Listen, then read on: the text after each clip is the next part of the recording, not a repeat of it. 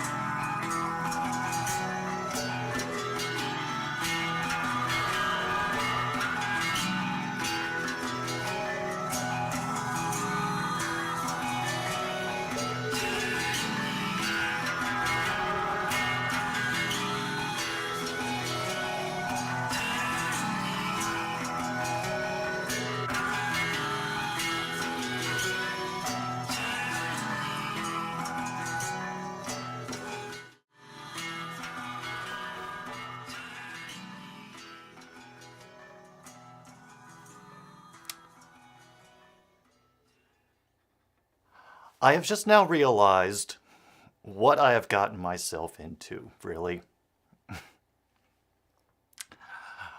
Holy crap.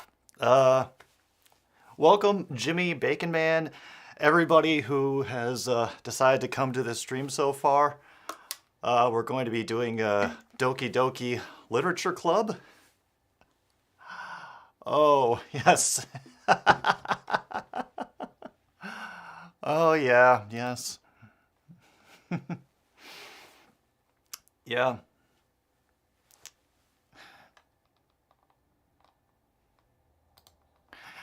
Yeah, yeah. My magical beard and usual hat.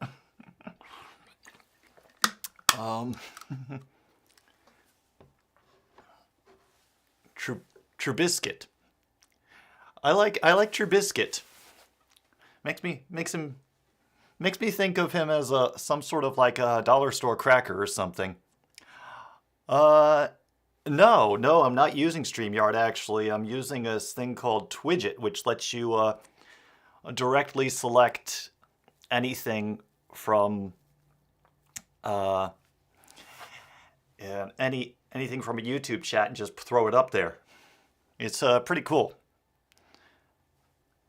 StreamYard, I think, has limits on it unless you pay for it, but this one's free. So, yeah, I don't know about getting canceled by a bunch of toxic Twitter people, but yeah.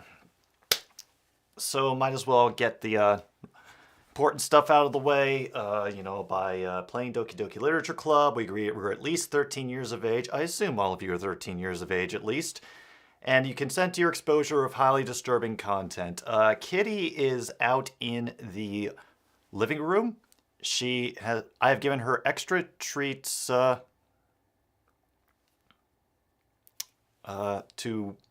get off my back, although I'm sure that the first point where I'm going to get interrupted by her, she will want dinner. So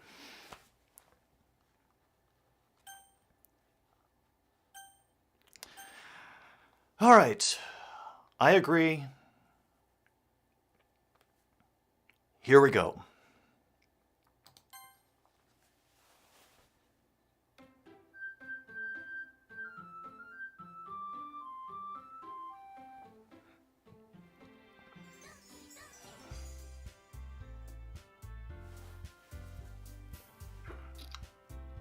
Oh, God. Oh, man. Yes, the kitty must go mew.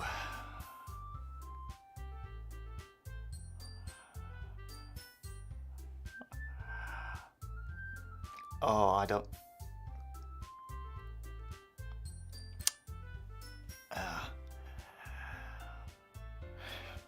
What have I done? What have I done? Alright, well, let's just dive into this bitch. Okay. Enter your name.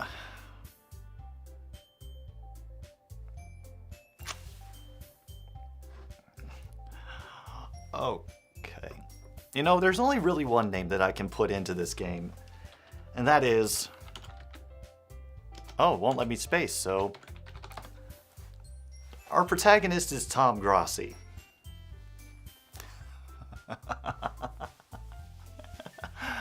Alright. So everybody, well, join me for the next however many hours as we go through an adventure in the life of a young Tom Grossi.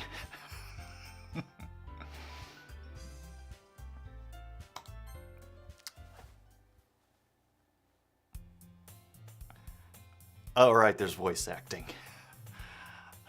Yeah. Okay.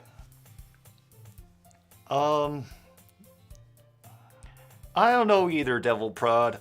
This is going to be interesting, and I don't want to be doing girls' voices because I know I will wreck my voice at just trying it. I don't know if we'll see feet, Jimmy. We might. Oh, boy. All right, what voice am I going to do for this? What voice am I going to do for this? Hey! I see an annoying girl running towards me from the distance, waving her arms in the air like she's totally oblivious to any attention she might draw to herself. That girl is Sayori, my neighbor and good friend since we were children. You know, the kind of friend you'd never see yourself making today, but just kind of works out because you've known each other for so long. I've got a few voices that I know I can do better and a little more interesting than British, and I can't do Yinzer for the life of me. Just kind of works out for so long. We used to walk to school together on days like this, but starting around high school, she would oversleep more and more frequently, and I would get tired of waiting up. But if she's going to chase after me like this, I almost feel better off running away.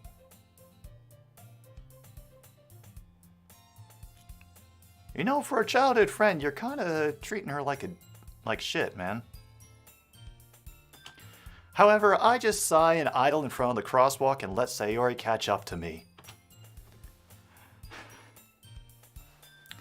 I overslept again. But I caught you this time. Maybe, but only because I decided to stop and wait for you. You say that like you were thinking about ignoring me. That's mean, Tom Guasi. Well, if people stare at you for acting weird, then I don't want them to think we're a couple or something. Fine, fine. But you did wait for me after all. I guess you don't have it in you to be mean, even if you want to. Yes, you've walked into the Homestar Runner Sayori dub of Doki Literature Club. That's what's going to happen. Welcome, Foster. All right, Devil Prod, thanks for dropping in. Whatever you say, Sayori. We cross the street together and make our way to school. As we draw near, the streets become increasingly speckled with other students making their daily commute. By the way, Tom Grossi, have you decided on club to join yet? Club? I told you already, I'm not really interested in joining any clubs. I haven't been looking either. Don't worry, Bacon Man, I'll understand if you have to quit. That's not true. You told me you would join a club this year. Did I? I'm sure it's possible I did in one of our many conversations where I dismissively go along with whatever she's going on about. Sayori likes to worry a little too much about me when I'm perfectly content just getting by on the average while spending my time on games and anime or football. Oh, an imperfect game, huh, geezer? Alright, that's cool. Uh-huh. I was talking about how I'm worried that you won't learn how to socialize or have any skills before college. Your happiness is really important to me, you know. And I know you're happy now, but I die at the thought of you becoming a NEET in a few years because you're not used to the real world.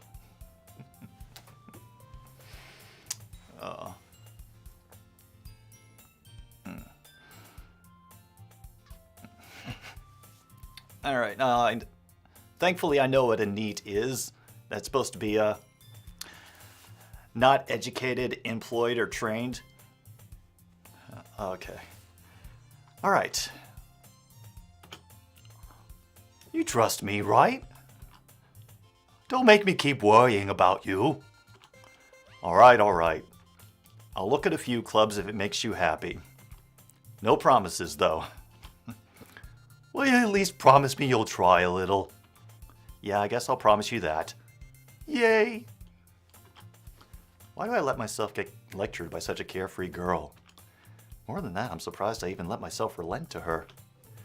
I guess seeing her worry so much about me makes me want to ease her mind at least a little bit, even if she does exaggerate everything inside of her head.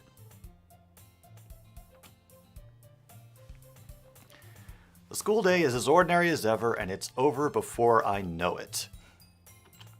After I pack up my things, I stare blankly at the wall, looking for an ounce of motivation. Clubs. Sayori wants me to check out some clubs.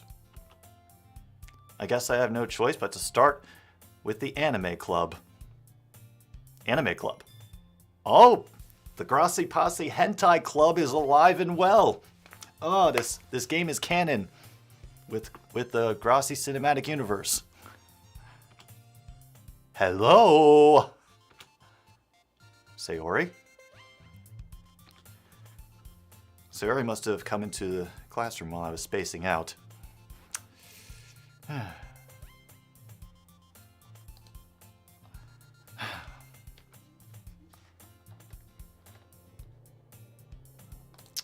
I look around and realize I'm the only one left in the classroom. I thought I'd catch you just coming out of the classroom, but I saw you just sitting in here and spacing out, so I came in. Honestly, you're even worse than me sometimes. I'm impressed. You don't need to wait up for me if it's going to make you late to your own club. Well, I thought you might need some encouragement, so I thought, you know. No, what? Well, you could come to my club. Sayori? Yeah? There is no way I'm going to your club. Meanie. Sayori is vice president of the title drop. Not that I was ever aware that she had any interest in literature. In fact, I'm 99% sure she only did it because she thought it would be fun to start a new club. Since she was the first one to show interest after the one who proposed the club, she inherited the title Vice President. That said, my interest in literature is guaranteed to be even less. Yeah, I'm going to the Hentai Anime Club. Come on, please. Why do you care so much about this anyway? Well, I kind of told the club yesterday I would bring in a new member. And Natsuki made cupcakes and everything. Hey, don't make promises you can't keep. I can't tell if Sayori is really that much of an airhead or if she's so cunning as to have planned all this out in advance. I let out a long sigh. Sigh. Fine, I'll stop by for a cupcake, okay? Yes, let's go! And thus marks the day I sold my soul for a cupcake. I dejectedly follow Sayori across the school and upstairs, a section of the school I rarely visit being generally used for third-year classes and activities. Sayori, full of energy, swings open the classroom door. Everyone, the new member is here! I told you, don't call me a new member.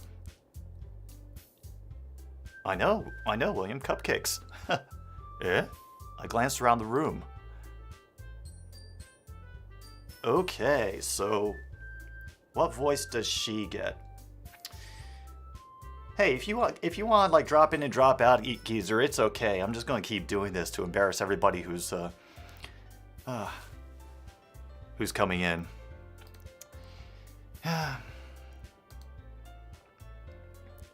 All right. I know what voice I'll do. Oh, welcome to the Literature Club. It's a pleasure meeting you. Sayori always says nice things about you. Oh, crap. All right. Okay, we'll do that one. Seriously, you brought a boy. Huh. All right, you got the Southerner and then the Irishman. Way to kill the atmosphere. Oh, great. Oh, God. All right, screw it. Screw it, she's getting Tom Waits' voice.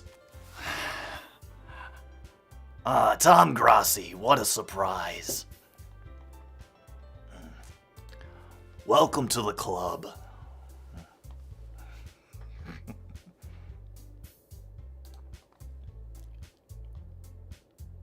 Yeah. Yes, you are, Tom. You are in this game as a special guest appearance. All words escape me in this situation. This club is full of incredibly cute girls. Yeah.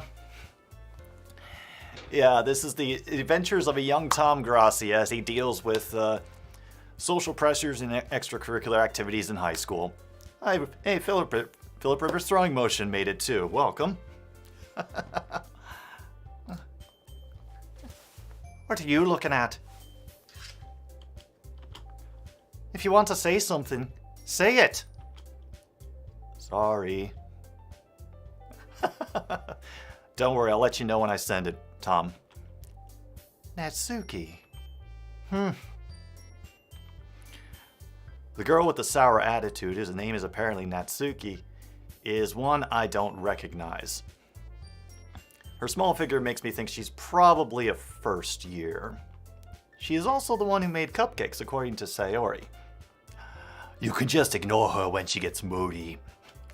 Sayori says that quietly into my ear, then turns back to the other girls. Anyway, this is Natsuki, always full of energy. And this is Yuri, the smartest in the club. Don't say things like that. Yuri, who appears comparably more mature and timid, seems to have a hard time keeping up with people like Sayori and Natsuki. Well, it's nice to meet both of you. It sounds like you already know Monica, is that right? Oh, that's right. It's great to see you again, Tom Grossi. Monica smiles sweetly. We do know each other. Well, we rarely talked, especially not after she shoved the bottle brush down her throat, but we were in the same class last year. Monica was probably the most popular girl in class. Smart, beautiful, athletic, and, if her eyes are anything to go by, a Green Bay Packers fan. Basically, completely out of my league. So having her smile at me so genuinely feels a little... You too, Monica. Come sit down, Tom Grossi. We made room for you at the table, so you can sit next to me or Monica. I'll get the cupcakes. Hey, I made them. I'll get them. Sorry, I got a little too excited. Well then, how about I make some tea? The girls have a few desks arranged to form a table.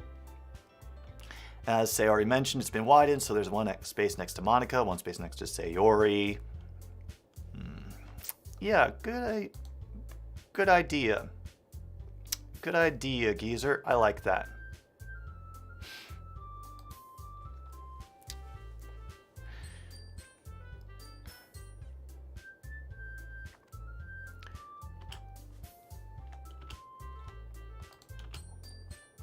Natsuki and Yuri walk over to the corner of the room. Natsuki grabs a wrapped tray. Yuri opens the closet. Still feeling awkward, I take a seat next to Sayori. Huh. Okay. Thought we'd get it to choose. Natsuki proudly marches back to the table, tray in hand. Okay, are you guys ready? Ta-da! Ooh! Natsuki lifts the foil off the tray to reveal a dozen white, fluffy cupcakes decorated to look like little cats. The whiskers are drawn with icing, and little pieces of chocolate were used to make ears. Ah, so cute! I had no idea you were so good at baking, Natsuki. Well, you know. I'll just hurry and take one. Sayori grabs one first, then Monica. I follow. It's delicious! Sayori talks with her mouth full and has already managed to get icing on her face. I turn the cupcake around in my fingers, looking for the best angle to take a bite, to effectively kill it before it can defend itself.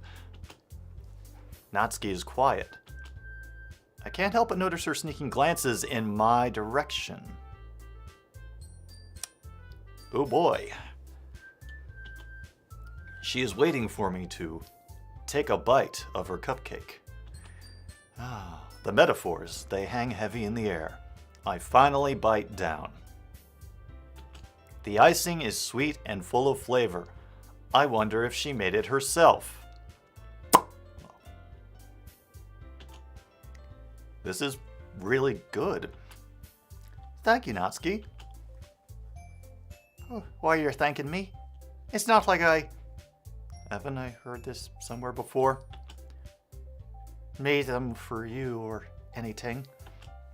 Thought you technically did. Sayori said, well, maybe. But not for you, you know. You. Dummy.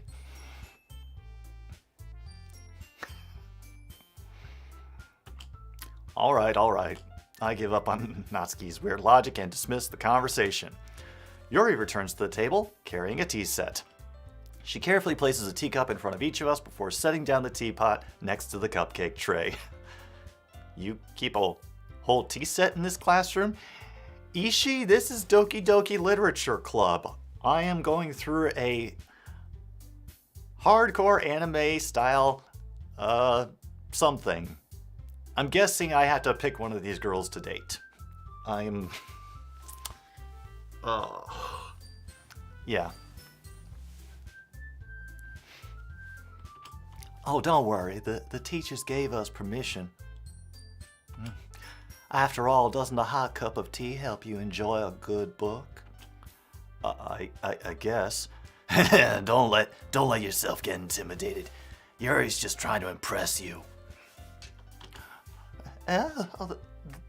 That's not... Insulted, Yuri looks away.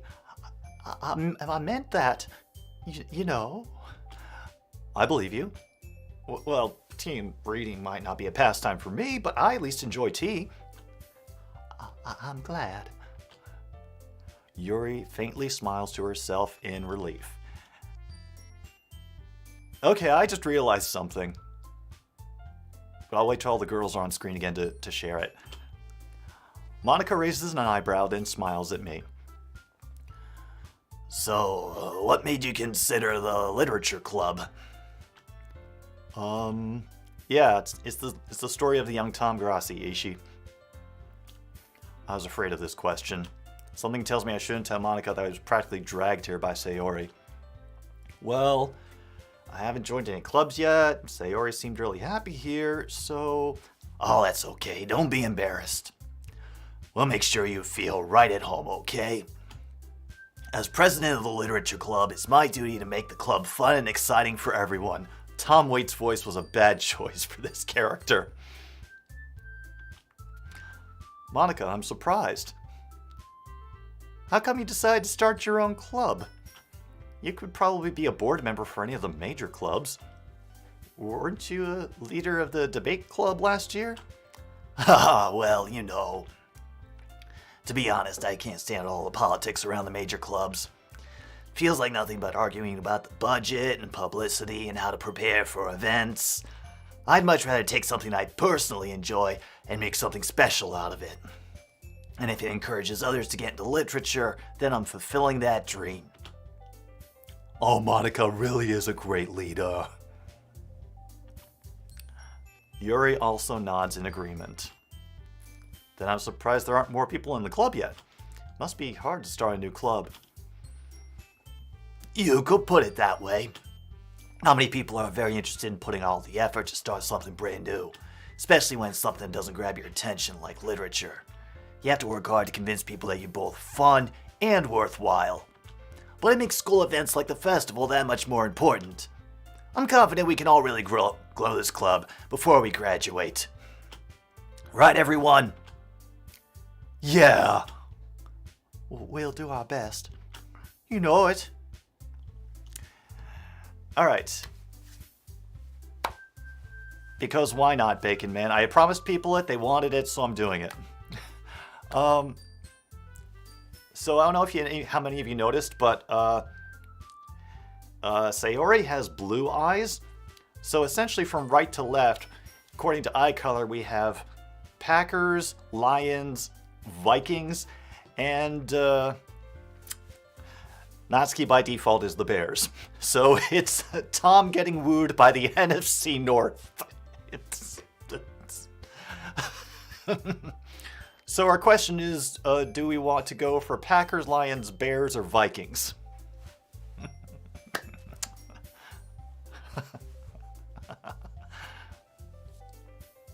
I know there were a few people in chat who were very vocal about wanting this. Everyone enthusiastically agrees. Such different teams, all interested in the same goal. Winning a Super Bowl and cutting off Tom Brady's head. Monica must have worked really hard just to find these three. Maybe that's why they were all so delighted by the idea of a new member joining. Though I still don't really know if I can keep up with their level of enthusiasm about literature. Yeah, AJ, it's apparently a North Saga preview. That's what it is. Bacon Man votes for the Lions. All right. Mike Sparks says we could go for the Lions. Though I still don't really know if I can keep up with their level of enthusiasm about literature. So, Tom Grossi, what kinds of things do you like to read? Well, considering how little I've read these past few years, I don't really have a good way of answering that. Scouting reports, hentai, manga. I mutter quietly to myself, half joking. Natsuki's head suddenly perks up. She must be into fantasy football. It looks like she wants to say something, but she keeps quiet.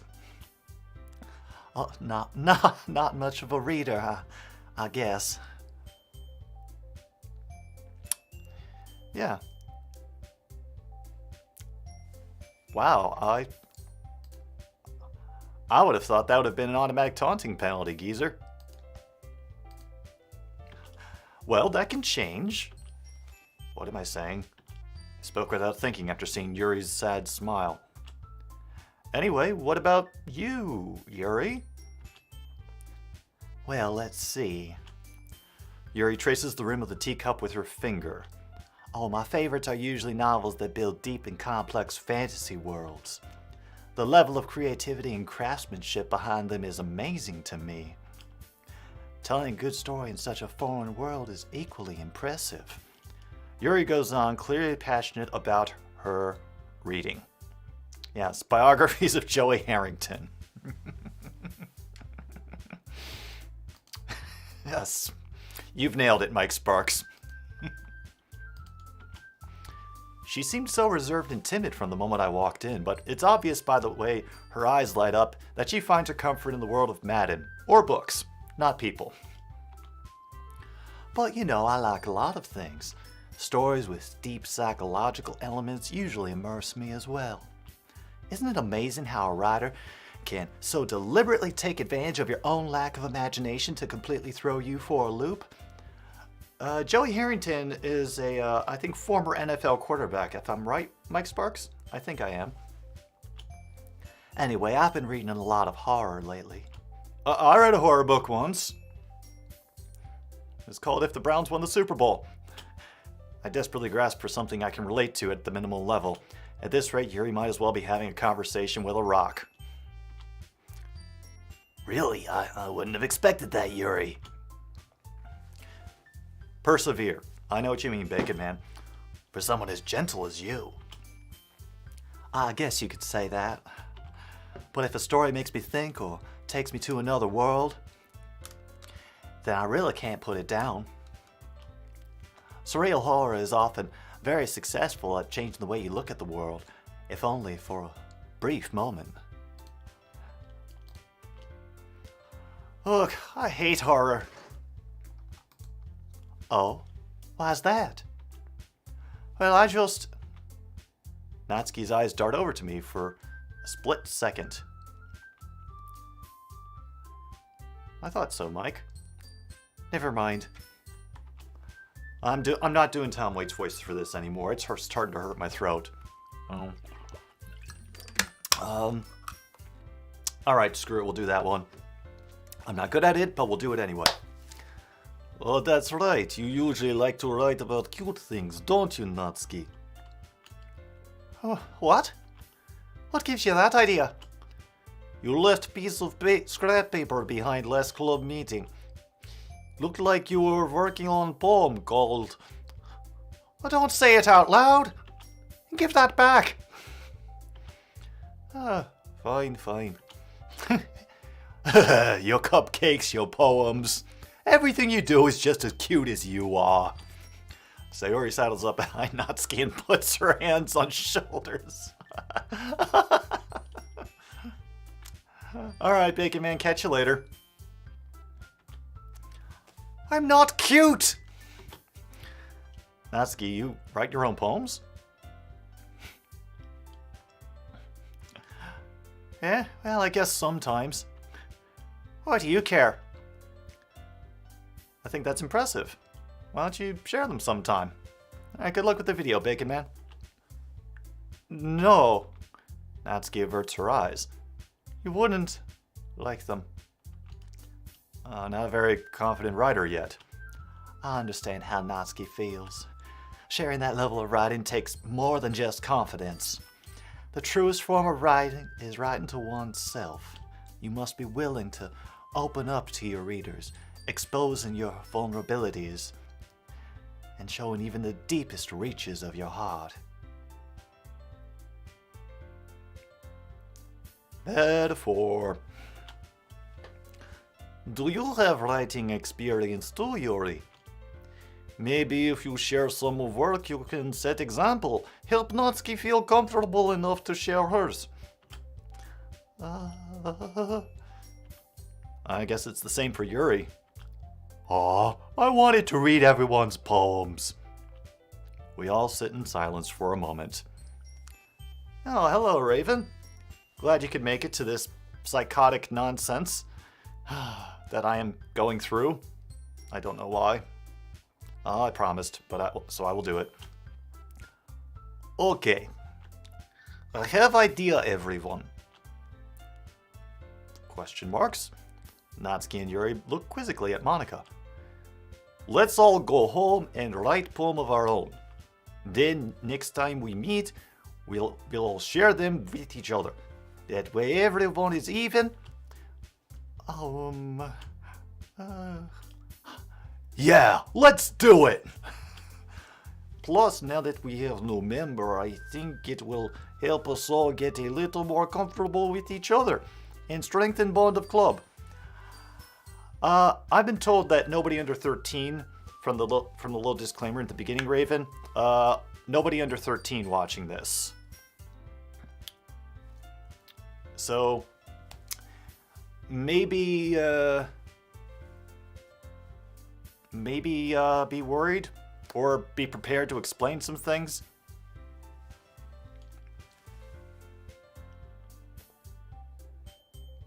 I'll pretend I didn't read that, geezer. Isn't that right, Tom Grossi? Monika smiles warmly at me once again. Oh, hold on, there's still one problem. Yeah? What's that? Now that we come back to the original topic of me joining the club, I bluntly come forth with what's been on my mind the entire time. I never said I would join this club. Sayori might have convinced me to stop by, but I never made any decision. I still have other clubs to look at, and I lose my train of thought. Oh, they don't look happy. They all stare back at me with dejected eyes. I know, I'm Tom Grossi's already screwing this up. Oh, welcome, Seal. But I'm sorry, I thought. Oh, Tom Grossi. You all... I'm defenseless against these girls. How am I supposed to make a clear-headed decision when it's like this? That is, if writing poems is the price I need to pay in order to spend every day with these beautiful girls... Right. Okay, I've decided then. I'll join the literature club. One by one, the girls' eyes light up. Yes, I'm so happy! Sayori wraps her arms around me, jumping up and down. Hey! Oh, you really did scare me for a moment. If you really just came for the cupcakes, I would be super pissed. Then that makes it official.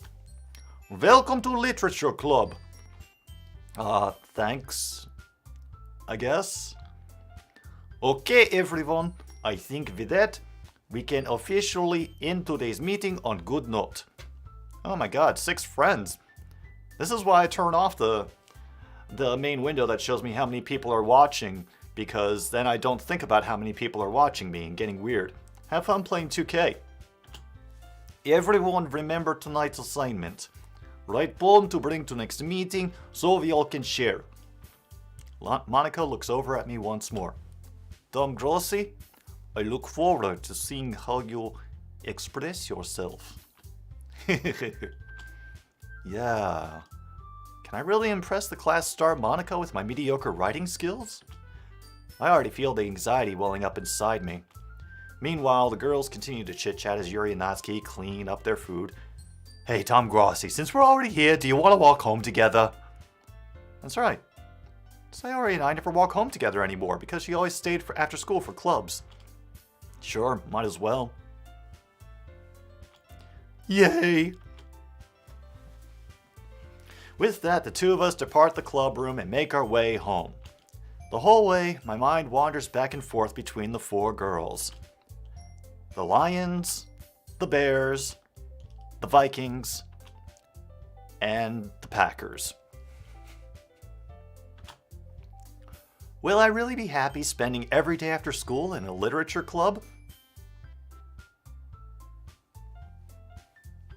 Perhaps I'll have the chance to grow closer to one of these girls. Alright. I'll just need to make the most of my circumstances, and I'm sure good fortune will find me. And I guess that starts with writing a poem tonight. Time to write a poem. Pick words you think your favorite club member will like.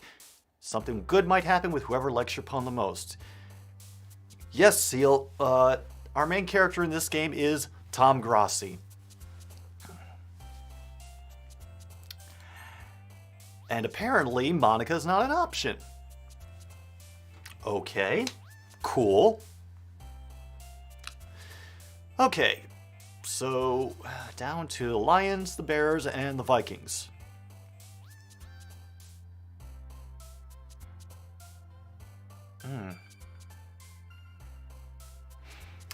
Alright, so if anything anime has taught me, it's that Genki Girl is usually best girl, so we're gonna go Sayori.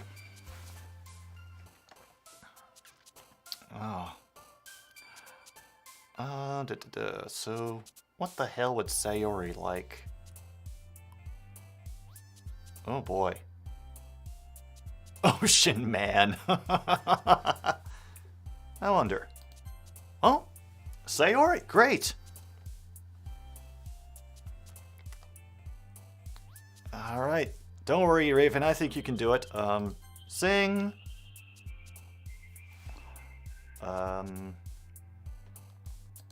Promise. These are very simple words. Oh, there's pure, so that's one for Natsuki. Oh,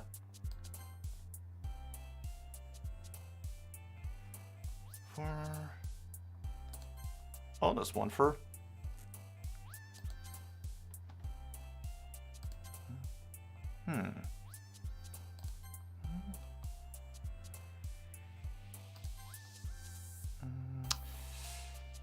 Simple ones. Kind of simple. Alright, cool. Hey, Raven's brothers, pass the controller.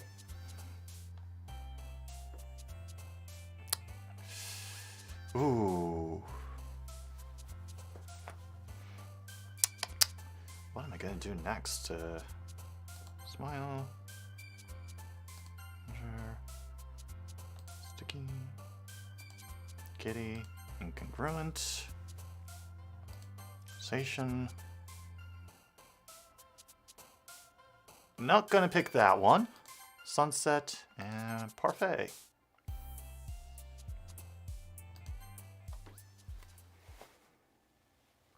Oh, I have your own controllers. Friends brought their own. Hi again, Tom Grossi.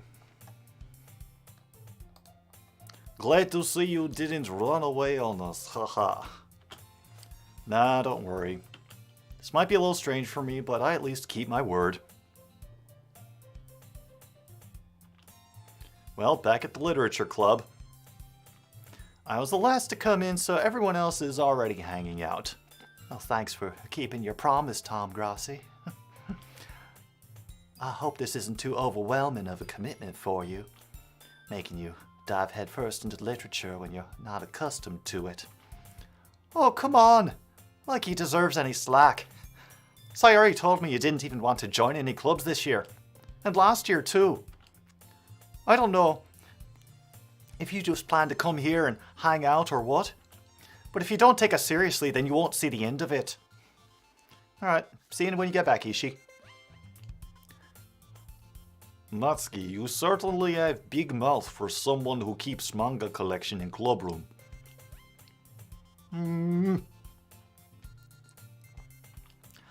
Natsuki finds herself stuck between saying Monica and manga.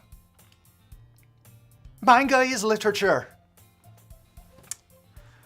Oh, Raven, you're really gonna start misbehaving in my chat? Really?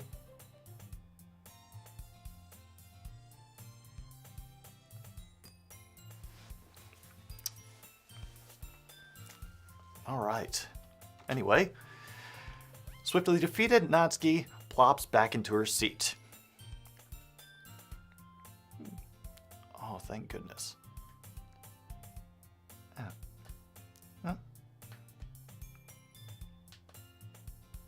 No, don't worry about it, geezer. Don't worry about it. Just the first warning. Don't worry, guys. Tom Grossi always gives it his best as long as he's having fun. He helps me with busy work without me even asking. Like cooking, cleaning my room. Oh, how dependable. Sayori, that's because your room is so messy, it's distracting. And you almost set your house on fire once. Is that so? Why would you even say that sort of shit in public, man? Oh, you two are really good friends, aren't you? I might be a little jealous. How come? You and Tom Grossi can become good friends too. Sayori? As usual, Sayori seems oblivious to the weird situation she just put me into. Oh, Yori even brought you something today, you know. What? Wait, Sayori? Me? No, not really. Don't be shy. It's really nothing. What is it? Never mind. Sayori made it sound like a big deal, and it's really not. Oh, what do I do? Huh? I'm sorry, Yuri. I wasn't thinking. I guess that means it's up to me to rescue this situation. Hey, don't worry about it. First of all, I wasn't expecting anything in the first place, so any nice gesture from you is a pleasant surprise. It'll make me happy, no matter what. Is that so? Yeah, I won't make it a big deal if you don't want it to be. All right. Well, here.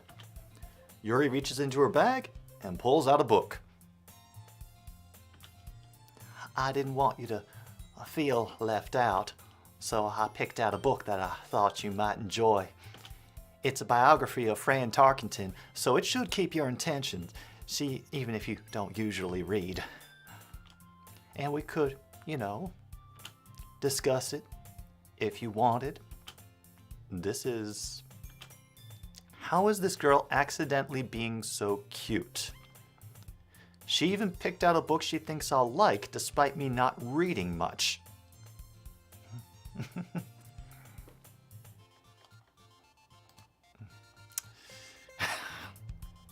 Yeah, it makes it more fun to give all these girls male voices, I think. It helps me get through this. Oh, goodness. Oh, Yuri, thank you. I'll definitely read this. I enthusiastically take the book. Wonder who's Fran Tarkington? Oh, phew. Oh, well, you can read it at your own pace. I look forward to hearing what you think. Now that everyone's settled in, I expect Monica to kick off some scheduled activities for the club, but that doesn't seem to be the case. Sayori and Monica are having a cheery conversation in the corner. Yuri's face is already buried in a book. I can't help but notice her intense expression, like she was waiting for this chance. Yeah, Tom Grossi doesn't know that. Meanwhile, Natsuki is rummaging around in the closet. Man, looks like no one wants to be bothered today. I slump down into the nearest desk. How am I supposed to occupy myself with something literature related by myself like this? Like maybe read the book that somebody gave you? Oh my goodness, this kid. Tom Grossi, you're kind of dumb in this game.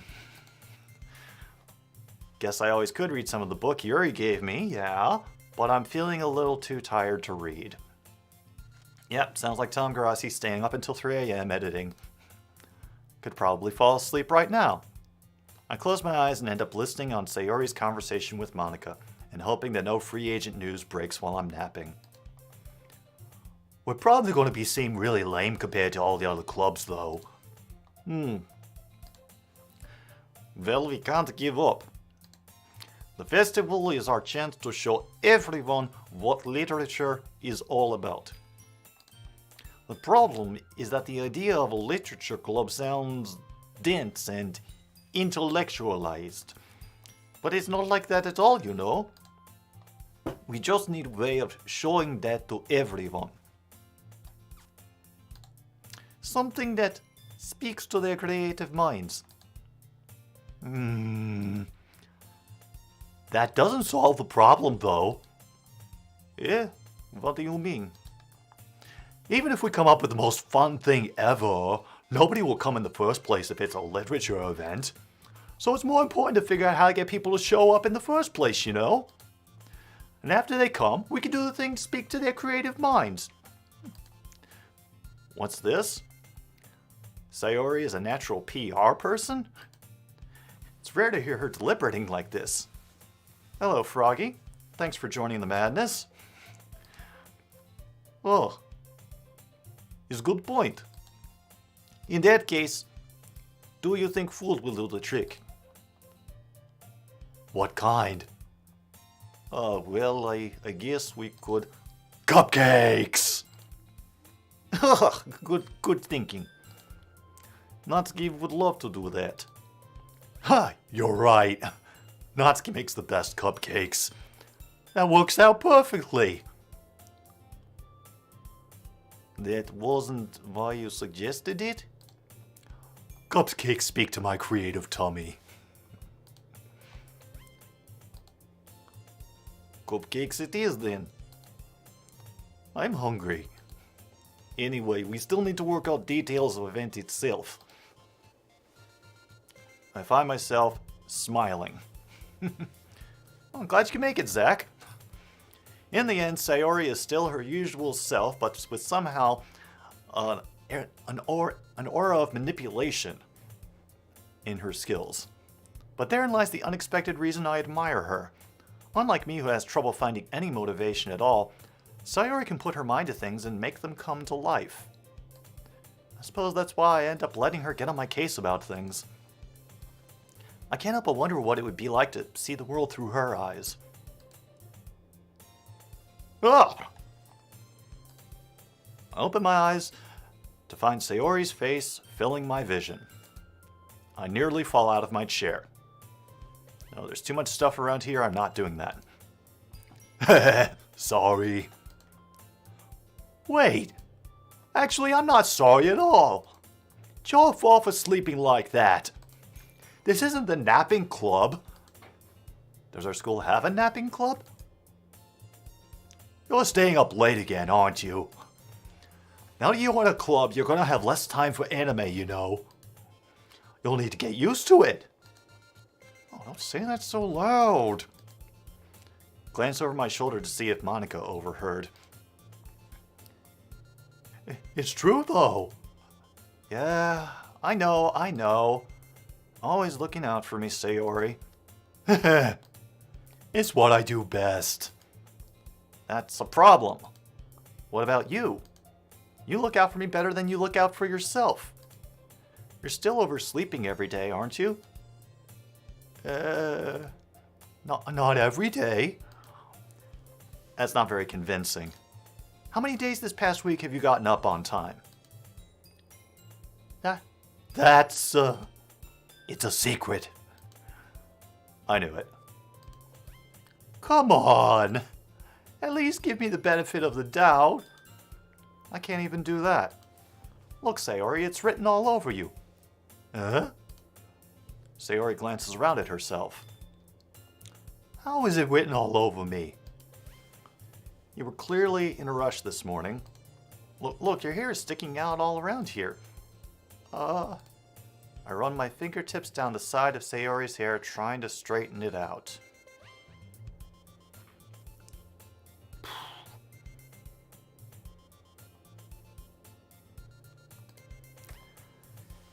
Man, you really need a brush for this.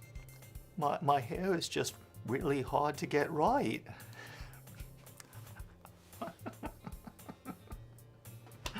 Oh God, sorry. It just occurred to me that because of my voice work, I'm having Tom Grossi unintentionally flirt with Homestar Runner, and this brings me so much joy. It's like the Rule 34 that we knew we needed it here. I won't fall for that. There's more than just your hair. Look, your bow isn't straight either. Yeah, Zach, we getting freaky up in this piece. And there's a toothpaste stain on your collar right here. I try to wipe off the stain with my finger.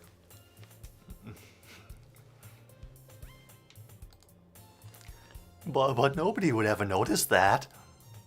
Of course they would. Nobody's going to tell you about it because they don't want to embarrass you. This is kind of a severe dressing down, honestly. I don't see him doing it with a smile or anything. Fortunately, I really don't care about that. Hey, you meanie. And you don't even keep your blazer buttoned up. Seriously, Sayori, why do you think you don't have a boyfriend yet? Wow.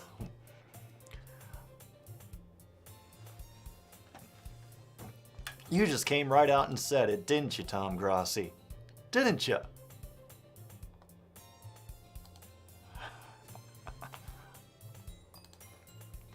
Huh? That's super mean. Sorry, but you'll thank me later. I start to button her blazer from the bottom. Once you see how much better it looks, you'll change your mind.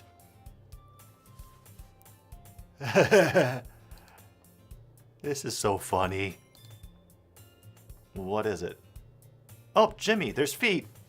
Look, there's your feet, Jimmy. Right down there. I know they're not bare, but at least there's feet. What is? Well, I was just thinking about how weird it is to have a friend who does these kind of things. Huh? Don't say that. It'll make me feel weird about it, stupid. It's okay, though. I'm happy we're like this. Aren't you? I guess. Hey, be careful. The button might come off. Why is this one so hard to close? I struggle to fully close the button near her chest.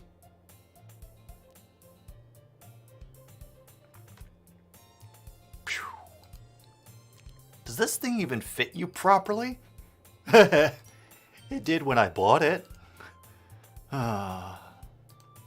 If you ever buttoned it, you would have noticed sooner that it doesn't fit you anymore. What are you smiling about? It means my boobs got bigger again.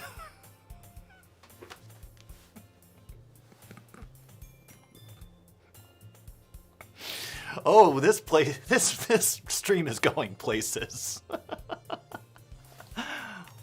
Don't say that out loud.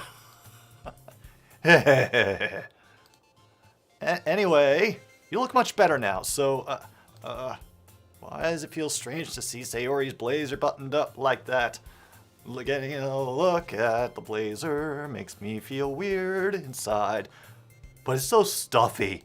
Oh, it's not worth it at all. Sayori hastily unbuttons her blazer once more. I'm doing alright, Dashsuki. Just winging my way through a dating sim. I don't play these. Okay. I hope you're doing well. Hope you're all doing well today. And once again, thank you for joining in. Oh! We have a special guest.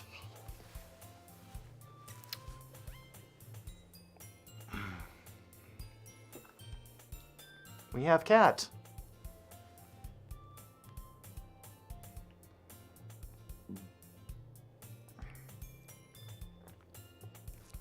Yes. Kitty goes meow.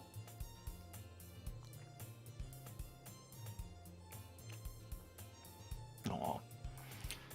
Sayori hastily unbuttons her blazer once more.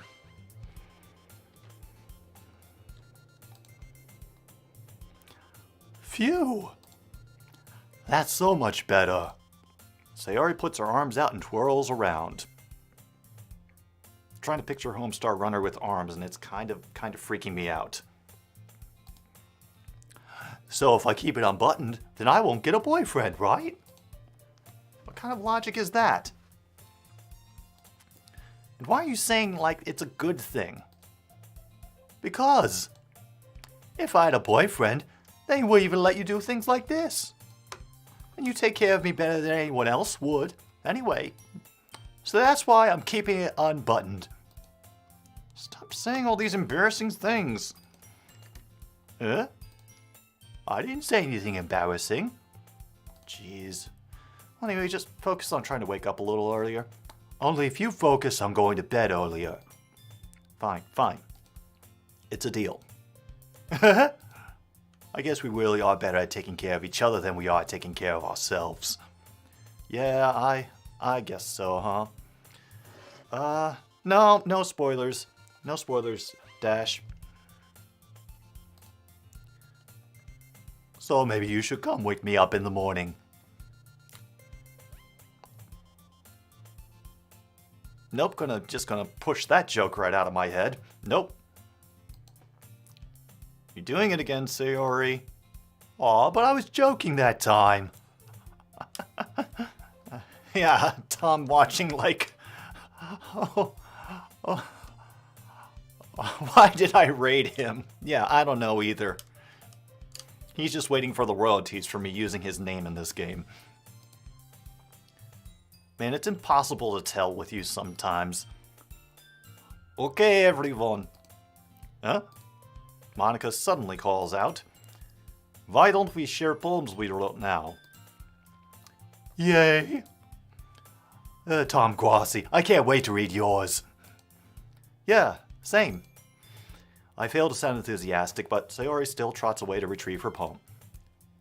By the way, did you remember to write poem last night? Hello, True North. Glad you could make it. Yeah. My relaxation ends. I can't believe I agreed to do something so embarrassing. Couldn't really find much inspiration since I've never really done this before.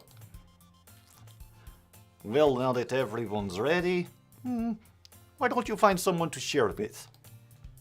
I can't wait! Sayori and Monica enthusiastically pull out their poems. Sayori's is on a wrinkled sheet of loose leaf torn from a spiral notebook. On the other hand, Monica wrote hers in a composition notebook. I can already see Monica's pristine handwriting from where I sit. Natsuki and Yuri reluctantly comply as well, reaching into their bags. Just so you know, Dash, I won't get too weird about spoilers, because effectively, they'll be out of context, and besides, anything that's really good as a creative journey can survive spoilers, I think. So that's I understand the concern, but don't get too hyped up about it. The Sixth Sense is still a good film, even though I know the ending. I still enjoy watching it. Anyway, I do the same myself. Okay, who should I show my poem to first? Yeah.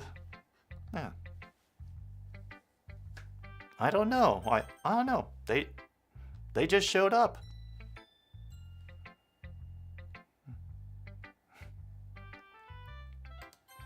Monica. I should start with Monica. Yesterday she seemed eager to rate my poem, and I want her to know I'm putting in effort. Hi, Tom Grossi. Having good time so far? Yeah. Good, glad to hear it. By the way, since you're new and everything, if you ever have any suggestions for club, like new activities, things we can do better, targets you want taken out, I'm always listening. Don't be afraid to bring things up, okay? Alright, I'll keep that in mind.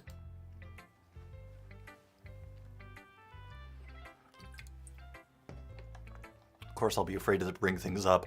I'm much better off going with the flow until I'm more settled in. Anyway, want to share your poem with me? It's kind of embarrassing, but I guess I have to. Don't worry, Tom Grossi. We're all a little embarrassed today, you know? But it's sort of barrier we learn to get past soon. Yeah, that's true. And Monica, my poem. I like this one. It makes me think of something Sayori would like. Is that so? You and Sayori are really good friends, right? I wouldn't be surprised if you had these sorts of things in common. We may be good friends, but Sayori and I are actually really different. Well, that may be the case. But maybe there are also similarities that you wouldn't expect. The way she talks about you sounds like two of you really care about each other's well-being. Even if you show it in different ways, it ends up being more similar than you'd think. So I think that's kind of vibe I get when reading your poem. Oh, thank you, True North. I figured, I might as well have something going for me while I stagger through this nonsense. You sure you're not reading into it too much? I could be. Oh gosh, I sound like Yuri. But in any case, Sayori's writing has kind of gentle feel to it. Welcome back, is she? I can see she likes exploring with emotions, like happiness, sadness. Who knew that someone so happy would enjoy sad things too? Apparently I'm doing it perfectly for Monica, according to Joseph. Thanks, I appreciate it. I'm doing my best. Yeah, that's totally unexpected. Well, to each their own. And you shouldn't be afraid to experiment a little bit either. I'm sure I'll end up trying different things a lot. Oh god, now the accents are starting to bleed. Okay. It could take a while before I feel comfortable doing this. And it's okay. I'd love to see you try new things. That's best way to find kind of style that suit you. Everyone might be a little bit biased toward their own kinds of styles, but I'll always help you find what suits you most. So, don't force yourself to write the way everyone else wants you to write. It's not like you have to worry about impressing them or anything. Ha ha ha. Anyway, do you want to read poem now? Don't worry, I'm not very good. You sound pretty confident for someone who claims to not be very good. Well, that's 'cause I have to sound confident. It doesn't mean I always feel that way, I see. Well, let's read it then. Hole in wall. It couldn't have been me. See the direction the speckle protrudes? A noisy neighbor? An angry boyfriend? I'll never know. I wasn't home. I peer inside for a clue.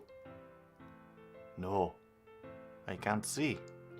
I reel, blind, like a film left out in the sun. But it's too late. My retinas, already scorched with permanent copy of the meaningless image. It's just a little hole, it wasn't too bright. It was too deep. Stretching forever into everything. A whole infinite choices. I realize now that I wasn't looking in. I was looking out. And he, on the other side, was looking in.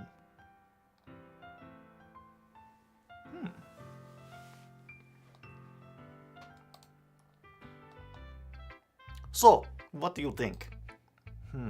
It's very freeform, if that's what you want to call it. Sorry, I'm not really the right person to ask for feedback. It's okay. Oh. Yeah, that kind of style has gotten pretty popular nowadays. That is, a lot of poems putting emphasis on timing between words and lines. When performed out loud, it can be really powerful. What was the inspiration behind this one? Oh. Well, I'm not sure if I know how to put it. I guess you could say I had epiphany recently. Been influencing my poems. An epiphany? Yeah, something like that. I'm kind of nervous to talk about deep stuff like that because it's kind of coming on strongly.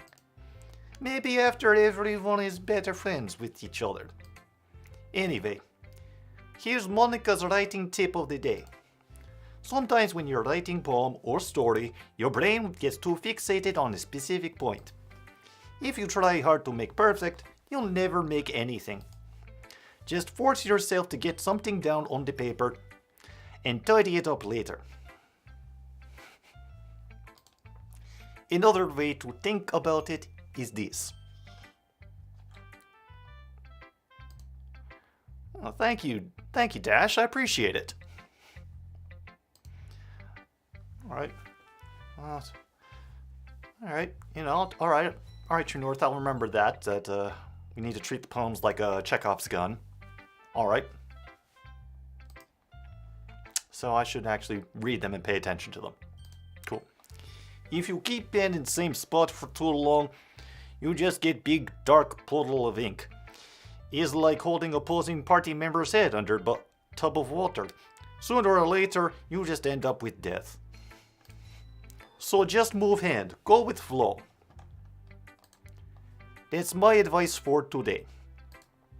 Thanks for listening.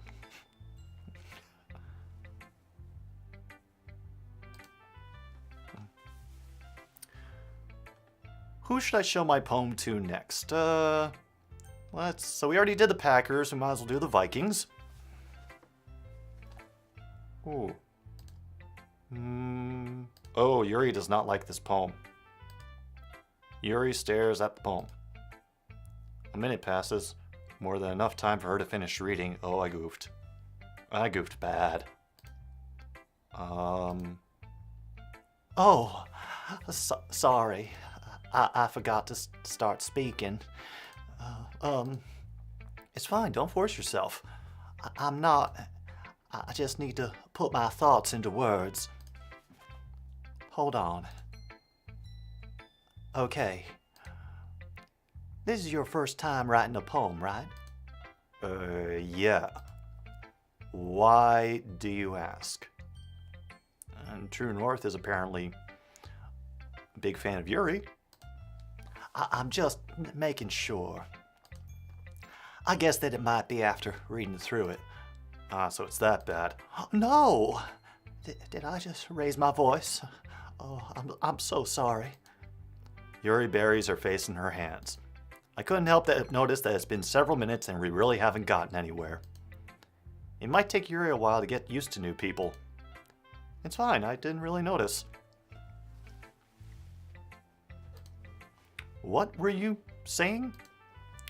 Right, it's just that there are specific writing habits that are usually typical of new writers, and having been through that myself, I kind of learned to pick up on them.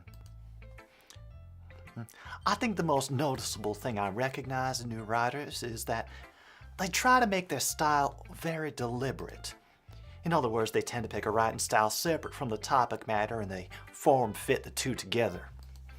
The end result is that both the style and the expressiveness are weakened. Once Yuri finds her train of thought, it's as if her demeanor totally changes.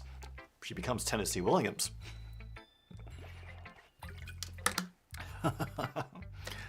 I'm glad I could break your algorithm, Bacon Man. Yuri is a Southern belle for this game, yes, True North. Her stammering is completely gone, and she sounds like she'd be right at home at Cotillion. Of course, that's not something you can be blamed for. There are so many different skills and techniques that go into writing even a simple poem. Not just finding them and building them, but getting them to work together is probably the most challenging part. It might take you some time, but it all comes with practice and learning by example and trying new things. I also hope that everyone else in the club gives you valuable feedback. Natsuki can be a little bit biased, though. Biased? How? Well, never mind. I shouldn't be talking about people like that. Sorry. It's fine. I'm not sure if Yuri is apologizing to herself, to me, or to Natsuki. Do you mind if I read your poem now? Oh, please do. I'd love to share my thought process behind it. Yuri smiles dreamily, as if that's a rare opportunity for her. Oh, okay, alright, we haven't screwed things up, cool.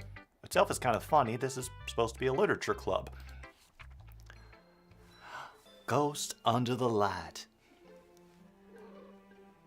The tendrils of my hair illuminate beneath the amber glow, bathing. It must be this one, the last remaining street light to have withstood the test of time. The last yet to be replaced by the sickening blue-green hue of the future.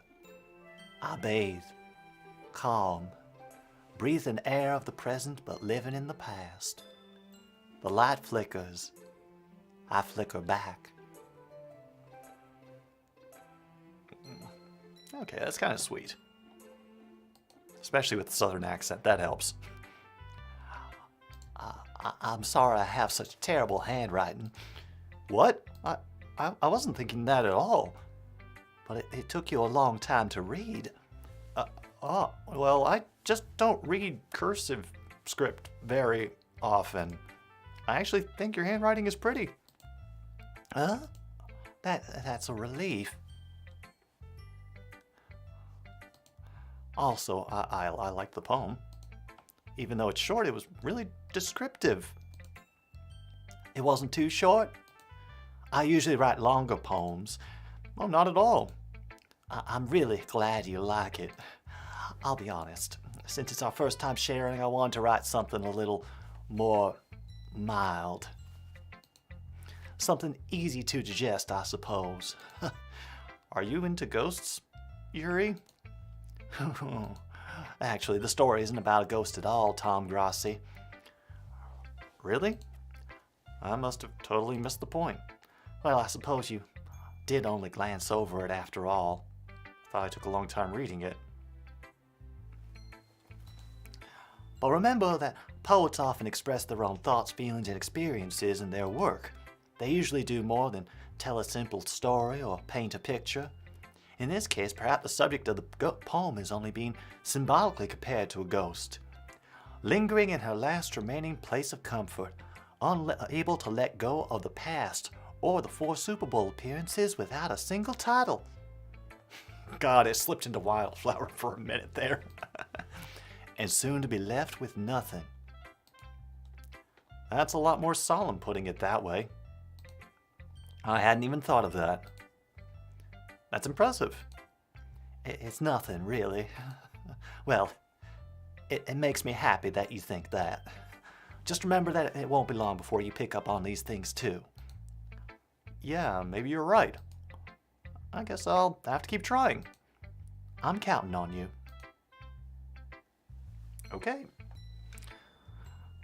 Who should I show my poem to next? Yeah, we'll do Natsuki. And a pause from her. Hmm? Well, it's about what I expected from someone like you. That's a little blunt. Well, excuse me. It's not like I said it was bad. It just didn't evoke any emotions. So basically it's not cute enough for your tastes. Do you want to get smacked? I'll pass. Hi. Well, anyway, I guess I need to show you mine. Not that you'll like it. Eagles can fly. Monkeys can climb. Crickets can leap. Horses can race. Owls can seek. Cheetahs can run. Eagles can fly. People can try, but that's about it.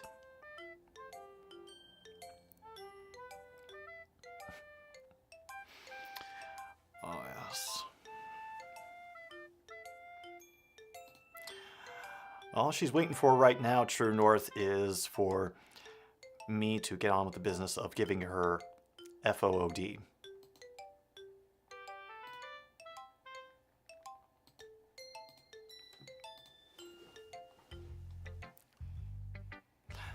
Yeah, I told you that you weren't gonna like it. I like it. What? Oh, just be honest. I am. Why are you so convinced that I wouldn't like it? Well, because everyone in high school thinks that writing has to be all sophisticated and stuff. So people don't even take my writing seriously. But isn't the point of poems for people to express themselves? Your writing style wouldn't make your message any less valid. Yes, exactly. I like when it's easy to read, but it hits you hard. Like in this poem. Seeing everyone around you do great things can be really disheartening. So I decided to write about it. Yeah, I understand. But the other thing about simple writing is that it puts more weight on the wordplay. Like, I set up for a rhyme at the end, but then made it fall flat on purpose. It helps brings out the feeling in the last line. So you did. I guess more went into it than I realized. That's what it means to be a pro. I'm glad you learned something. Didn't expect that from the youngest one here, did you? Yeah, I guess not. I decided to humor her with that last comment. I don't really care how old everyone is, but if Natsuki is feeling proud, then I won't take that away from her. Alright. And now, Sayori. Oh my goodness! This is so good, Tom Grossi! Huh? I love it! I had no idea you were such a good writer! Sayori, you must be seriously overreacting. I'm not a good writer at all. I honestly have no idea what I'm doing. Well, maybe that's why.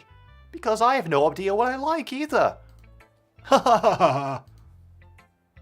Jeez. Yuri's opinion was way more constructive than this. Are you sure you don't like it just because I wrote it? Well, I'm sure that's part of it. I think I understand you better than a lot of other people, you know? So when I read your poem, it's not just a poem, it's a Tom Grossi poem. And that makes it feel extra special. Like I can feel your feelings in it. Sayori hugs the sheet against her chest. Okay, we've had enough talk of Sayori's chest for today. You're so weird, Sayori. I'm really just happy that you wrote one. It just reminds me of how you're really a part of the club now. Not to mention the fact that I'm standing in front of you in the club room. Well, of course. I'm not really into it yet, but that doesn't mean I'll break my promise. See? It's just like I said before, Tom Grossi. Deep down, you're not selfish at all, you know? Trying new things like this for other people, that's something only really good people do. Thanks, Sayori. I'm not sure if Sayori sees the full picture of my motive here. Then again, I can't deny that she's part of the reason I joined. Knowing how much this means to her and all. Yeah, and I'm gonna make sure you have lots of fun here, okay? That will be my way of thanking you. Alright, I'm gonna hold you to that then. Yay! Now you'll read my poem too, right? Don't worry, I'm really bad at this. We'll see about that.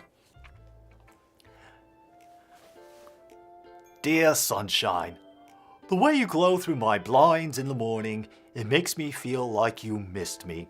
Kissing my forehead to help me out of bed, making me rub the sleepy from my eyes. Are you asking me to come out and play? Are you trusting me to wish away a rainy day? I look above, the sky is blue. It's a secret, but I trust you too. If it wasn't for you, I could sleep forever. But I'm not mad. I want breakfast. Whew. That sounds like her, all right.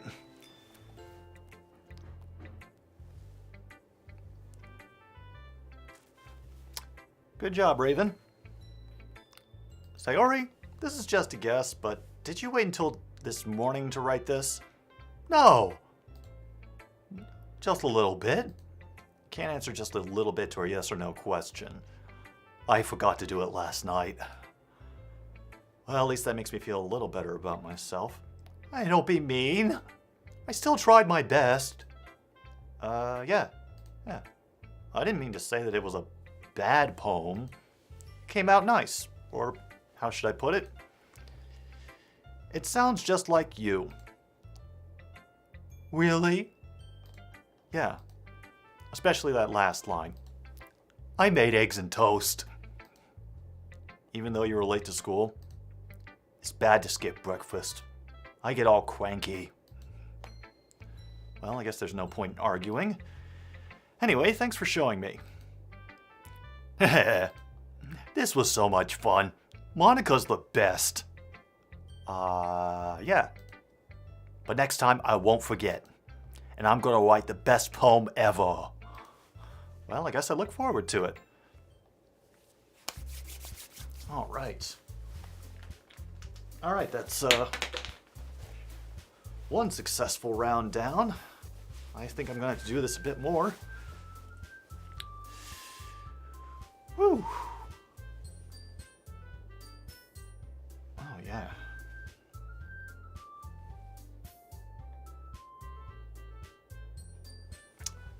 Sorry about that, just setting something up here. The only reason that Angie is being so adorable to me right now is that she's trying to get early food. Oh yeah, you make choices with who you write poems to, I think, and then that determines who you, I guess, woo through the game. It's kind of a... Well, it's an interesting way to do it, you know. Phew. I guess that's everyone. Yeah, because I think I chose Sayori for this first one. I guess that's everyone. I glanced around the room. That was a little more stressful than I anticipated. It's as if everyone is judging me for my mediocre writing skills.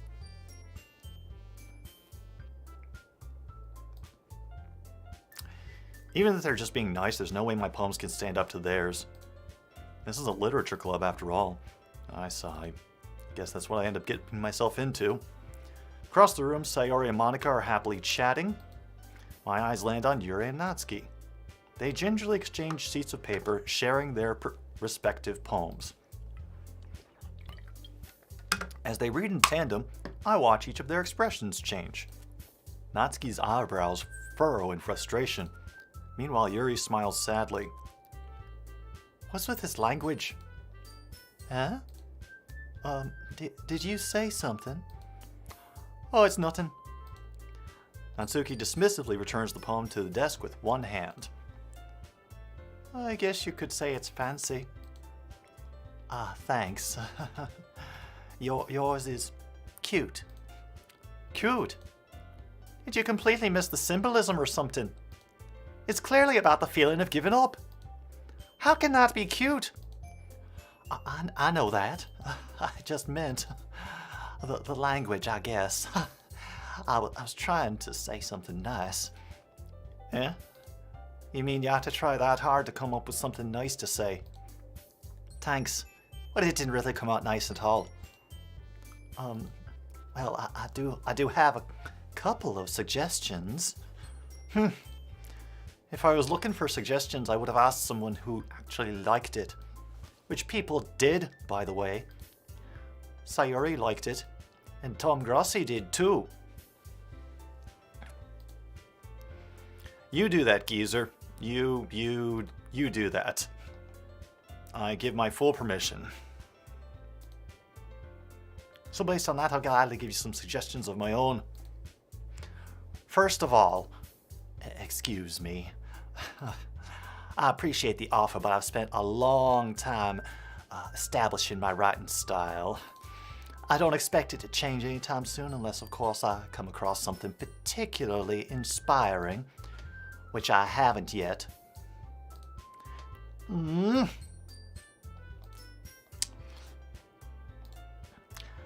And Tom Grossi liked my poem too, you know. He even told me he was impressed by it. Natsuki suddenly stands up. Oh. I didn't realize you were so invested in trying to impress our new member, Yuri. That's not what you're just, Yuri stands up as well. Maybe you're just jealous that Tom Grossi appreciates my advice more than he appreciated yours. Huh, and how do you know he didn't appreciate my advice more? Are you that full of yourself? No. If I was full of myself, I would deliberately go out of my way to make everything I do overly cutesy. Ooh. Is everyone okay? Well, you know what? I wasn't the one whose boobs magically grew a size bigger as soon as Tom Grossi started showing up.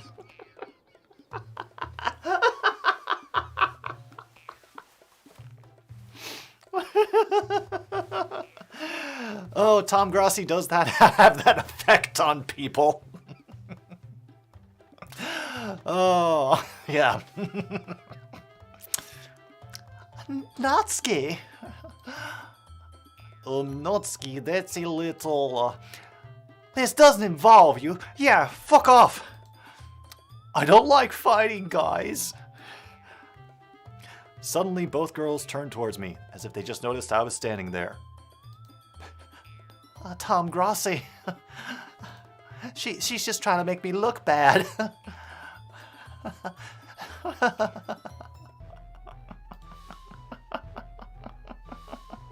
Yeah.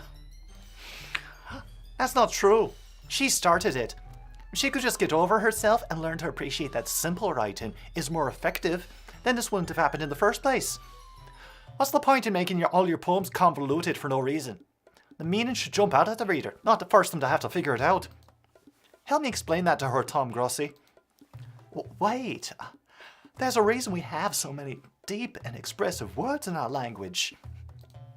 It's the only way to convey complex meanings and feelings the most effectively. Avoiding them is not only unnecessarily limiting yourself, it's also a waste. You understand that, right, Tom Grossi? Oh boy. How did I get dragged into this in the first place? It's not like I know anything about writing, but whoever I agree with, they'll probably think more highly of me. So of course that's going to be... Ooh. Alright, and minor update on my end. Angie has started to bite my hand, which means that she definitely wants it.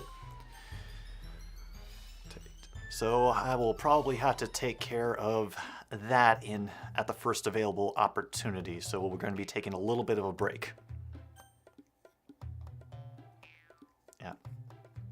Yeah, I think I'm going to pick Sayori. Yeah. Yeah, Bob. Yeah, I didn't expect to see this, did ya? Help me, Sayori. Natsuki? Natsuki glares at me, drying up any words I had in my mouth. So instead, I turn to Yuri. Yuri. Well, Yuri's expression is so defenseless that I can't bring myself to say anything to her. Sayori! Huh? Yeah. Everyone's fighting is making Sayori uncomfortable. How can the two of you keep fighting when you know you're making your friend feel like this? Smooth. Tom Grassi? Well, that's her problem. This isn't about her. I agree. It's unfair for others to interject their own feelings into our conflict. Yeah, unless Sayori wants to tell Yuri what a stuck-up jerk she's being. She would never! It's your immaturity that's made her upset in the first place. Excuse me. Are you listening to yourself? This is exactly why nobody likes... Stop!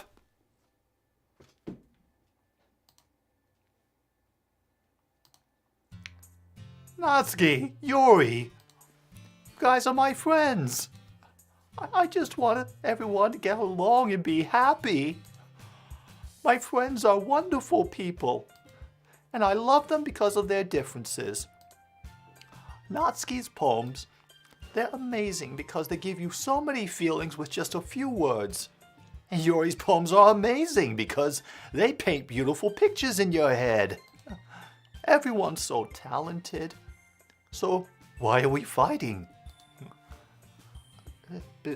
Because, well, also, Natsuki's cute and there's nothing wrong with that. And Yuri's boobs are the same as they always were, big and beautiful.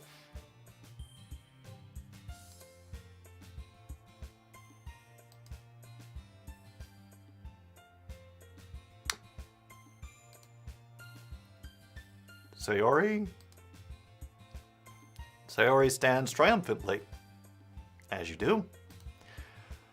Monika stands behind her with a bewildered expression. I'll make some tea. Yuri rushes off. Natsuki sits down with a blank expression on her face, staring at nothing. So this is why Sayori is vice president, I whisper to Monika. She nods in return. To be honest, I might come off as good leader and I can organize things, but I'm not very good with people. I couldn't even bring myself to interject. As president is kind of embarrassing me. Ugh. Nah, it's not like I can blame you. I wasn't able to say anything either. Well, I guess that just means Sayori is amazing in her own ways, isn't she? You could say that. She might be an airhead, but sometimes it's weirdly suspicious that she knows exactly what she's doing. I see. Take good care of her, okay? I would hate to see her get herself hurt. That makes two of us. You can feel Tom's brain cells deteriorating through the screen. Lovely. Lovely. You can count on me. Monika smiles sweetly at me, causing my stomach to knot. Such a genuine personality really does make a good president, regardless of what she says. If only I could get the chance to talk to her a little more. Good point. Okay, everyone. It's just about time for us to leave. How did you all feel about sharing poems? It was a lot of fun. Well, I'd say it was worth it.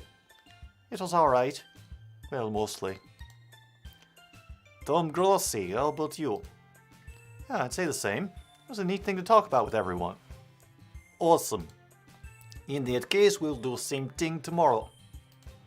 And maybe you'll learn something from your friends too. So your poems will turn out even better. Oh. I think to myself, I did learn a little more about the kind of poems everyone likes. With any luck, that means I can at least do a better job impressing those I want to impress. I nod to myself with newfound determination. Tom Grassi, ready to walk home? Sure, let's go. Sayori beams at me. It really has been a while since Sayori and I have spent this much time together. Can't really say I'm not enjoying it either. Sayori, about what happened earlier. Huh? What do you mean? You know, between Yuri and Natsuki. Does that kind of thing happen often? No. That's really the first time I've seen them fight like that. I promise they're both wonderful people. You don't hate them, do you? No, I don't hate them. I just wanted your opinion. That's all. I can see why they'd make good friends with you. Oh. Phew. You know, Tom Grossi, it's nice that I get to spend time with you in the club. But I think seeing you get out along with everyone is what makes me the happiest. And I think everyone really likes you too. That's... Every day is going to be so much fun. Looks like Sayori still hasn't caught on to the kind of situation I'm in. Sure, being friends with everyone is nice, but does it really need to stop there? Yeah. That's right. Next thing you know, there'll be dancing. We'll just have to see what the future holds, Sayori. I pat Sayori on the shoulder. I said that more to myself than to her, but it's easy to use Sayori as an internal monologue sometimes. Okay. Yeah. Let's do this.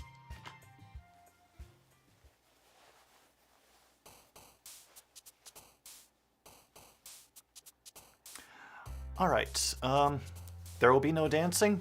Oh, that's a shame. Alright guys, I'm going to take a quick pause for the cause just to make sure that my cat is fed and she has less reason to come in and interrupt things. So, I'll be right back. I promise we will do more Doki Doki Literature Club.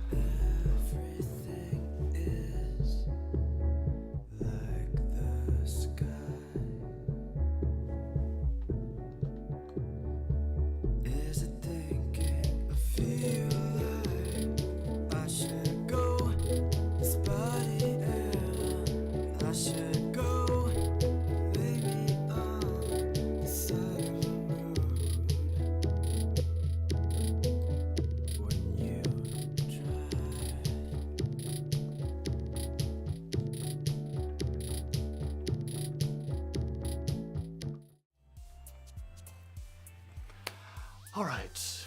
Alright. We're back. Thank you all for waiting. I appreciate it. Yeah, I just wanted to feed my cat so that she wouldn't bother me for a good while. I don't know how long this is going to go. No, I think I understand True North. Whatever words I pick, they make the girls pop up. Whichever girl pops up the most, I spend time with them in the club. Great. Oh yes, Bacon Man, we are dedicated to this. Alright. Passion. Alright. Bed. Alright, we'll do a Yuri one. That's a Sayori one. Okay. Let's see. Warm. Lollipop. Portrait. Okay. Rose. Music. Chocolate. Unrequited. So depression and unrequited are Sayori.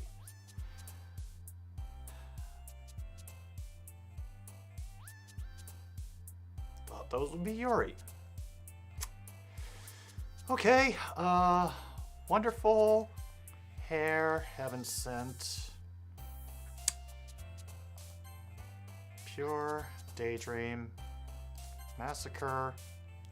Email.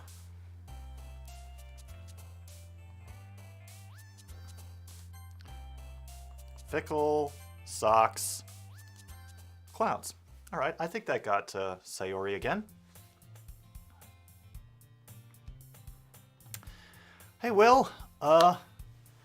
Yeah. I'm sorry to hear that you're still under lockdown. Glad you could drop by. Yeah, Will's got the COVID. He's in isolation right now. But yeah, we are doing a full-on anime-style dating game, and I'm embarrassing myself with accent work. That would oh yes, oh god, I realized. Oh, Will's from Scotland, so this is going to only get awkward. Only if you really know what it means, True North. I think otherwise people tend to leave those out to dry.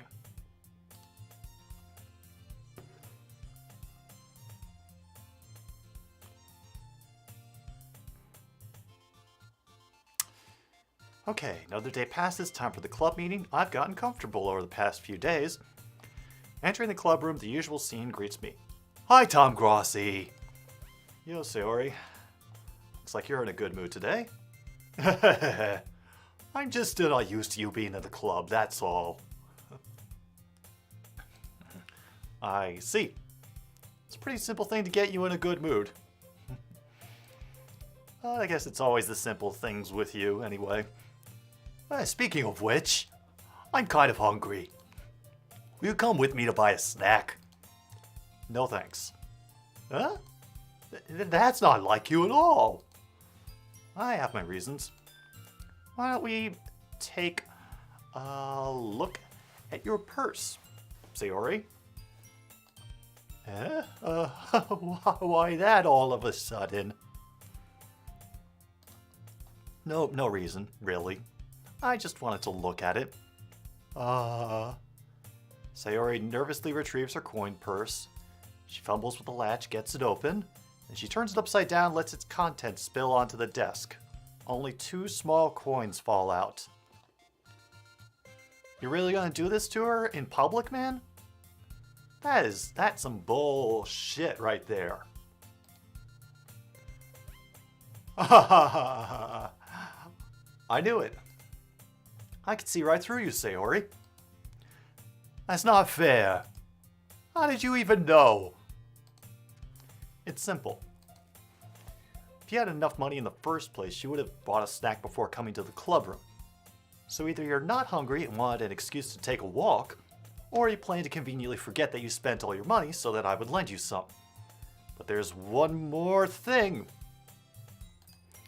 You're always hungry. And so that only leaves the one option. You killed the Duke on the train.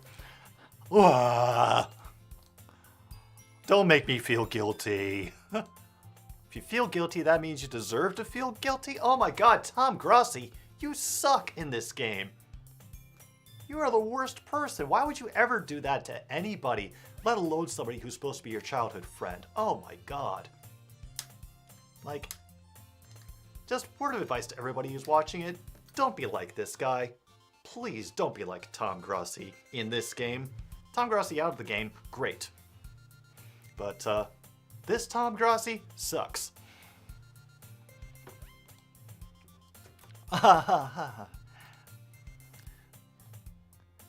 Yuri suddenly giggles. Huh? I didn't notice that she was listening in.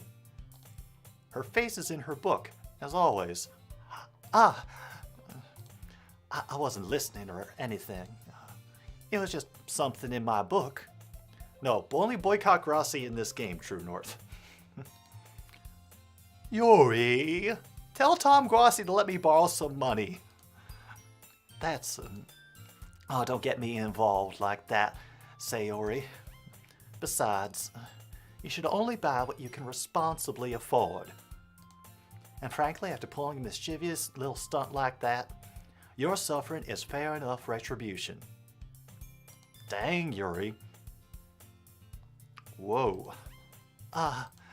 Did I just... I didn't mean that. I got too absorbed in my book. Oh. I really like when you speak your mind, Yuri. It doesn't happen much, but it's a fun side of you. There's no way you could think that. You were right, though. I did something bad, and now I have to accept the revolution. Retribution. That. Welcome, Link Winchester. We are in high school drama mode right now. Oh boy, are we. Still, coming from you, Sayori, I guess there's a little devil inside all of us, isn't there? Don't let her fool you. Sayori knows exactly what she's doing.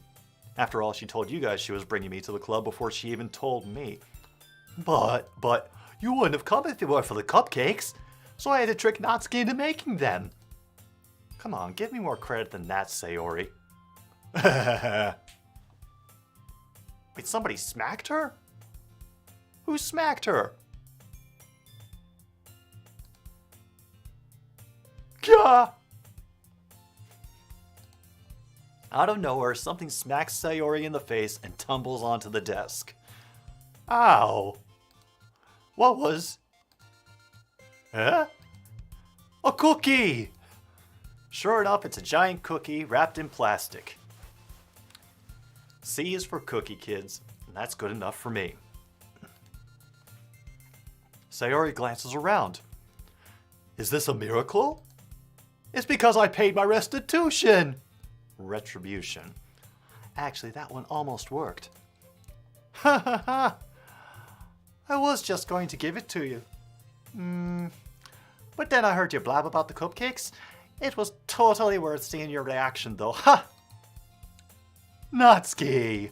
That's so nice of you! I'm so happy. Sayori hugs the cookie. Geez, just eat it. Sayori rapidly tears open the wrapper, takes a big bite. So good! Sayori suddenly clasps her hands over her mouth. I bit my tongue. You're going through a lot over just one cookie. Natsuki takes a bite of her own cookie. Yours looks really good too, Natsuki. Can I try it? Jeez. Beggars can't be choosers. Well, yours is chocolate. Yeah? Why do you think I gave you that one? Fine. Still, I'm really happy that you shared this one with me.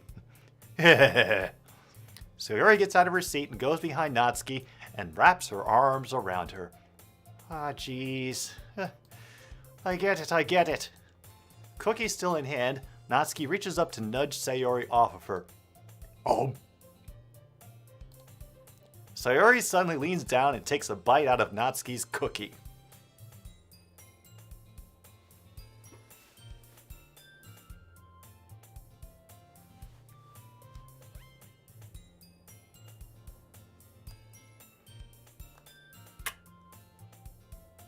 Takes a bite out of Natsuki's cookie. Oh boy.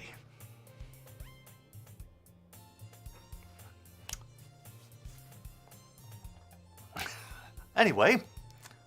Hey! Did you seriously just do that? Mouthful, Sayori trots away to safety. Yuri and I laugh as well. Ah, geez, you're such a kid sometimes. Oh, Monica, can you tell Sayori? Yeah? Natsuki glances around. Monica isn't in the clubroom.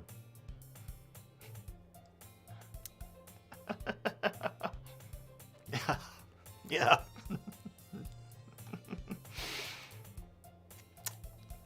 Look. Where's Monica anyway? Oh, good question. Have any of you heard about her being late today? Not me. Yeah, I haven't either. That's a bit unusual. I hope she's okay. Of course she's okay. She probably just had something to do today. She's pretty popular after all.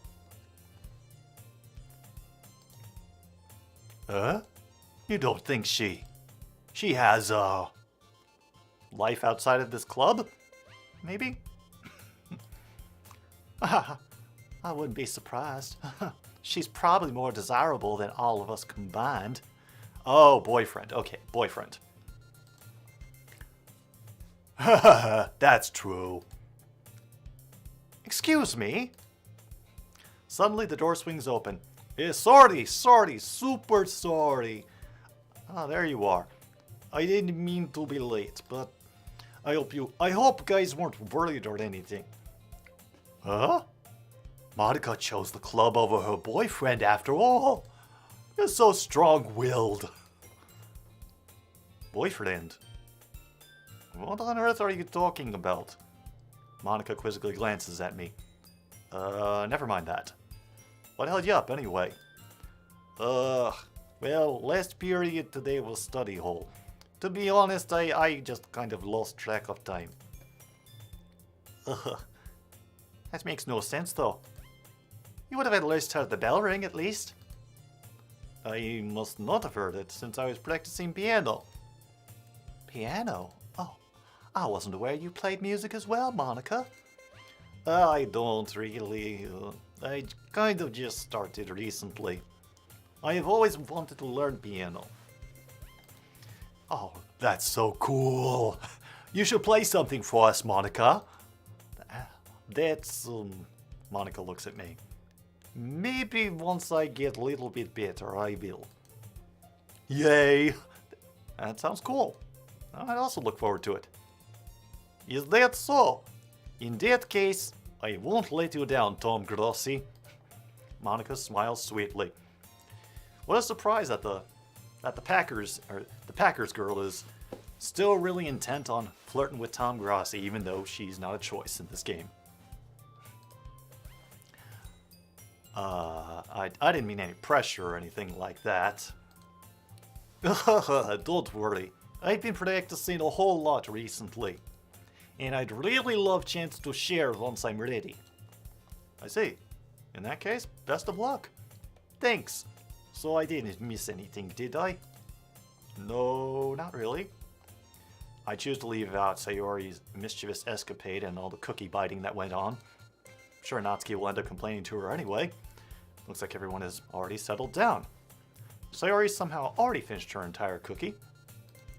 Yuri is back to her book. Natsuki disappeared into the closet. Alright, we got Sayori's scene. We did it right. Tom Grossi! Tom Grossi! Sayori suddenly comes up to me. I'm going to go get some supplies from another classroom.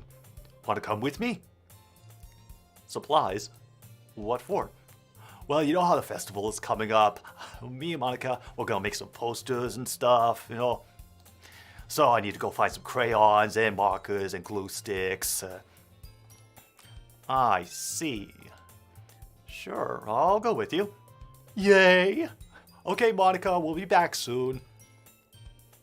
Are you going with Tom Grossi to get the supplies?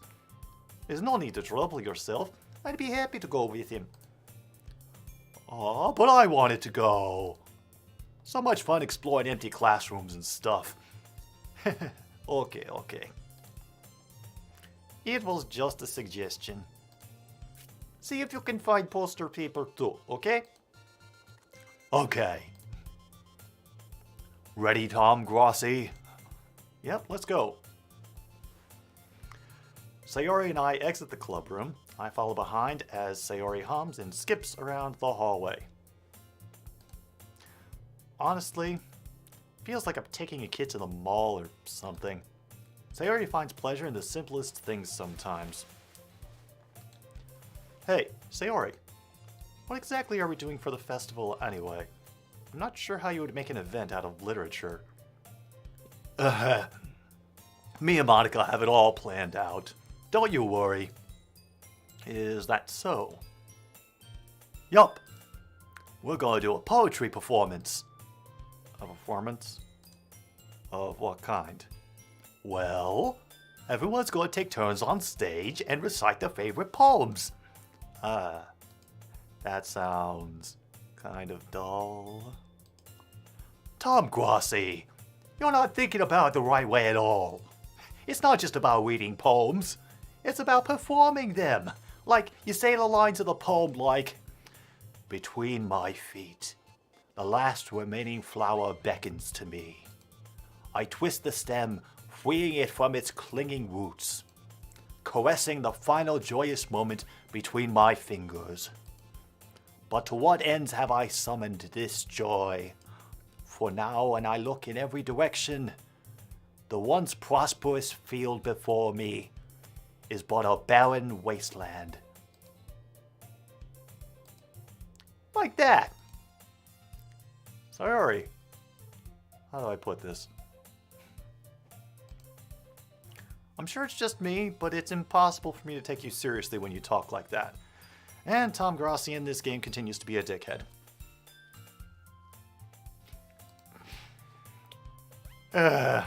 You meanie. I'm working super hard on this, you know. I know.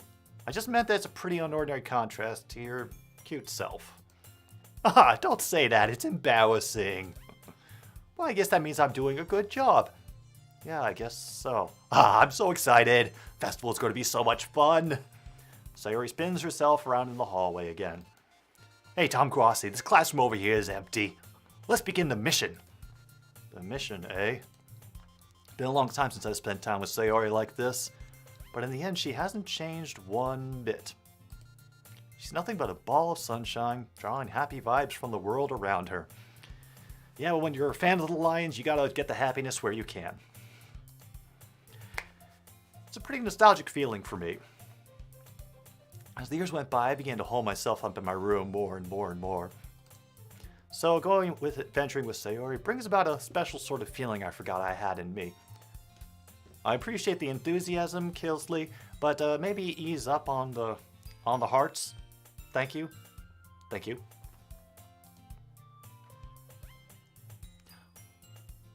The two of us enter the classroom.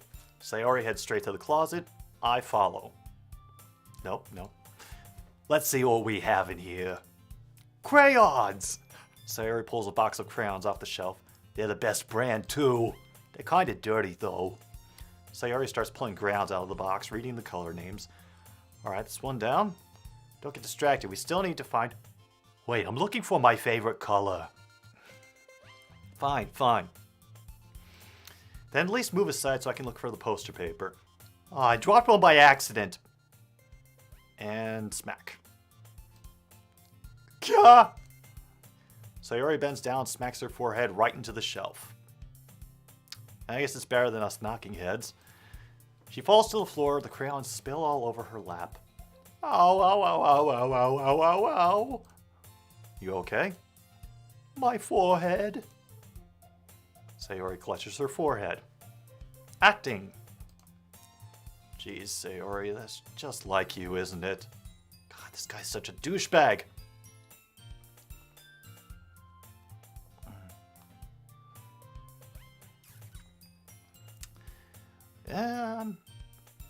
And we'll see if Chilli decides to continue with that. Come on, let me see. Since Sayori is sitting on the floor, I grab her by the waist and pull her out of the closet. You have to move your hands, Sayori. But it hurts. Just do it for a second. Oh yeah, no, this isn't a provocative pose at all. Nope. Sayori slowly releases her hands from her forehead. I gently brush her bangs to the side. Oh boy, here we go. Ow! Sorry. There's a huge red mark on the center of her forehead. A bump is starting to form. A bump. Man, that's gonna swell up. I should find you some ice. Tom Guasi. Where would I even find ice around this time? I guess a cold drink would do. You don't have to. I'm fine with looking like a unicorn. Even wincing from the pain, Sayori makes a silly joke. What are you saying? I'll be right back, okay? Okay. I pat Sayori on the shoulder, run out into the hallway. I locate the nearest vending machine. What should I get? Doesn't really matter since it will be used as an ice pack rather to drink, but I know Sayori likes apple juice, so I purchased that one. Oh, they're getting good with the bots considering some of the intelligent conversation that we have in here. In just a moment, I'm already returning to the classroom where I left Sayori. She has one palm on her forehead and is using the other hand to clumsily scoop crayons back into the box. At least they were already in the wrong spots before I spilled them. Sayori, here. I hand Sayori the apple juice. Oh.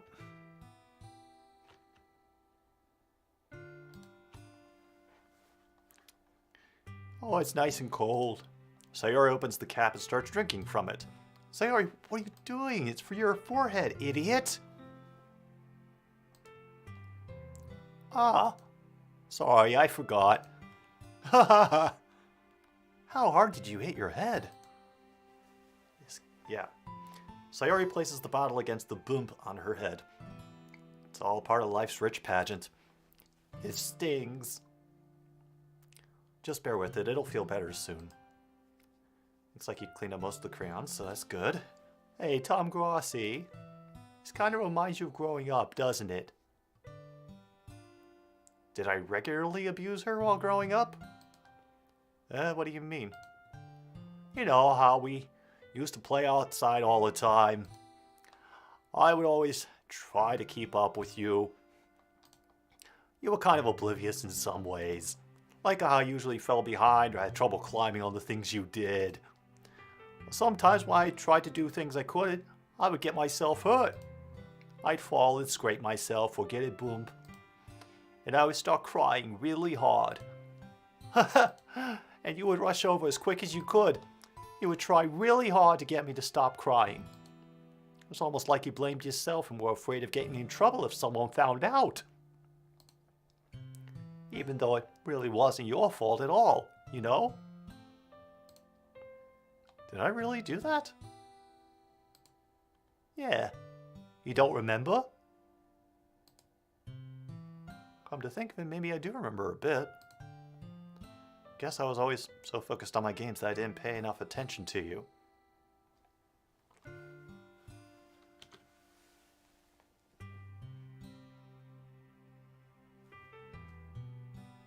I am shocked. I am shocked.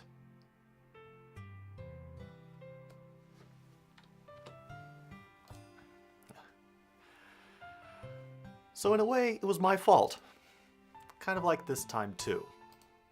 If I wasn't rushing out of the closet, you probably wouldn't have hit your head. Yeah, pretty interesting, Dash. I will agree with you there. Tom Grossi, I don't think you realize it, but you're always thinking about other people. What do you mean? Even after all these years, you're rushing to help me, even though I'm just being clumsy. Like Daniel Jones trying to run into an end zone. You're really a sweetheart. Don't call me that. I don't really do this kind of thing all the time. Guess when it comes to you, it just feels natural. Before I even know it, I'm treating you like that. Guess that would happen when you've been friends for so long. Yeah, good friends. Really? Maybe you're right. Tom Grossi. I'm so glad that nothing's changed between us.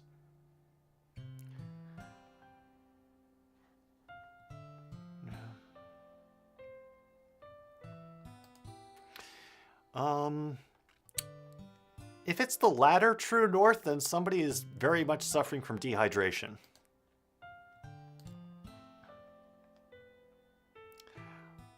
I'm so glad nothing's changed between us. Do you think it'll be like this forever?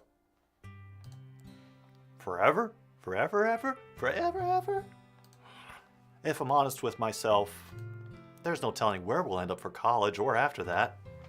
So it wouldn't be fair for me to make any promises. But, well, I hope so.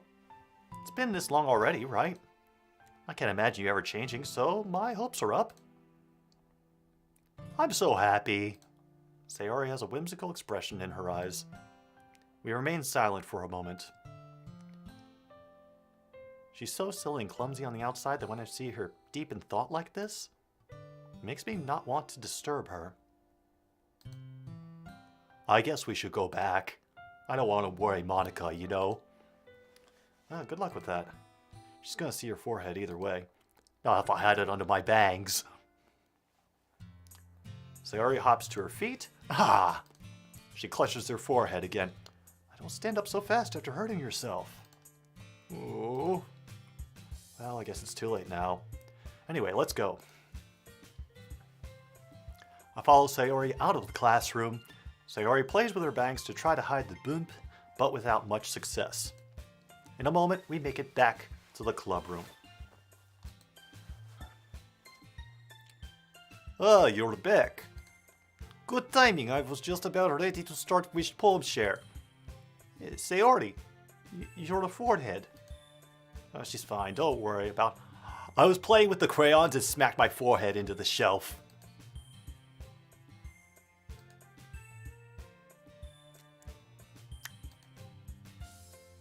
Well, anyway. Were you able to find everything we needed? Uh-huh. I have it right. Eh? Sayori frantically glances around herself. I forgot all the stuff! Calm down, Sayori.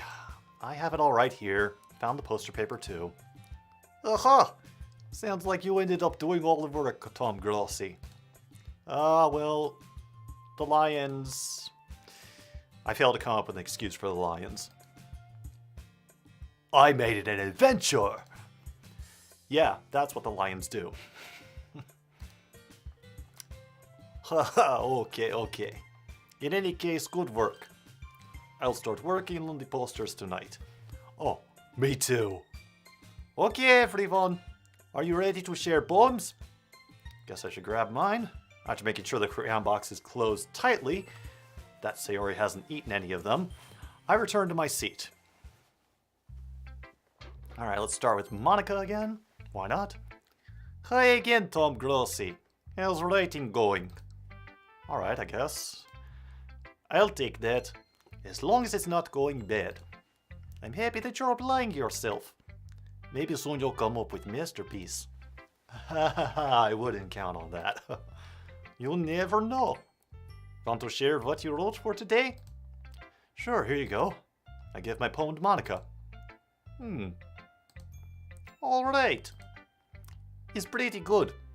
Makes me think of Sayori, like the other one you wrote. You two are like the dynamic duo. Yeah. That's kind of exaggerating it. Yeah, probably. But you do spend a lot of time with her even in club, don't you? Then again, I don't blame you for being a little shy. I'm not shy, it's just I'm teasing. I know it takes a bit of time to make friends with everyone. But Yuri and Natsuki are super interesting people, so don't be afraid to give them their share of time. You can talk to me every now and then too. I'm not like unapproachable or anything, am I? She says, hiding the garrote wire inside her backpack. No, it's nothing like that. I'm just still getting used to being here, that's all. Yeah. I'm sorry if I was putting pressure on you or something. I really didn't mean it like that. No, don't worry. I get what you're saying. Well, alright. But anyway, you want to read my poem now? I like the way this one turned out, so I hope you do too. Alright, let's take a look. Save me. The colors, they won't stop. Bright, beautiful colors. Flashing, expanding, piercing. Red, green, blue. An endless cacophony of meaningless noise. The noise, it won't stop. Violent, grating waveforms. Squeaking, screeching, piercing. Sine, cosine, tangent, like playing a chalkboard on a turntable. Like playing a vinyl on a pizza crust. An endless poem of meaningless.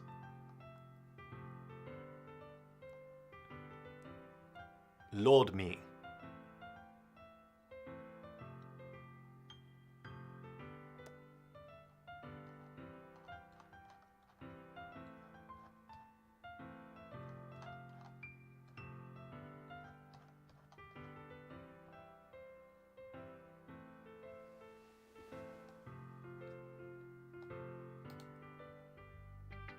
Huh. It's even more abstract than your last one, huh? I guess it's just the way I write.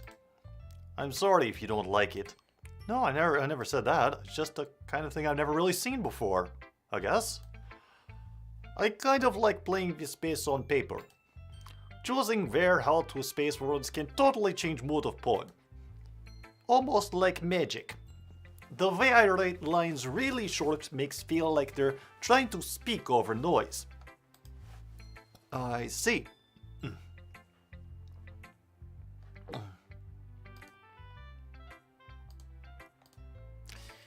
Yeah, you got a point there, Dash. Just like every great work of art, I assume that it's all boners. It's still hard for me to tell what it's about, though.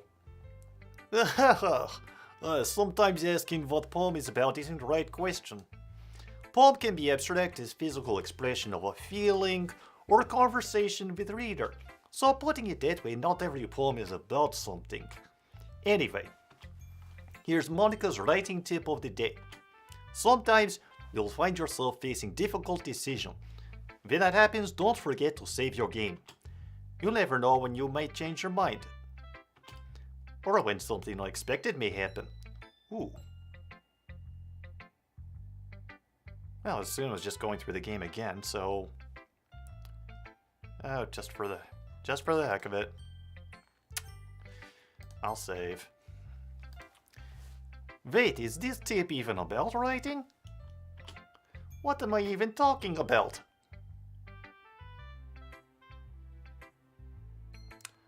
Thanks for poking through the fourth wall, Monica. Yes, Seal, I'm still doing it. That's advice for today. Thanks for listening. Alright, let's go with Yuri. Oh, let's see what you've written for today.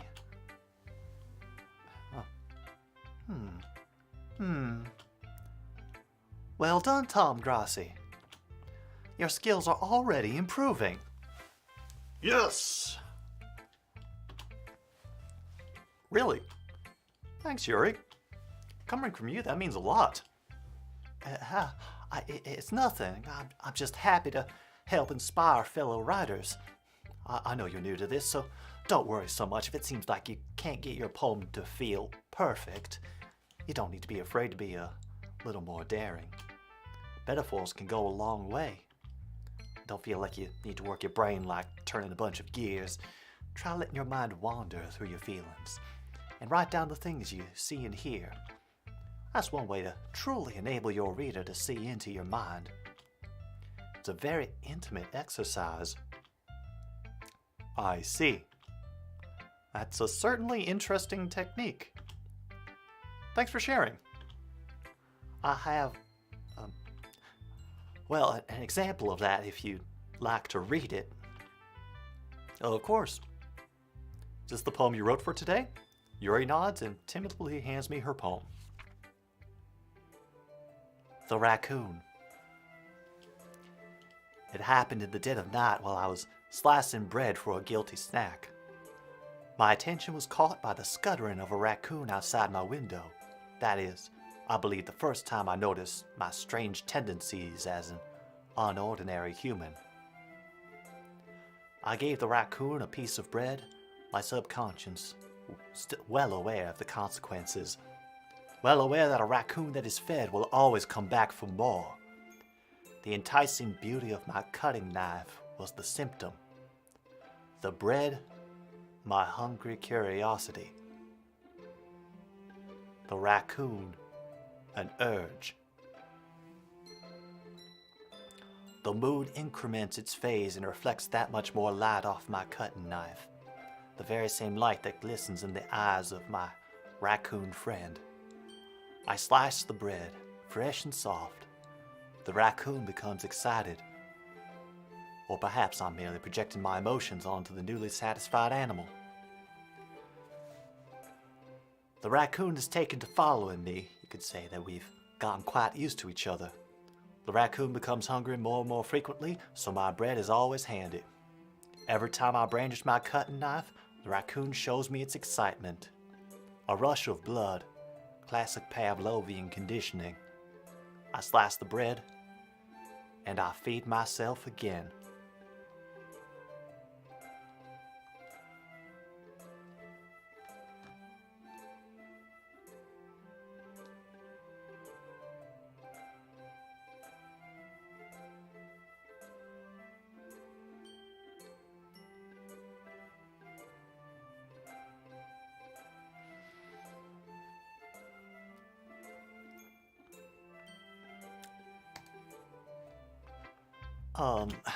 I was a little more daring with this one than yesterday's.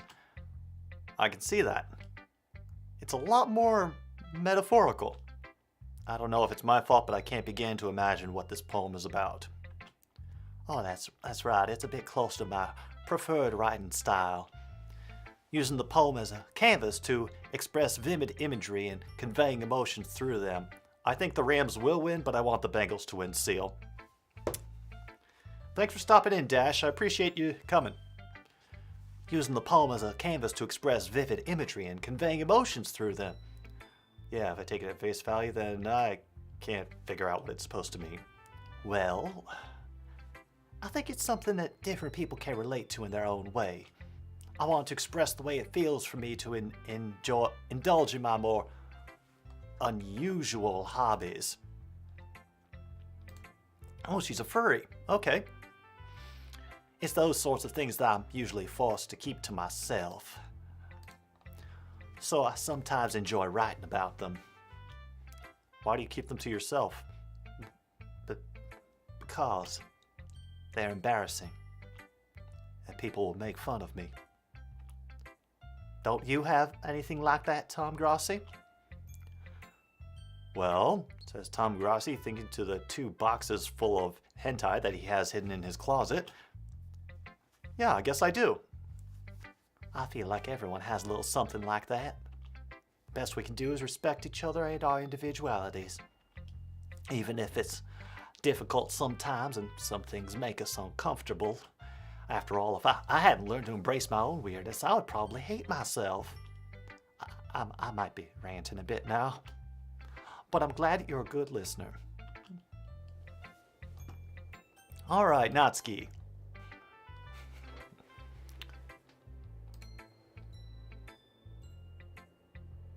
Nothing? Well, it's not really any worse than your last one. But I can't really say it's any better either. Oh, phew. Huh? Phew what? Ah, well, anything that isn't a train wreck, I'll take as a win. And I get the feeling you're probably the most critical. Hey, what makes you... Wait, maybe that was a compliment. Aha! Glad to see someone recognizes my experience. Well, keep practicing it, maybe you'll be as good as me someday. That's, something tells me Natsuki completely missed the point. Come to think of it, that kinda reminds me of Sayori's poem from yesterday. You think so? Yeah, well, I guess if you've been friends with her for so long, you might be on the same wavelength. But you never really struck me as her type. Sayori has a type all of a sudden? Well, I don't know. But honestly, how could someone so fluffy spend so much time with someone like you? It's like she's dragging around a dead weight. That's a little unnecessary. Think of it this way. If it wasn't for me, she would probably just fly away like letting go of a balloon. You could say we take care of each other in our own way. Whatever it is, I don't get it. Oh yeah, I guess I'm supposed to show you my poem. Here. Amy likes spiders. You know what I heard about Amy? Amy likes spiders. Icky, wriggly, hairy, ugly spiders. That's why I'm not friends with her. Amy has a cute singing voice. I heard her singing my favourite love song. Every time she sang the chorus, my heart would pound to the rhythm of the words. But she likes spiders. That's why I'm not friends with her. One time, I hurt my leg really bad. Amy helped me up and took me to the nurse. I tried not to let her touch me. She likes spiders, so her hands are probably gross. That's why I'm not friends with her. Amy has a lot of friends. I always see her talking to people. She probably talks about spiders. What if her friends start to like spiders too? That's why I'm not friends with her. It doesn't matter if she has other hobbies. It doesn't matter if she keeps it private. It doesn't matter if it doesn't hurt anyone. It's gross. She's gross. The world is better off without spider lovers. And I'm gonna tell everyone.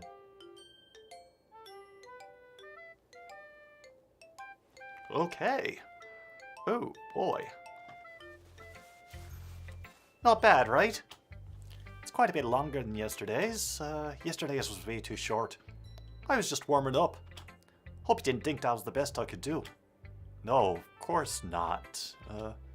Anyway, message is pretty straightforward in this poem. Doubt I have to explain it. Sometimes you can explain complicated issues with much simpler analogies. Helps people realize how stupid they're being.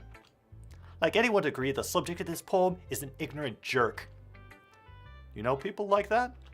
Of course, it's about how everyone thinks my... That doesn't matter. It can be about anything.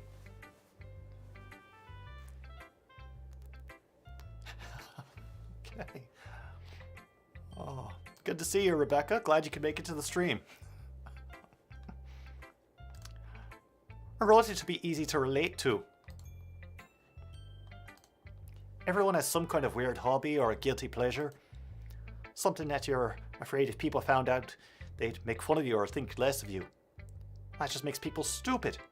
Who cares what someone likes as long as they're not hurting anyone and it makes them happy? I think people really need to learn to expect each other for liking weird things. Oh, that's funny.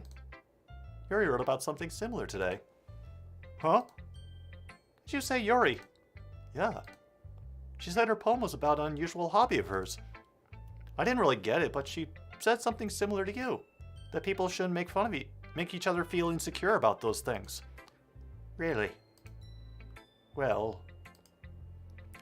I mean, Yuri's pretty weird, so I wouldn't doubt that she has some weird hobbies. Not like there's anything wrong with that. Oh. It's not like I would judge her or anything. Natsuki has trouble finding words. Alright, however long you can stay, Dash. I guess I should try to not be so mean to her. She feels insecure about her weird behaviors and stuff. I mean, I always hate people who make me feel insecure. And Yuri made me feel insecure yesterday. The way you put it, it sounded like she's learned her lesson. Well, I would say so. Even if her writing style is really different, I'm sure she'll appreciate the message in your poem. It's what I do best after all. Wait, did I skip through? Well, I would say so, yeah. Okay, yeah, I need to be careful about that.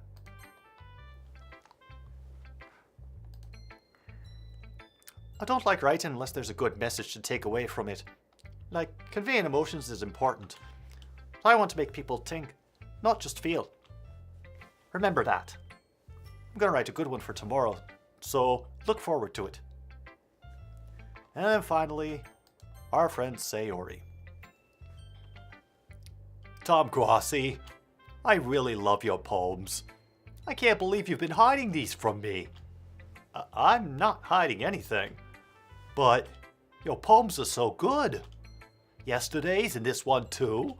You can't tell me you haven't done this before. I mean, you're really the only person who feels that way, so... Huh? No way. Not even Natsuki?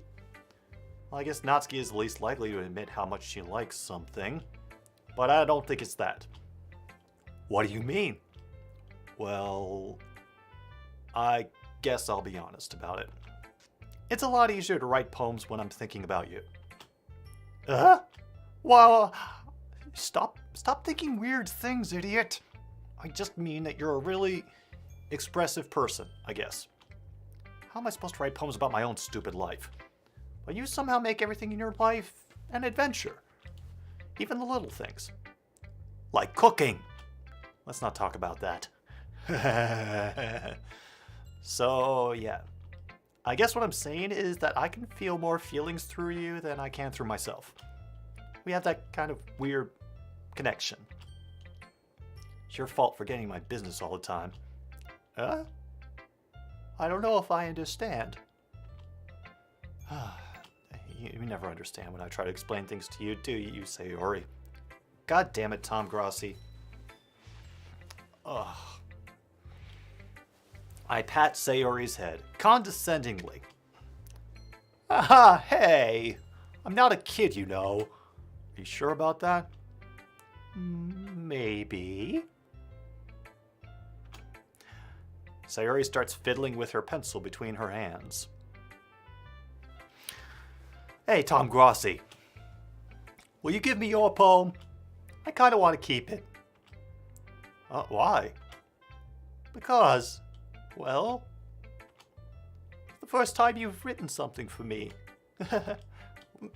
Sayori, you completely misunderstood. I didn't write this for you. Sigh. Are you even listening anymore? Oh, whatever. I'll give it to you when we go home. Really? Snap. I broke my pencil. Sayori hastily bends down to pick up the piece she dropped. But being inattentive of her surroundings, she bumps right into me. Sorry. It's fine, it's fine. I'll get it for you. Bend down and pick up the broken pencil. Sayori clutches the desk behind her to support herself, knees shaking. I'm a little clumsy today. Haha. Let's sit down, Sayori. Yeah. I grab Sayori's arm and help her sit at the desk. Anyway, I still haven't read your poem. Oh. Sorry, I forgot about that. But it's not as good as yours. Geez, don't worry. I'm sure I'll like it. Bottles. I pop off my scalp like the lid of a cookie jar. It's the secret place where I keep all my dreams. Little balls of sunshine all rubbing together like a bundle of kittens. I reach inside with my thumb and forefinger and pluck one out. It's warm and tingly. But there's no time to waste. I put it in a bottle to keep it safe. And I put the bottle on the shelf with all of the other bottles. Happy thoughts, happy thoughts, happy thoughts and bottles. all in a row. My collection makes me lots of friends. Each bottle of Starlight to make amends. Sometimes my friend feels a certain way, down comes a bottle to save the day. Night after night, more dreams, friend after friend, more bottles. Deeper and deeper my fingers go, like exploring a dark cave, discovering the secrets hiding in the nooks and crannies. Digging and digging, scraping and scraping. I blow dust off my bottle caps. It doesn't feel like time's elapsed. My empty shelf could use some more. My friends looked through my locked front door. Finally all done, I open up and in come my friends. In they come in such a hurry.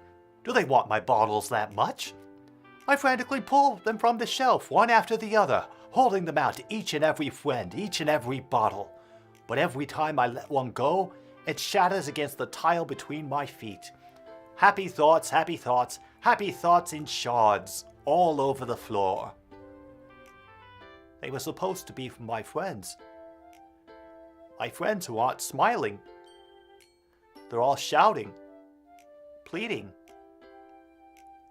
something.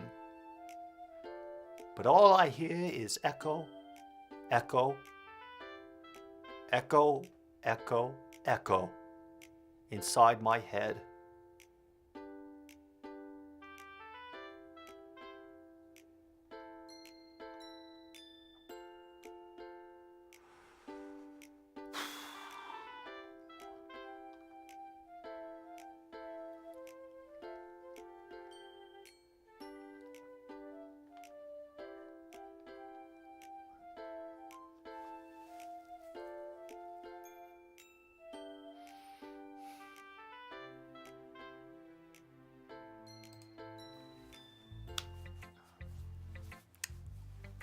Holy crap. Sayori, did you really write this? Of course I did. Didn't I tell you yesterday I was going to write the best poem ever? Yeah, but I didn't expect something like this coming from you. Monica taught me a whole lot. Now I've been really in touch with my feelings recently. I see that. It's almost kind of creepy. Creepy? Well, not exactly. Maybe because I'm so used to you being cheerful. Well, never mind. I'm thinking too hard about it. The point is, it came out good, so you should be proud of it. Aw, thanks. I feel like I was meant to express myself in this way. It even helps me understand my own feelings a little bit better. Writing is like magic. You've gotten pretty passionate about this, huh? I hope you keep it up. Yeah. Writing's the best. I'm going to keep writing till I die. Don't get ahead of yourself.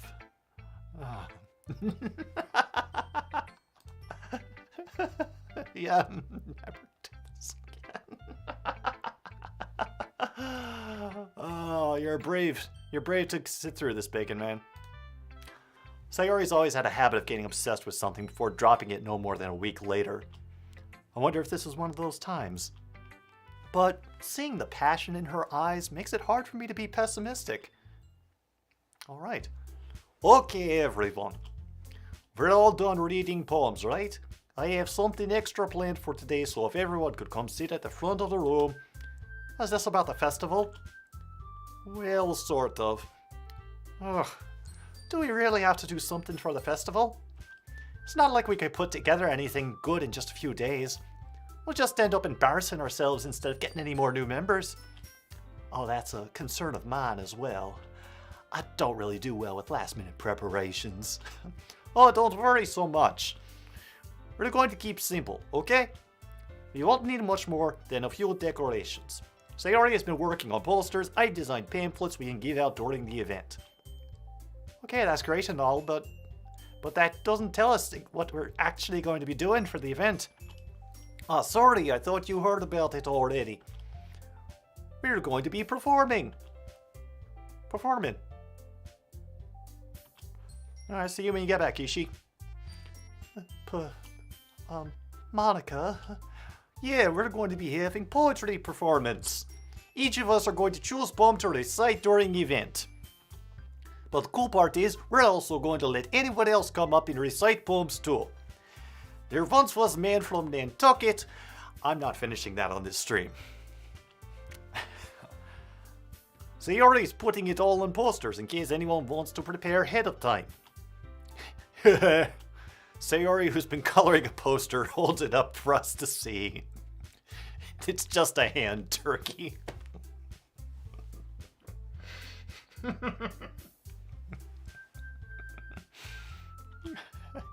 Are you kidding me, Monica? You didn't already start putting those posters up, did you? Well, I did. Do you really think it's that bad of an idea? Well, no, it's not a bad idea. I didn't sign up for this, you know. There's no way I'm going to be performing in front of a group of people like that. I agree with Natsuki. I could never in my life do something like that. I don't know that one, Rebecca, but if anybody else does, feel free to throw it in chat. We're all mature people here. Imagining it, Yuri shakes her head in fear. Guys? No, Sayori. I understand where you're coming from. Remember, Natsuki and Yuri never shared poems with anyone until just a couple days ago. It's a lot for us than to recite poems out loud to a room full of people. Guess I kind of overlooked that. So, I'm sorry. But, I still think we should give it our best. We're the only ones responsible for the fate of this club. If we start the event and each put on good performance, then it will inspire others to do the same. And the more people who perform, the better we'll be able to show everyone what literature is all about. Yeah, it's about expressing your feelings, being intimate with yourself, finding new horizons, having fun, and not kink shaming.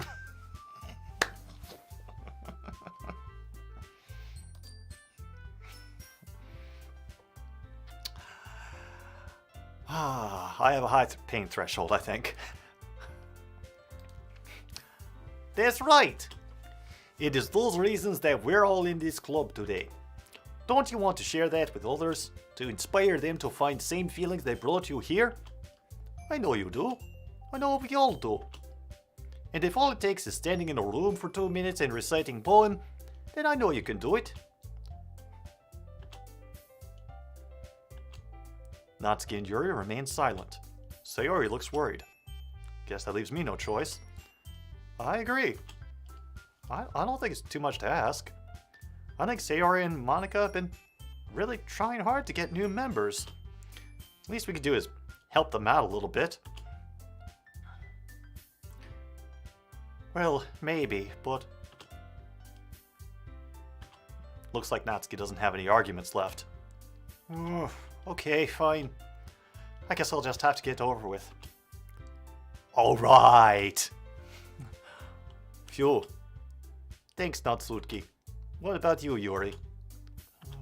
Yuri dejectedly glances around at everyone else's expectant faces. I guess I don't really have a choice. Ha! That's everyone! You're the best, Yuri. This club is seriously going to be the death of me. Oh gosh, you'll be fine, Yuri. But anyway, let's move on to main event. I want each of you to choose a poem of yours. We're going to practice reciting them in front of each other. No way! Monica, this is too sudden. Well, if you can't recite a poem in front of a club, how do you expect to do it in front of strangers? Oh no. Don't worry. I'll start off to help everyone else feel a little more comfortable. Can I go next? Of course. Now let's see. Monica flips through her notebook to the specific poem she has in mind for herself. She then stands behind the podium.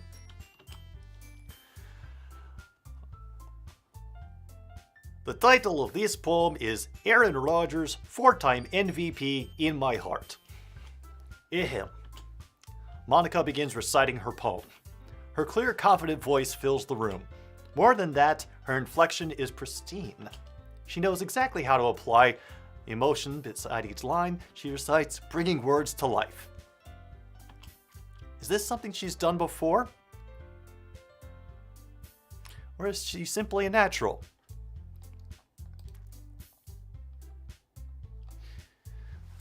There was a little dog named Jackie doo-dooed all over the railroad track. Along came the conductor of the duty to fly and hit the conductor right in the eye.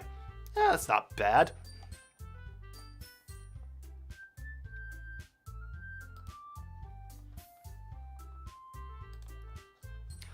I glance around me. Everyone has their eyes on Monica. Sayori looks amazed. Yuri has an intense expression on her face that I don't understand. Oh, constipation. Finally, Monica finishes the recitation. The four of us applaud. Monica takes a breath and smiles. That was so good, Monica! Aha, thank you very much. I was just hoping to set good example. Are you ready to go next, Sayori? I'll go next. Wow, Yuri's fired up all of a sudden. Yuri clutches a sheet of paper between her hands and stands up.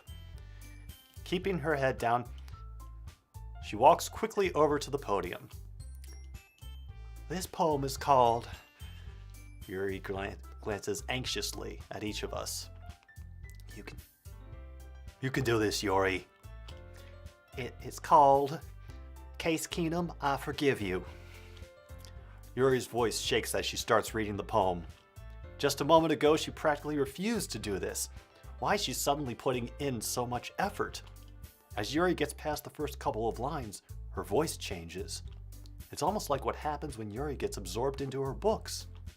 Her quivering words transform into the sharp syllables of a fierce and confident woman. The poem is full of twists and turns in its structure that she enunciates with perfect timing. This must be a rare glimpse into the whirling fire Yuri keeps concealed inside her head. Suddenly she's finished.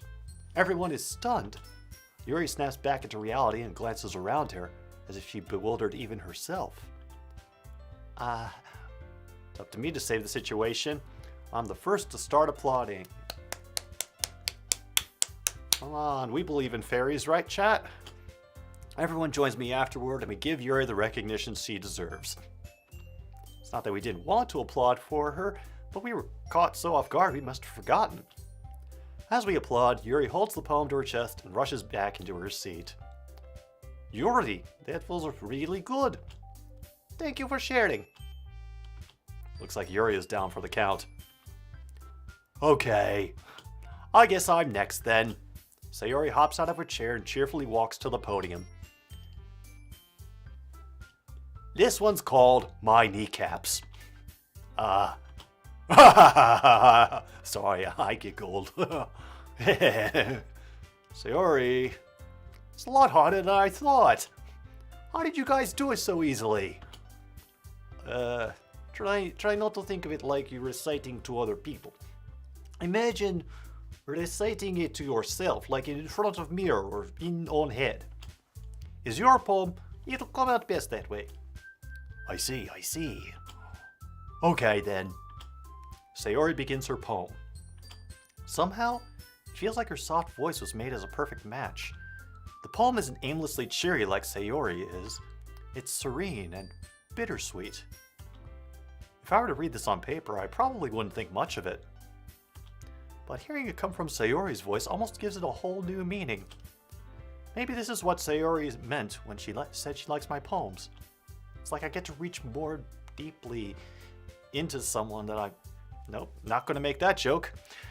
I thought I knew through and through. Sayori finishes, and we applaud. I did it! Good job, Sayori. Even Tom Guasi liked it. I guess that's a good sign. What does that even mean? It came out nicely, Sayori. Atmosphere of poem really fits you really nicely. It might be that other poems wouldn't work quite as well with that kind of delivery. Eh? I don't understand. In other words, I've seen poems of yours where that sort of gentle delivery wouldn't work as well. They might need a little more force behind them, depending on what you're reading. Oh, I know what you mean. I've been practicing that kind of thing. It's just embarrassing to do in front of everyone. The next time, I'm going to make you pick a poem that challenges you a little bit more. We don't have much time before festival, you know. Okay, you're weird. Now, who's next? Natsuki? Don't make me go before Tom Grossi. Not like I can compare to you guys anyway. I just want to let Tom Grossi lower everyone's standards a little before I have to do it. Snap. Natsuki? It's fine, it's fine. I might as well get it over with. It's not like I have much of a selection of what to read.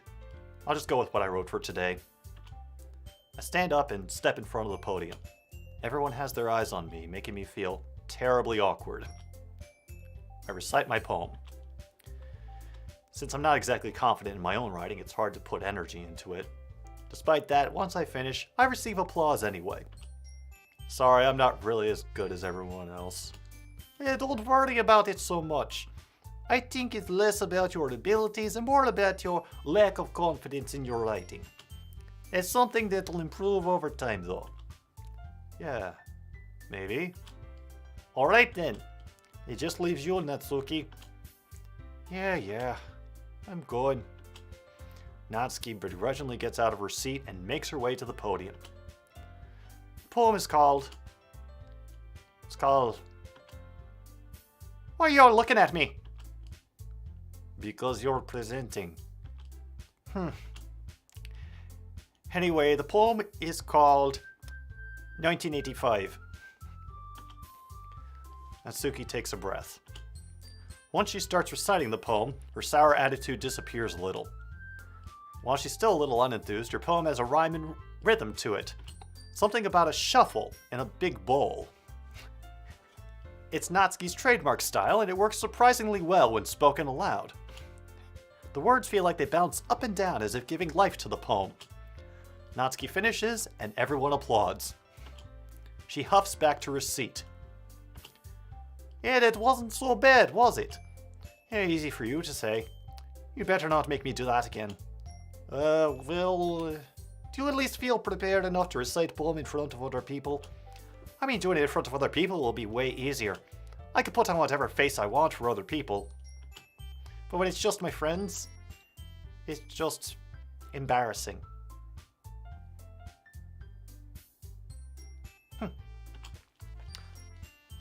That's a surprise, Natsuki. I think it would be the other way around for me. Well, that's just how it is, so... Well, I guess in that case, you won't have much to worry about for festival. That said, I want to thank everyone for coming through. It might be hard, but I hope you all have an idea of what it's like now. Make sure you pick a poem and get enough practice before festival, okay? I'll be making pamphlets, so let me know ahead of time what you'll be reciting. Jeez, should probably find some other poem to recite instead. Well, that's fine too. Doesn't have to be your own. I'm already pleasantly surprised you're putting in all this effort for the club. Makes me really happy. Yeah, no problem. Okay, everyone. I think that's just about it for today. I know festival is coming up, but let's try to write poems for tomorrow as well. Hello, Luke. Glad you can make it. He's been working out really nice so far, so I'd like to continue that. As for festival, we'll finish planning tomorrow, then we'll have a weekend to prepare. Monday's big day. I can't wait. I can do this. I can do this. Alright. I stand up. There's no way I'll be able to find the same enthusiasm as Sayori and Monica, but I'll do my best to get through it. If it's for the sake of the club. And impressing Monica. How would you keep doing that? Not even gonna have a choice, man. What is this route? Then I'll have to do my best. Ready to go, Sayori? Yep. Oh, look at you two always going home together like that. It's kind of adorable, isn't it? I'm getting all the voices mixed up, god damn it. Hi, Luke. It's kind of adorable, isn't it? Jeez, guys. Don't make such a big deal out of it. Oh, it must be a little nice, though. Well, how am I even supposed to respond to that? It's okay, Tom Guasi. You don't have to say it.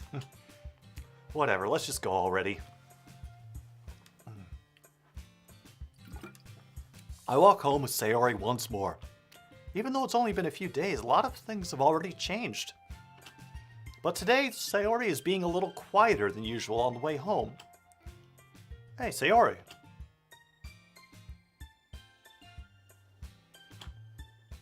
Sorry, I was spacing out. Ah, no wonder. I was thinking about something from earlier. I like how we get to,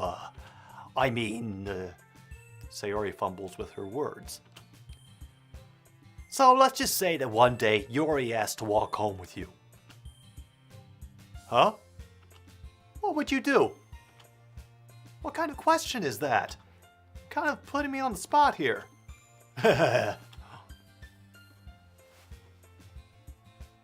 Ooh, that's a brutal question. But, you know, we're doing Sayori route, so... doing good, Luke. Slept well, and been breezing through this anime nonsense. Having fun, giving everybody silly voices.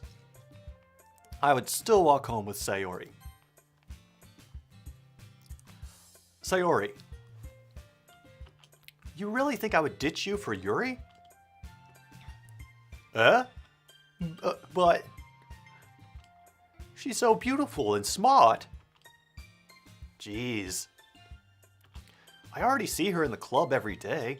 Besides, you always really seem to like going home together. I wouldn't ruin that for you. You're so silly, Tom Guasi. You think about me too much sometimes. Yuri would deserve it if she wanted it, so... Sayori, I've already made up my mind. I really can't figure you out sometimes. Sorry. Besides, what's the point in speculating something that's never going to happen? Conversation trails off. Kind of a weird thing for Sayori to care so much about. But I want to respect her and keep her happy too. Then again, festival's only a few days away. Oh boy. Who knows what will happen in that time? Well, Luke, you're just in time for a whole bunch of high school drama and raging hormones. Alright. Let's see. Beauty, skipping, meager. Calm, milk, disarray. Heartbeat, dance, rose, flower, intellectual, cute, bed, warm, sadness, of course, graveyard, puppy, and ocean, and alone. Wow, that really worked. Okay. Oh boy. Old man. I'm the last one here again. Oh, don't worry, I just walked in too. Oh, were you practicing piano again? Yeah. You must have a lot of determination. Starting this club and now picking up piano. Well, maybe not determination, but I guess passion. Remember, club wouldn't be here if it weren't for all of you. And I'm super happy that you're all willing to help out for festival too. Oh, I can't wait for the festival. It's gonna be great. Weren't you complaining about it just yesterday, Natsuki? Well, yeah. I'm not talking about our part of the festival.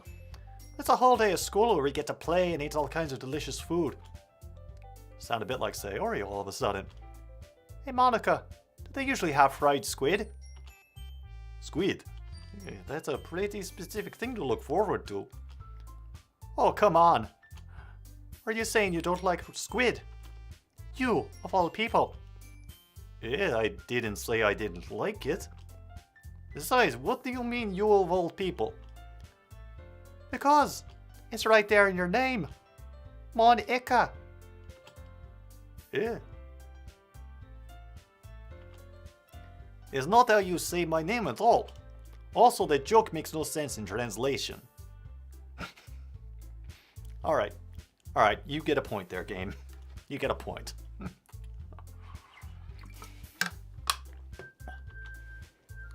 Huh? Never mind. Let's just focus on one event for now, okay? Fine, fine. Your reactions aren't as fun as Yuri's or Sayori's anyway. Excuse me. Oh, where is Sayori anyway? Oh, there you are. Sayori is sitting at a desk in the corner of the room, looking down at nothing. I walk over to her. Hey, Sayori. I wave my hand in front of her face. You're spacing out again. Ah, sorry. Don't mind me. You could go talk to everyone else. Huh. Is everything alright? Of course! Why wouldn't it be? Just feels like you're a little off. I'm sorry for assuming things. Geez, you worry too much about me. I'm fine, see? Sayori shows me a big smile. Don't let me distract you from having fun with everyone. Well, alright. If you say so. I worriedly glance at Sayori before turning back toward everyone else. The conversation is already dispersed with everyone back at their usual activities, and now we get to worry about Sayori.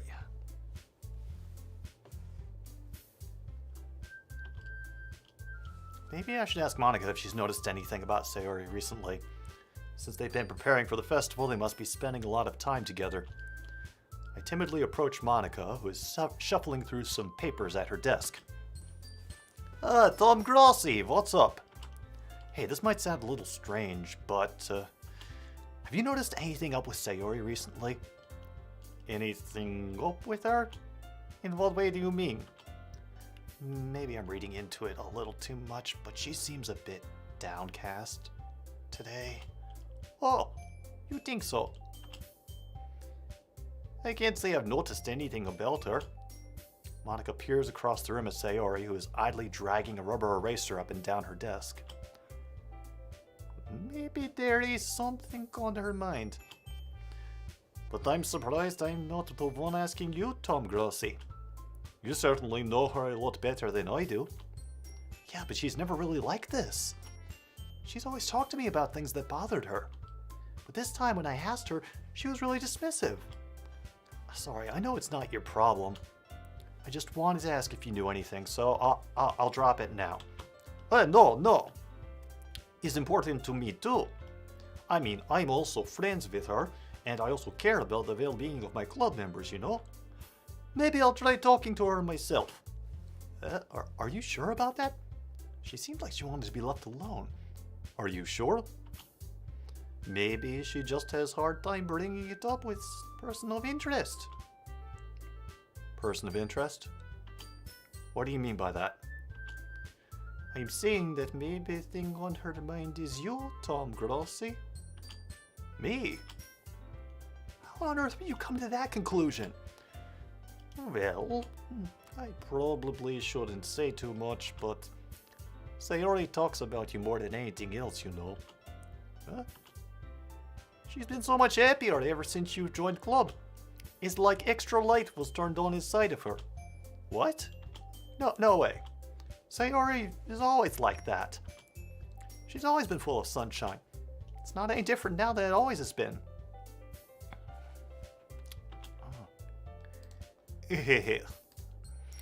You're so funny, Tom Grossi. Have you thought maybe you've always seen her as so cheerful because that's just how she is when she's around you? I say too much. I'm sorry, what do I know anyway? I didn't mean to jump to conclusions, so forget about what I said. I'll try to talk to her. Try not to think about it for now. Alright. Monica smiles meaningfully. I know she said to forget about it, but I already know I won't be able to get her words out of my head. Monica stands up from her desk and walks across the room to where Sayori is sitting. I watch her kneel down next to Sayori and gently talk to her. But she's keeping her voice so quiet that I can't hear her from here. I sigh and sit myself down. I know Sayori told me not to worry about her and have fun with everyone else. But that's impossible to do when she's behaving like this. Exactly how much do I care about her that I'm laying this way down so much? Oh my god, the first embers of empathy. Now it feels like I'm the one behaving out of the ordinary. There's nothing I can do besides wait for Monica.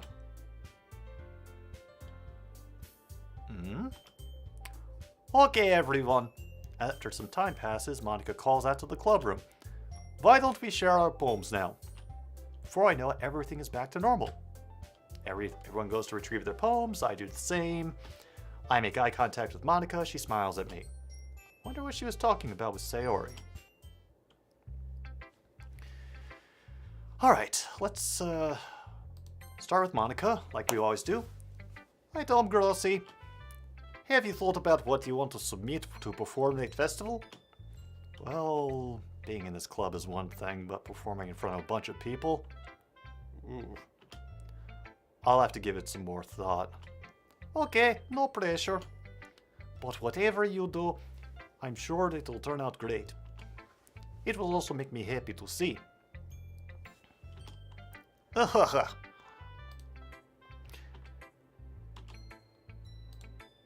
Anyway, let's take a look at today's poem. Sure, I'll let Monica take the poem I'm holding in my hands. Anything you want to tell me about Sayori now, Monica? Maybe? Perhaps? Possibly? It's kind of funny. How so? No, not poem. I mean, it's funny how your poems and Sayori's poems have been getting more and more similar to each other every day. I'm surprised you're so in sync with her. Then again, you've been spending a lot of time together lately, haven't you? I guess you could say that. Although we kind of grew up as best friends, I haven't been seeing as much of her this past year. Since I joined the club, we've been spending a lot of time together again. I see. Oh, that reminds me. About how Sayori's been a little bit off today. Yeah, did she tell you something? Well... Tom Grossi, you haven't been flirting with her, have you?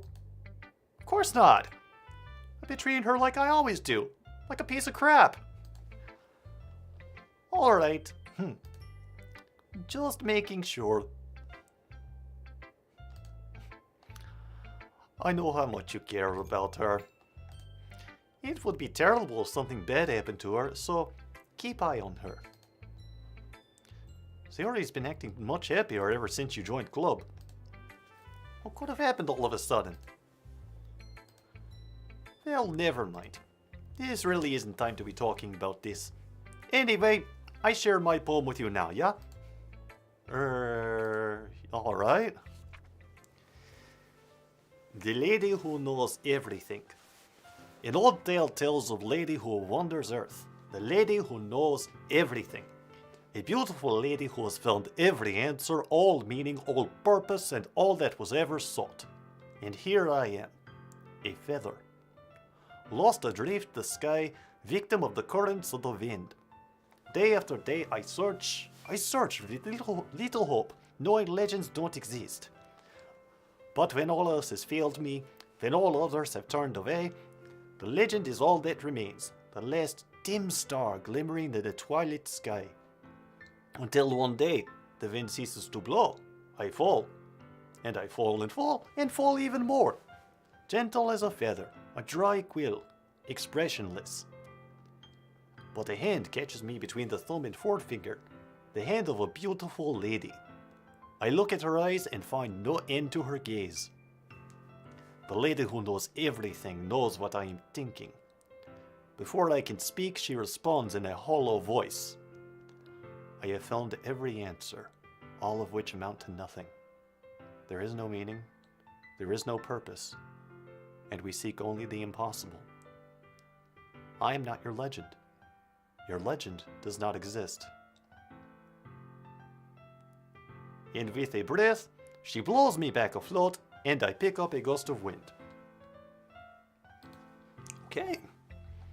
You know, I feel like learning and looking for answers are sorts of things that give life meaning. Not to get too philosophical or anything, but it was kind of on my mind, so that's what I wrote about. I see. I never really put that much thought into it. In a way, it's almost paradoxical. Because if we had all answers, the world would start to lose meaning.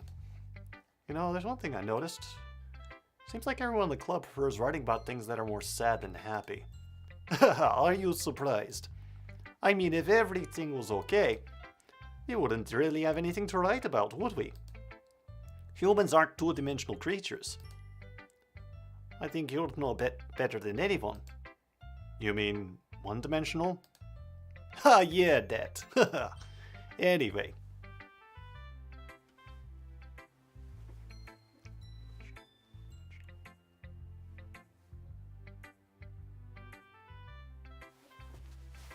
One-dimensional, two-dimensional,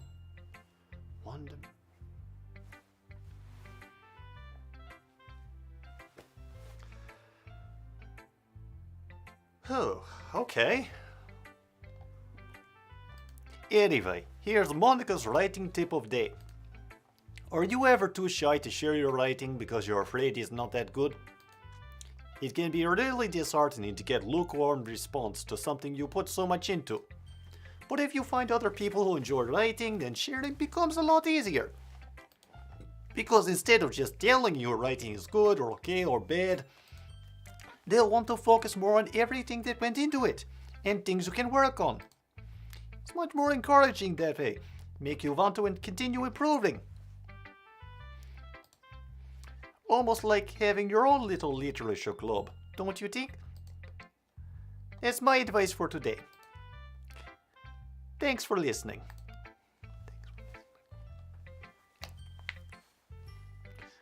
Let's show it to Yuri. Why not? Yeah. Right on, Link. Well done, Tom Grossi. You've definitely improved your writing over the course of these few days. Has my advice been helpful to you? Yeah, definitely. I'm glad. Sharing our writing like this, it's a lot more fun and rewarding than I anticipated. I need to remember to thank Monica. I think we all felt a little awkward at first, you know. But now it seems like everyone is enjoying sharing their writing and seeing what others think. I guess I can't really disagree. I was afraid this whole thing would be a chore. Well, it's a great way for me to spend some personal time with all the girls in the club. But it's been fun getting to know everyone and their writing. That's what I meant to say out loud. And I guess doing some writing myself. Well, have you learned anything about yourself, Tom Grossi? Well, you know how I like to say that writing is a very personal way to get in touch with yourself. In the end, it doesn't matter if you're a good writer or a bad writer, and even my opinions are just opinions, you know? As always, I believe what's most important is exploring and discovering yourself. Oh, that's comforting. I'm kind of afraid of disappointing you in some way or another. Huh? Why me?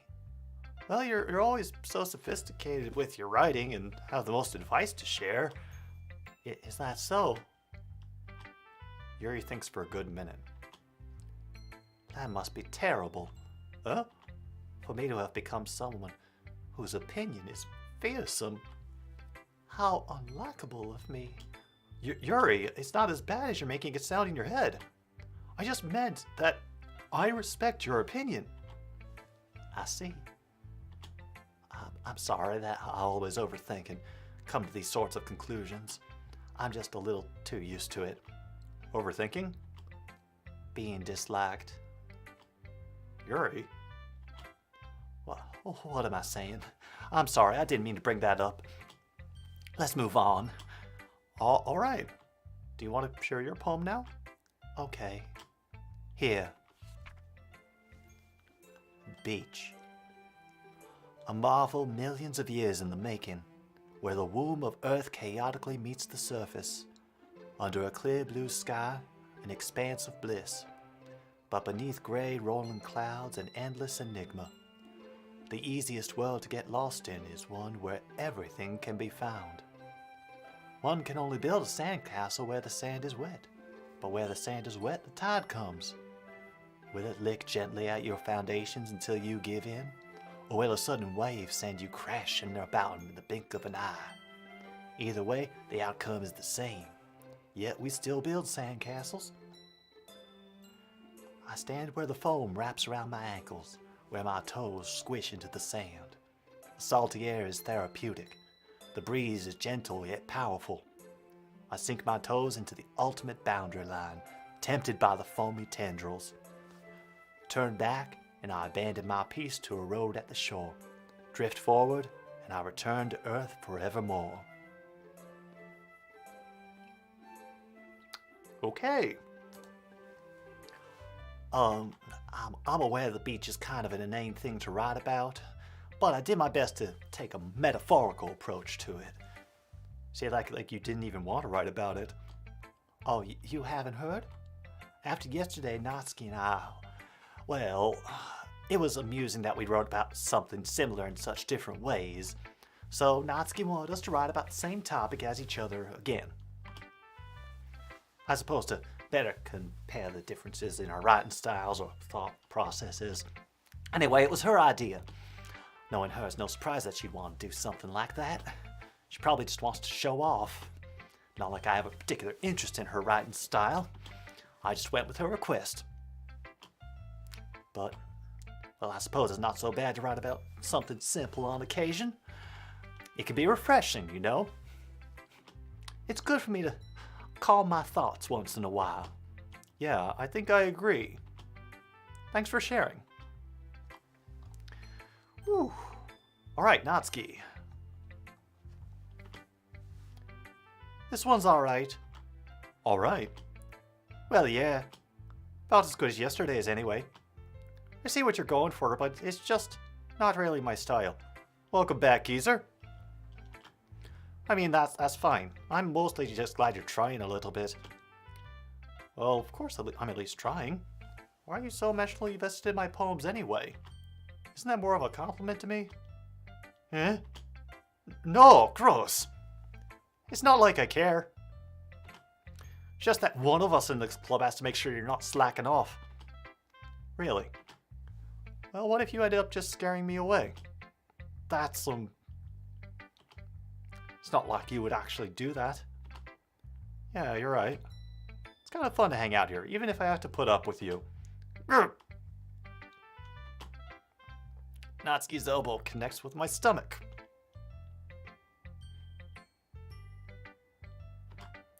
Oh? Maybe I won't mind scaring you away after all. I was just joking.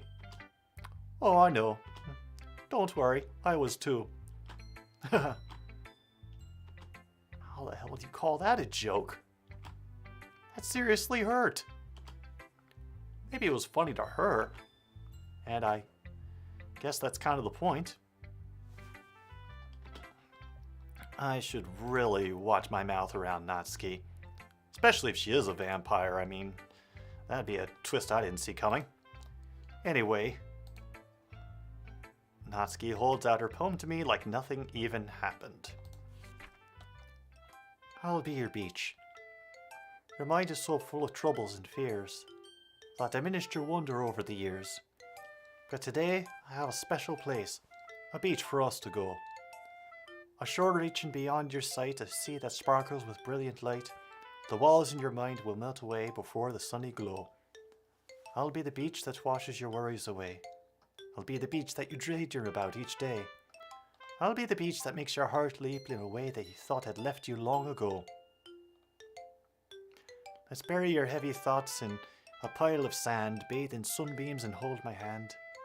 Wash your insecurities in the salty sea and let me see you shine.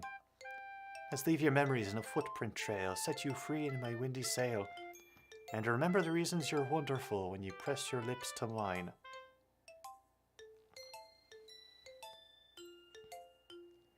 I'll be the beach that washes your troubles away. I'll be the beach you dream about each day. I'll be the beach that makes your heart leap in a way you thought had left you long ago. But if you let me by your side, Your own beach. Your own escape. You'll learn to love yourself again. Okay. Yeah. I felt like I kept writing about negative things, so I wanted to write something with a nice message for once. Oh, Jack, good to see you could drop by. We are full anime in this piece. And, oh god, my voice is not happy with me. Okay. Besides, the beach is awesome. Kinda hard to write anything negative about the beach. Well, Yuri's take on it was a little more solemn. Well, that's... Oh, gee, she better not have said anything bad about mine. After all, she was the one who wanted us to write about the same topic. Look, you can really see her doing that too. Making us write about a simple topic, then trying to impress me by coming up with something all fancy. It's not like I care. I just did it anyway. I mean, I guess mine ended up being kind of metaphorical too. But there's nothing wrong with doing that once in a while. At the very least, it was good practice. Alright, Sayori, we wrote another poem for you. Let's see how much you like it. That's not a look. This is your best one so far. It's really, really nice, Tom Grossi. Thanks.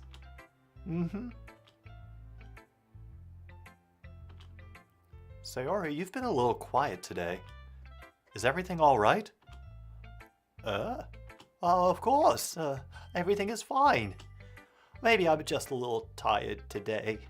Do you want a nap or something? No, that's silly. Don't worry about me, okay? I only want to see smiles on your face. Well, alright. Hey, Tom Grossi. I'm still a little surprised. I really thought that you would try writing your poems like the way Yuri does, or even Natsuki. But in the end, yeah, I guess you're the one who likes this one the most. Why? You don't want to get closer with everyone else? Wait, of course I do. But that doesn't mean I need to try so hard to impress them. I still understand you the most, Sayori. I know you have to sometimes put up with me, and I have to sometimes put up with you. But we have a wavelength or something. You know? And this is how the poem came out. Sometimes it feels like you're the only exciting thing in my life. So sometimes it's just easier to write when thinking about you. Sayori? No. Tom Grossi. I don't deserve this. You're too nice to me. Why are you doing this? Sayori has trouble keeping her voice steady all of a sudden. If you had fun with everyone else instead, this would be so much easier.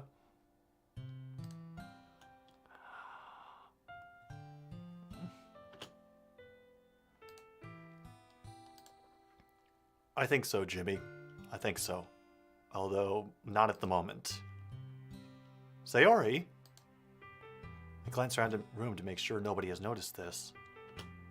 Sayori, I've probably never said this before, but I don't understand what you're feeling right now.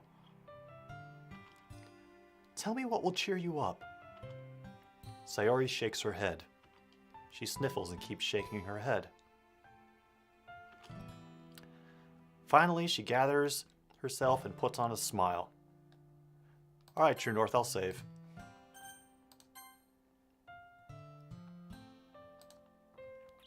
It's nothing, Tom Grossi. It's just a little rain cloud. Sorry you had to see that, haha. I promise it won't happen again. Just smiles from everyone, okay?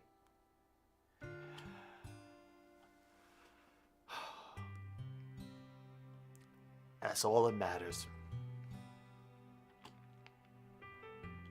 Go play with everyone else. I'm gonna go home a little bit early today. Sayori, tell Monica I wasn't feeling well, okay? I'll see you tomorrow. Before I can say anything, Sayori cheerfully walks out of the classroom, humming to herself.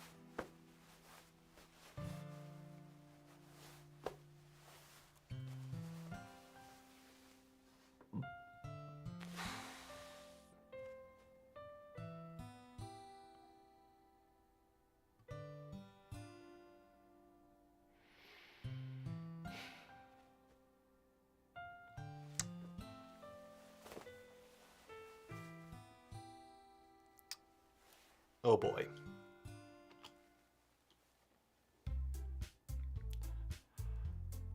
Okay, you three. We're all done sharing poems, right? Why don't we start figuring out... Hold on a second. Is it just me? Or did you say something strange right now? Eh? Oh, something did sound a bit unusual. Oh, that's right. You deviated from your usual catchphrase when addressing the classroom. A catchphrase? I don't have catchphrase. Oh, jeez. Why is the mood so weird today? Look, even Yuri isn't immune to it. Oh. Stagnating air is common foreshadowing that something terrible is about to happen. In your books, maybe. Look, the only thing different is that Sayori isn't here. Yeah, the drama is thick. Seems you're right. Ugh. Sayori always helps lighten mood a little bit, doesn't she? It's almost like everyone balance is thrown off a little when she's not around. Where the heck did she run off to anyway? I thought she just went to pee.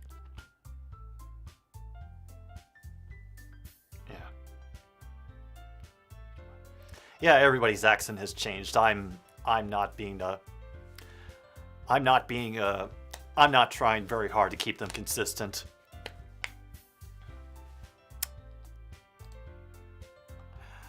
Well, you're welcome, Ava, I suppose. Okay. Oh, Natsuki, please show some decency. Oh, come on. She actually wasn't feeling too well and went home early. Is that so? Oh, I hope she's all right. Seriously. Of all the times not to go home with her, you pick the time she's not feeling well. Welcome back, Raven. So much for you two being all lovey-dovey. No. First of all, stop misunderstanding my friendship with Sayori. And second, she's kind of been avoiding me today, so I didn't want to force it.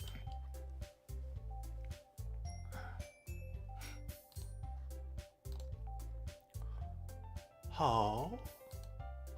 That curious expression coming from Yuri of all people?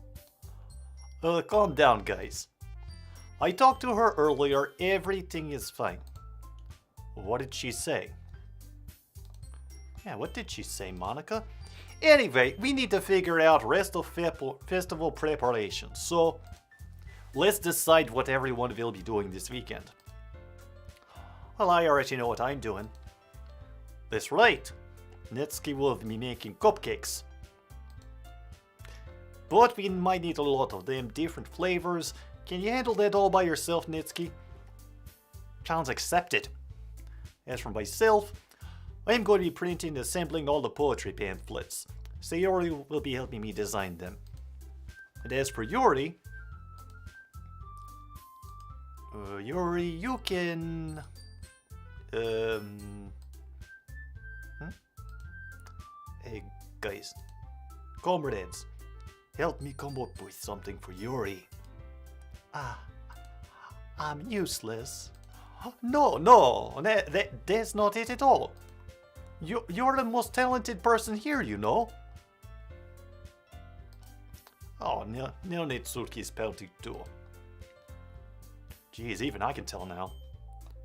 Guess I never gave Sayori enough credit, but I can tell when things are even harder on you when she's not around. Ugh, it may be case. But if I can't be leader on my own, I won't grow as person. So, Yuri, you have beautiful handwriting, you know?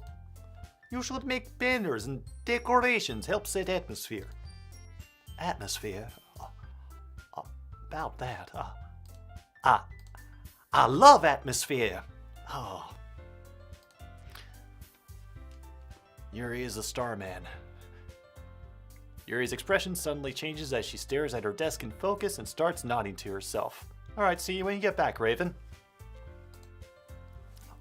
Your mind is already racing, I see. Oh, that's great. You'll be a wonderful help, Yuri. But anyway, that just leaves you, Tom Grossi. The one who is truly useless. Don't say that. In fact, both Natsuki and Yuri have pretty heavy tasks to handle. It would probably go a long way to give one of them a hand. You could always help me out as well. I would be really appreciative of that. That's Monica suggesting I spend the weekend with one of my club members.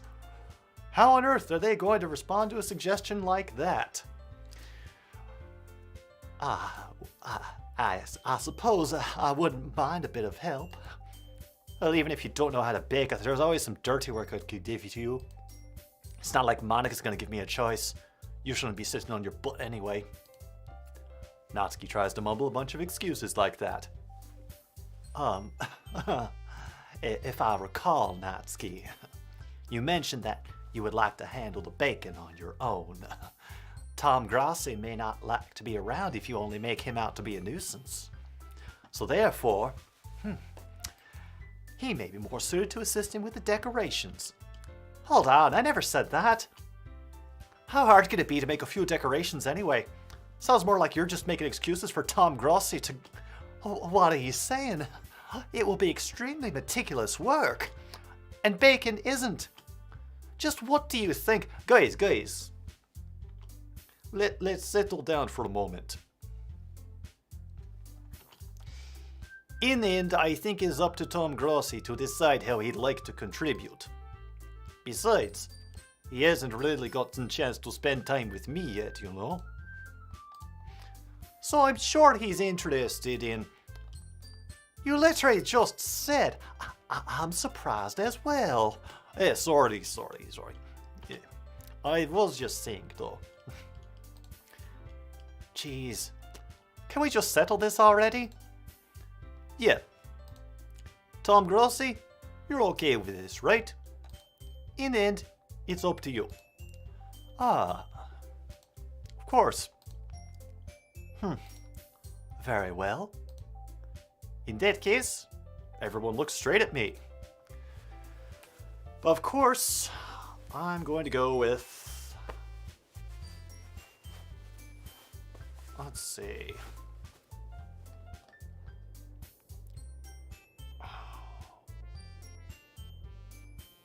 Yeah, I think Sayori is going to be the winning hand here if I'm going to keep going her route. I mean, it's going to be anyone I prefer helping Sayori. I mean, we're already neighbors and... But Monica said that Sayori was helping her. Jeez, do you really hate us that much? No. Sorry, I didn't mean for this to be difficult. Just think of club, okay?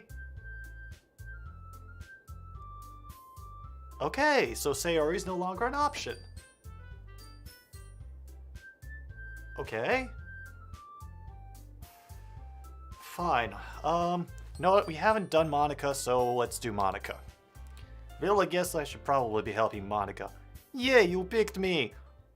Hold on 1 second. Yeah.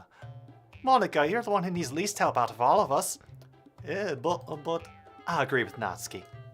Not only is your work already most suitable for one person, but you already have Sayori as well. But Tom Grossi was one who... That doesn't matter. You're the one who scared me into picking you in the first place. You're the club president, Monica. You're supposed to make responsible decisions for the club. Monica, you shouldn't let any ulterior motives interfere with this decision. Ulterior motives? What are you saying, Yuri? In fact, it sounds like you guys are the ones with ulterior motives. Excuse me! Otherwise, this wouldn't have been made such a big deal in the first place. That's completely false, Monica. Yeah, we have a lot of work to do, you know. We won't do as good a job if you make us work alone. Maybe it's true. Think of the club, Monica. If we want our event to succeed, then we need to appropriately distribute our resources.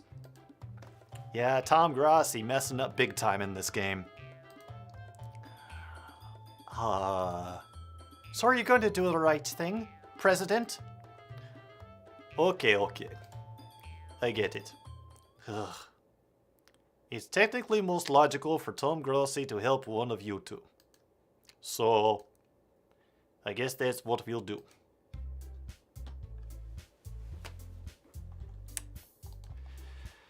Alright.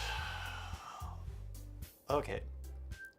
I'm kind of worried about Yuri, based on that raccoon poem. At least things can't get weird with Natsuki. She'll just beat the shit out of me. Well, baking sounds like it could be fun. And you guys made it sound like a lot of work, so we could probably use 2 people. Don't worry. Baking is a ton of fun. You'll definitely agree. Eh? Just a minute ago you were saying that... that's because... Never mind, okay? Well, anyway. You'll be fine by yourself, right, Yuri? Of course. I'm used to it after all.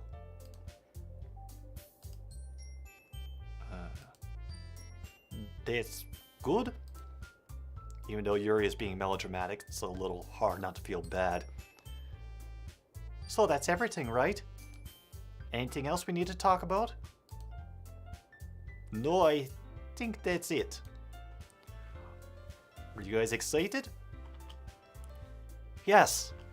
Everything except the performance is going to be awesome. I don't think that really counts. What about you, Tom Grossi? Me? I guess you could say I'm interested to see how it'll turn out. That is good enough for me. What about you, Yuri? Yuri? She's still sulking. Poor Yuri. Natsuki starts pouting too. It's not that big of a deal or anything. Well, it might not be just that. I think that Yuri might just be feeling a little underappreciated in general. Having to come up with something for her to do and then nobody offering to help.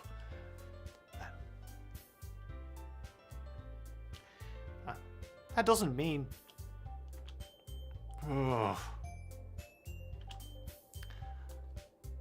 Natsuki glances back and forth at everyone with a worried expression. Oh, welcome, Jana. Glad you could drop in on the stream. We're just doing Doki Doki Literature Club and everything's going completely wrong. Character Tom Grossi is screwing this up big time. Natsuki glances back and forth between everyone with a worried expression. Look. Natsuki goes over, puts her hands on Yuri's shoulders. Yuri, you really are the most talented one here. And you're going to help make the event a lot more fun and welcoming. I mean, the cupcakes will probably help a lot too. But you're going to make the atmosphere special.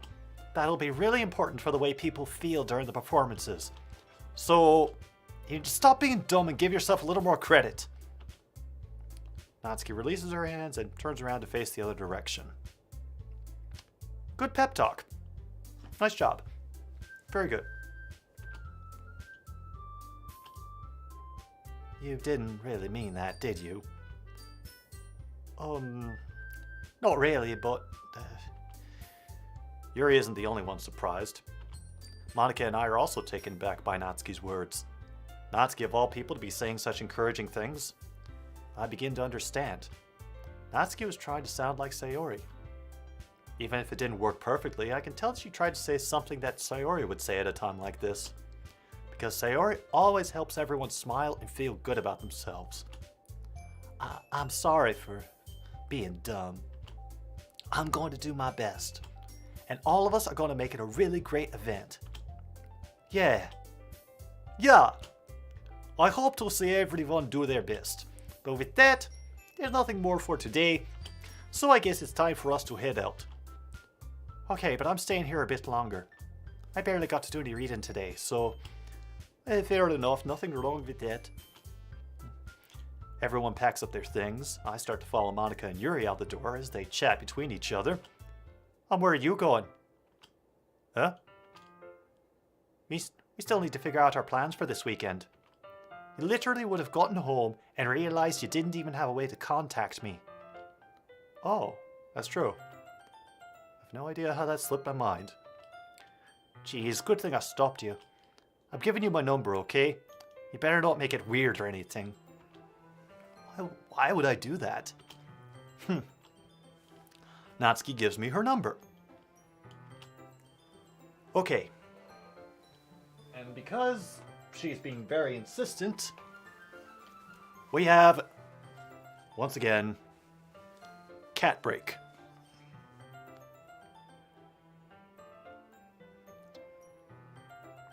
Just for you all.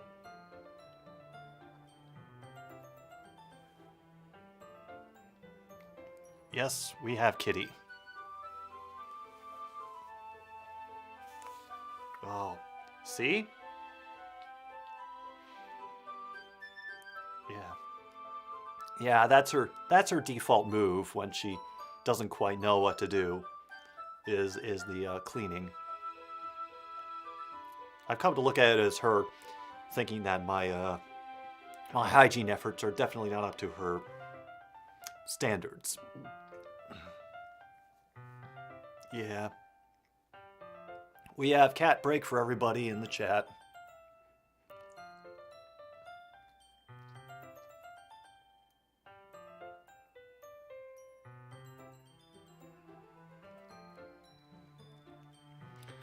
I don't know, Angie. Will Kitty go meow tomorrow?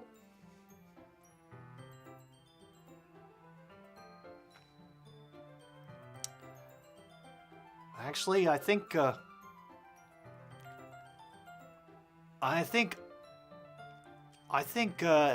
Angie actually might be rooting for the Rams tomorrow. Yeah.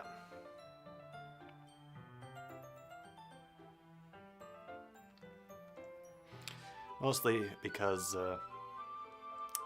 well, she is, let's just say, a little bit contrarian. But she's purring up a storm. Okay. I'm coming over on Sunday. I'll bring all the ingredients. Wait, you're coming to my house? Well, yeah. What's wrong with that? I mean, I figured since I'm the one helping, I would be going to your house. Yeah, right. Like I could have a guy over at my house. My dad would kill me. Really? That's kinda strict if you ask me. Yeah, how do you think I feel? I can't do anything when my dad is home. Anyway, I just needed to complain for a second. We have each other's numbers now, that's all I needed from you. Guess I'll text you when I'm coming over. Alright, fine by me. Yeah. I'm really going to show you why I love bacon so much. So you better look forward to it. Oh. Didn't you just say you were going to give me the dirty work? Well, I was just saying that. It's not like I could act like in front of everyone that I was looking forward to this. Wait, really? Well, kind of. Just because I never got to bake with someone else before. That's all it is, so alright. I get it. Sorry for overreacting. Anyway, I'll be heading out now. See you on Sunday. Huh. Never mind.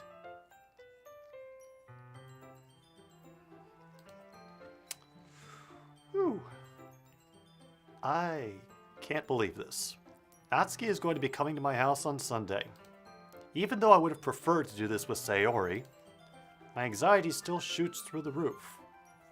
I guess I've gotten pretty used to handling her at this point. Who knows what might end up happening when we're outside of school. She even told me she was looking forward to it. There's a time and a place for that, True North, and it's called college.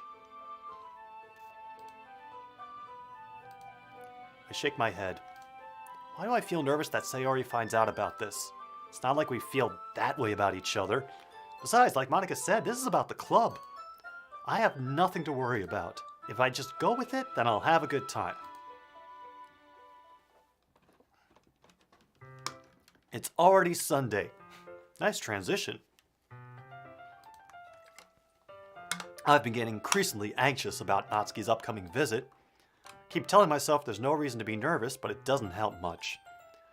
I wonder if she'll act any different when it's just the two of us. Meanwhile, she's been texting me a lot. We sent each other one after exchanging numbers to double check, but it turned into conversation. See you later, Angie. She's almost a different personality on the phone, using tons of emoji and cute language. She also really likes complaining about things, but I kind of saw that one coming. But putting Natsuki aside, I haven't heard a thing from Sayori since she left club early the other day. It's not like we text each other all the time or anything, but I've been worried about her in the back of my mind. Between what Sayori said and what Monica said, is it really okay for me to put Sayori's feelings aside when she might need me? I decide to visit Sayori before Natsuki comes over. Rather than asking, I simply tell her I'm coming over, much like we've done in the past.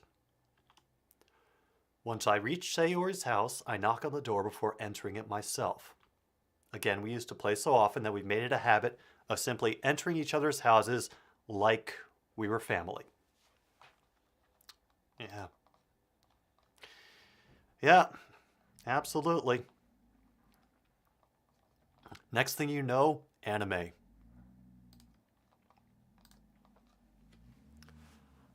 The house is quiet, and the music's gone.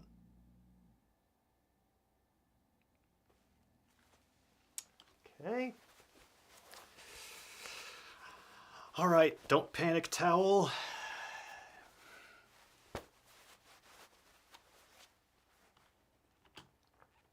Sayori isn't anywhere on the first floor, so I assume she's up in her room. It's already strange of her not to run down and greet me. I head up to her bedroom where I finally find her. Sayori? Hi, Tom Grossi. Okay, I missed that voice. I sit down in her room. Sayori forces a smile, but it's easy to tell that she's different.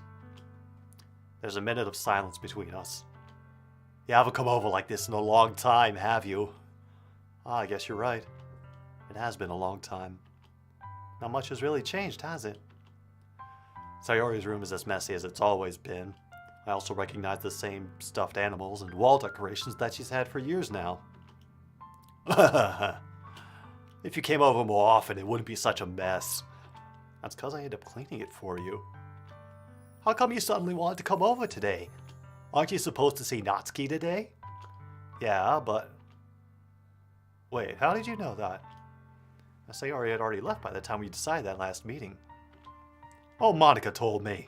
It's only natural for her to keep me informed about festival preparations, right? Ah, that's true. Well, what about you?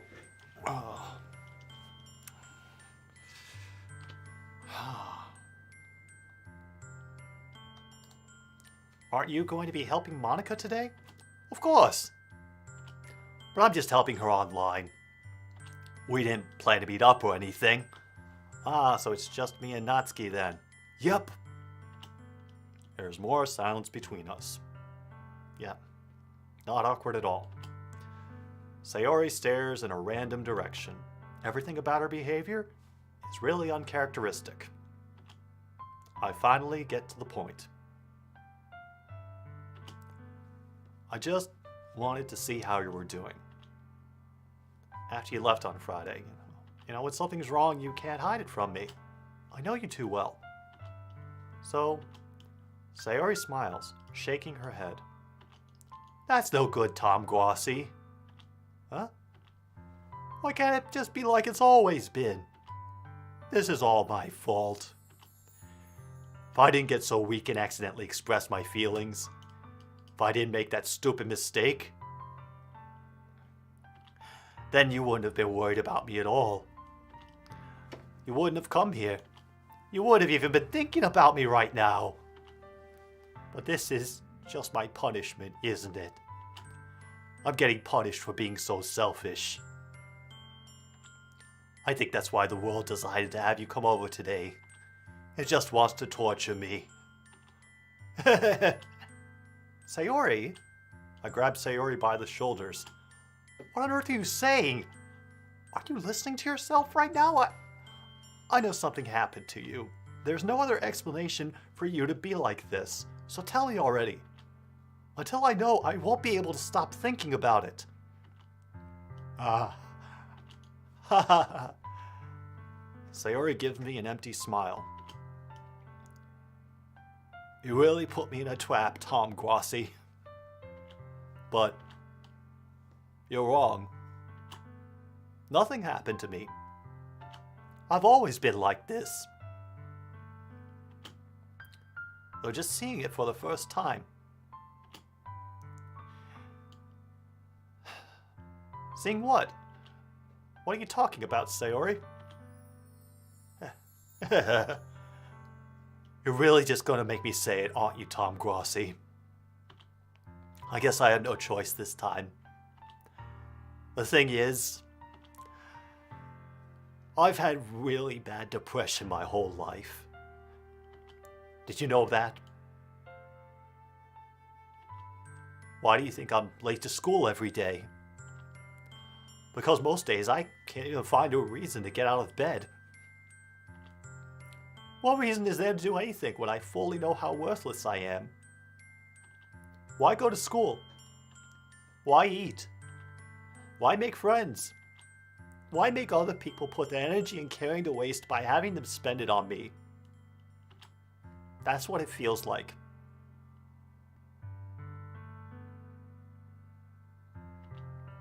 And that's why I just want to make everyone happy. Without anyone worrying about me.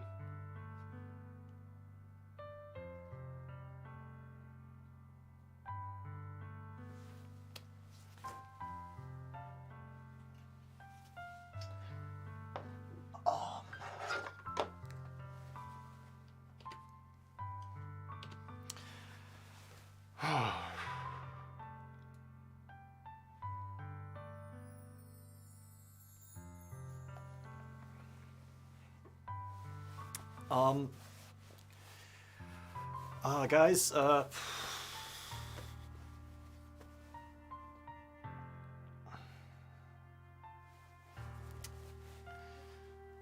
you know how I say during a lot of the other stupid sports streams that this stream and all the others are brought to you by fluoxetine? Yeah, that's the generic name for Prozac.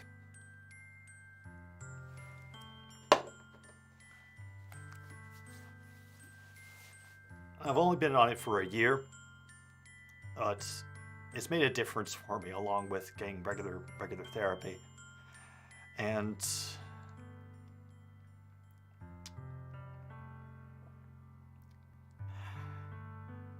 if any of you are in that sort of situation, I really hope that you have somebody, either professional or personalized that you can talk to. There is help. And you can get it for free in many places. Like when I first realized that there was something wrong with me, I got free therapy at the YWCA in Chicago because they understood that my budget was tight. Hey Dash, welcome back.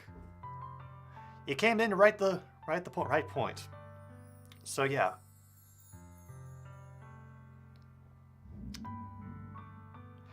So, yeah. If you think that there's something...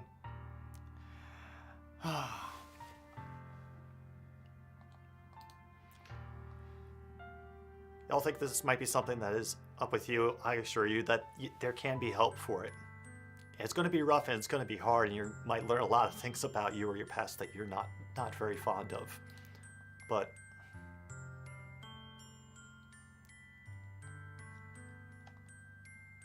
it can get better. There can be help. I'm coming up on a year now on being on this stuff, and I know that I never would have started streaming if I hadn't gotten the assistance from the therapy and the meds.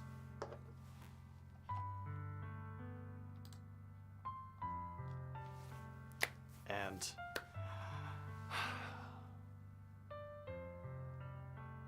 yeah, I hope that the rest of you never end up having to be in that sort of situation, and that if you know somebody who is in that situation, that you can be supportive of them.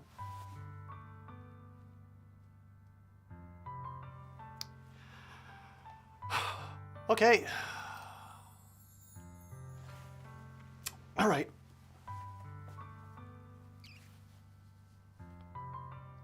Oh, no, I saw at the beginning, Ava. I saw. Yeah.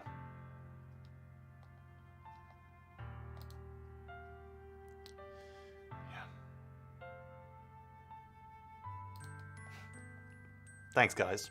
I really appreciate that.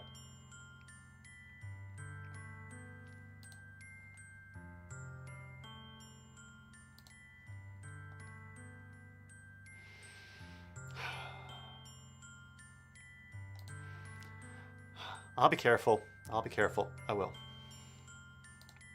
I've been through a lot worse.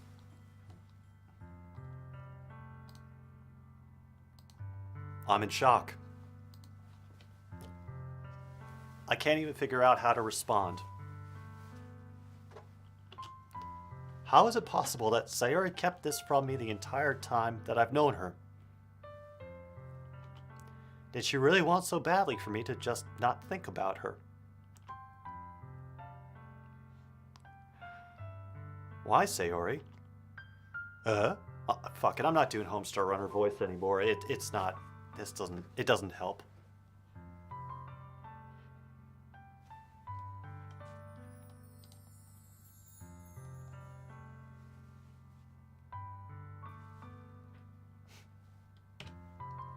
Yeah.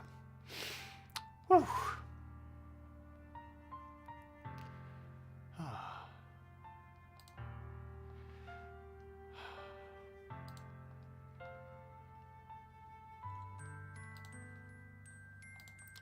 Why is it that you've never told me about this? It almost feels like I've been betrayed as your close friend.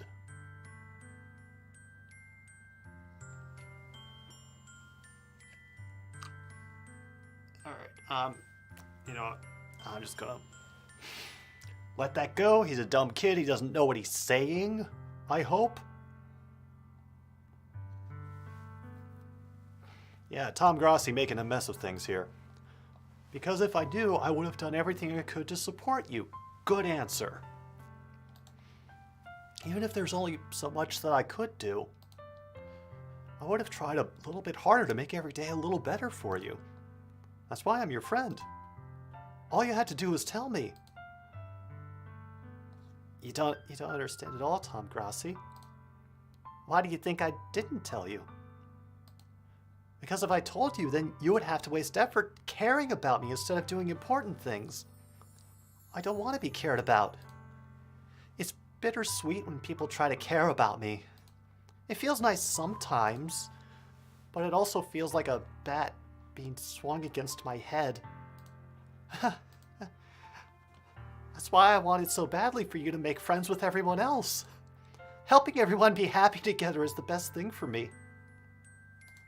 But then I discovered something else, too. Seeing you make friends and get closer to everyone in the club, It feels like a spear going through my heart.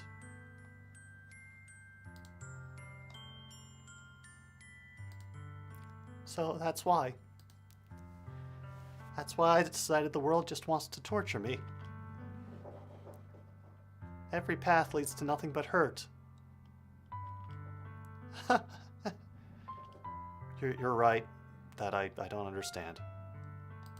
I don't understand your feelings at all, Sayori. But I don't need to understand. Whatever it takes for me to help you stop hurting, that's what I'll do.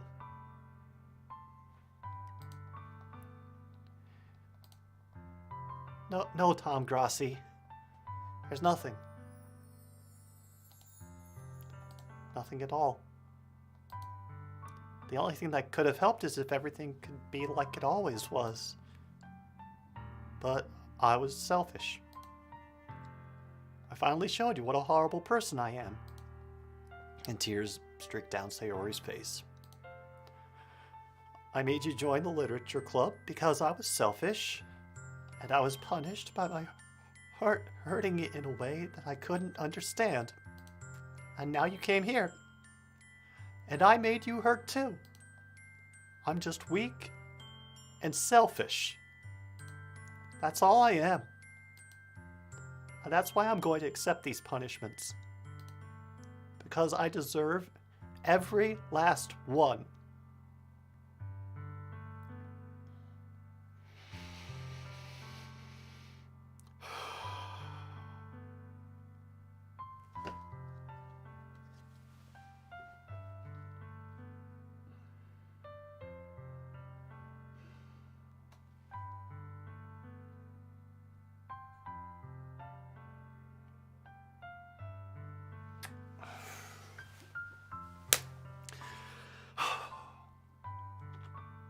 Without thinking, I once again grabbed Sayori's shoulders.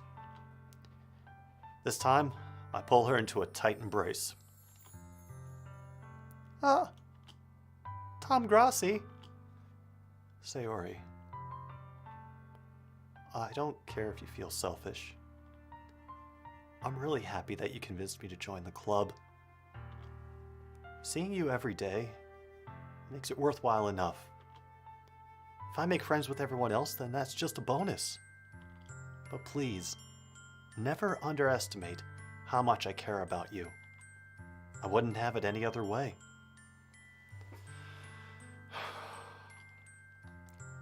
Tom Grossi. Sayori isn't hugging me back. Despite my arms being wrapped around her, Sayori's arms remain at her sides.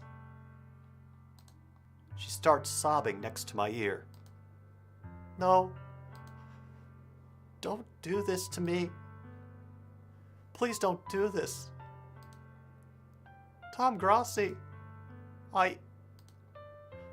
Sayori barely manages to speak between her sobs.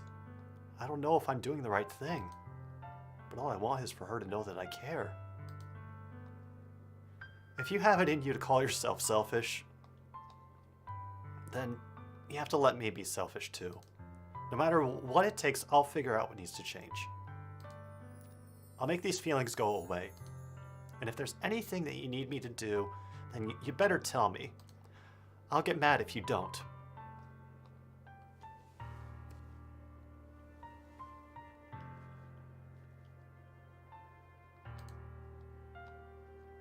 Yeah, this is some good music, AJ.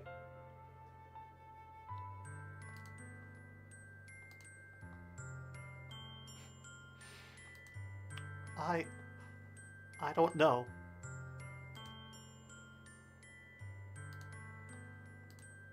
I don't know. Gently, Sayori finally puts her arms around me in return. I don't know anything. It's all really scary. I don't understand any of my feelings, Tom Grossi. The only time I'm not feeling nothing is when I'm feeling pain.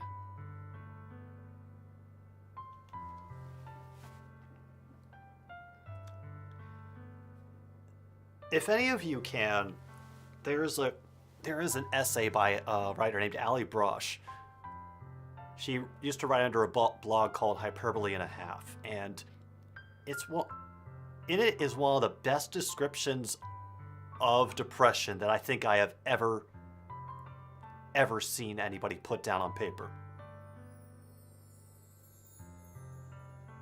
And part of that is that sentence right there. The only time I'm not feeling nothing is when I'm feeling pain. Yeah. Also, good point. Good point, Luke.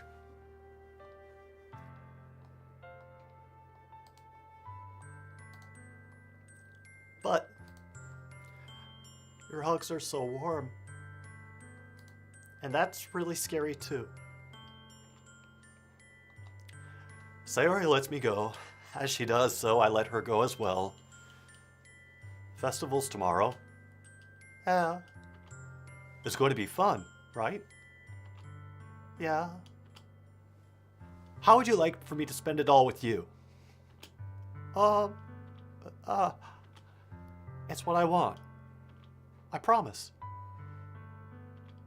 I think that would be nice then. Yeah. Sayori wipes her eyes. If I could spend the whole day here, I would. Of all days, this has to be the one where I have other plans. Maybe I should cancel. No, don't. Please don't. If you did that, then I really wouldn't forgive you. But it's almost time for Natsuki to meet me at my house. At the very least, do you want to come along and help out? Well, would be fun.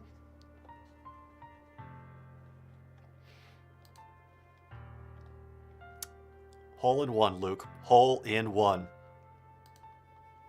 To my surprise, Sayori shakes her head. I'm sorry. I don't know if that would be very good for me today. You understand, right? It's kind of hard for me to fully understand, but I'm trying my hardest. It's okay. Don't worry too much about it. I'll see you tomorrow, okay? All right. I look forward to it. Oh, Jesus.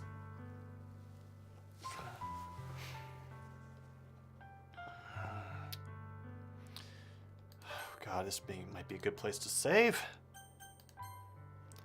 Say goodbye to Sayori and exit her house. On the way home, I find myself still feeling uneasy. But it's hard for me to keep thinking about it when Natsuki is about to come over. I think Sayori is right. I shouldn't be worrying too much. We're definitely going to have a great time tomorrow. I should just focus on what's in front of me. Which is probably a good swift kick in the nads. And you deserve it. I'd spend only a few minutes back at home anxiously awaiting Natsuki's arrival. Before I know it, she texts me to let me know she's outside the front door. Without delay, I open the front door to let her in. Aw, she got kitty on her shirt. Sup? Hey, I don't know what I was expecting, but seeing Natsuki in something other than her school uniform totally threw me off. Yeah. Nope. True North's got the right idea. Butt cakes for everybody. Seeing her in such cute clothes makes the uniform seem totally unfitting in comparison. Geez, don't make it feel so awkward already. It's gonna be a long afternoon, so don't be weird just because you're not used to seeing me outside of school. Anyway, I'm coming in. See, you brought a lot of stuff. Natsuki is carrying a large bag that's probably full of baking supplies. Well, I didn't want to come all this way to find out that your kitchen isn't equipped for the job. You bought everything I asked you to, right? Yeah, I did. Yesterday, Natsuki asked me to buy a bunch of ingredients if I didn't already have them at home. Good. Glad I could count on you to do your part. Well, of course. I'm surprised to hear Natsuki suddenly say that, rather than something snarky like she usually does. could it be that she is a little different outside of school after all? Anyway, let's go to the kitchen. What? You're not even going to offer to take this heavy bag from me. Where's your hospitality, Tom Grossi? Oh, come on. Since when did I need to be a gentleman? I grab the bag Natsuki holds out to me. This is ridiculously heavy. Haha, haha. I carried that all the way here. Are you impressed? I see now. Oh. Yeah, I am impressed, Natsuki. It seems like I always underestimate you.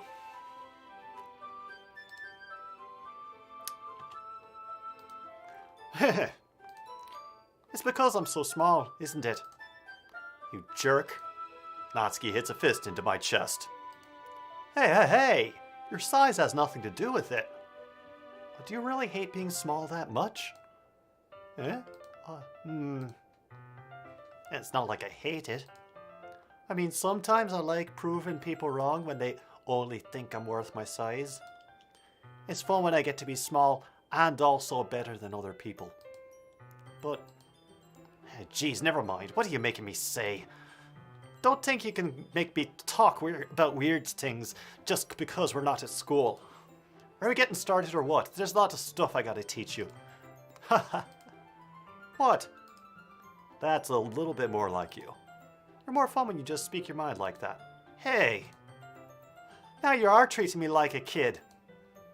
I was just trying to be a little nicer to you, you know? And just because I don't have a mature and sexy figure like Yuri doesn't mean you should treat me like... Natsuki catches her words and her face turns red. Ah. Natsuki? Forget it. I didn't say anything.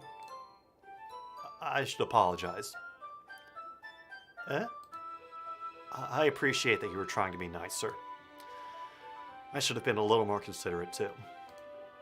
But also, if that's what you're thinking, then you should know that there are tons of guys who are into body types like yours.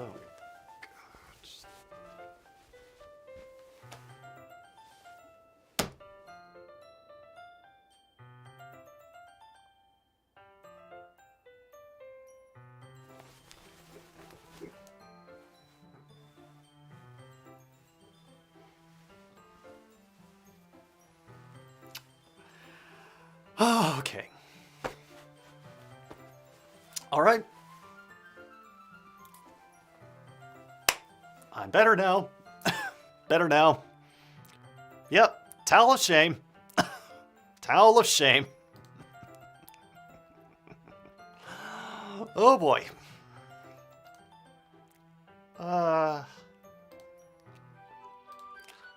How would you know that anyway? I've been on 4chan. Just trust me on this one.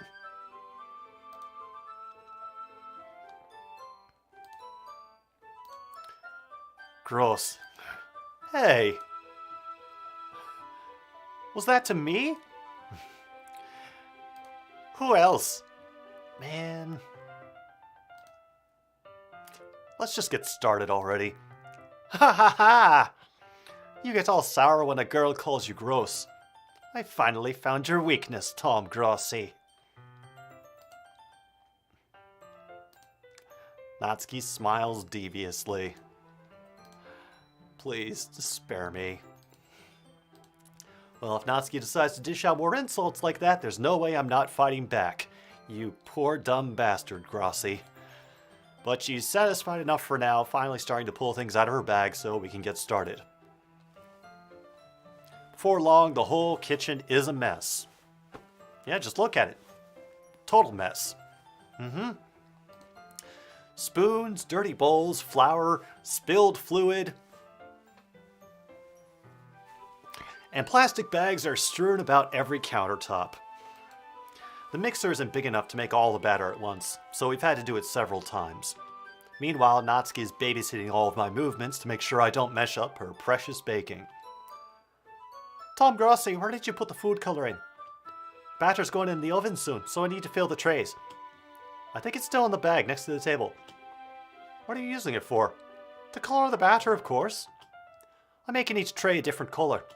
That way, even if the flavors aren't different, everyone can still pick their favorite. Oh, it's a cute idea. Are we doing anything like that with the icing? Do you want to? You're asking me. I don't really have a preference, so... Oh, come on. You're not putting any heart into this at all. Can't you at least try to have fun? I'm having fun. I'm not really sure what Natsuki is trying to get out of me.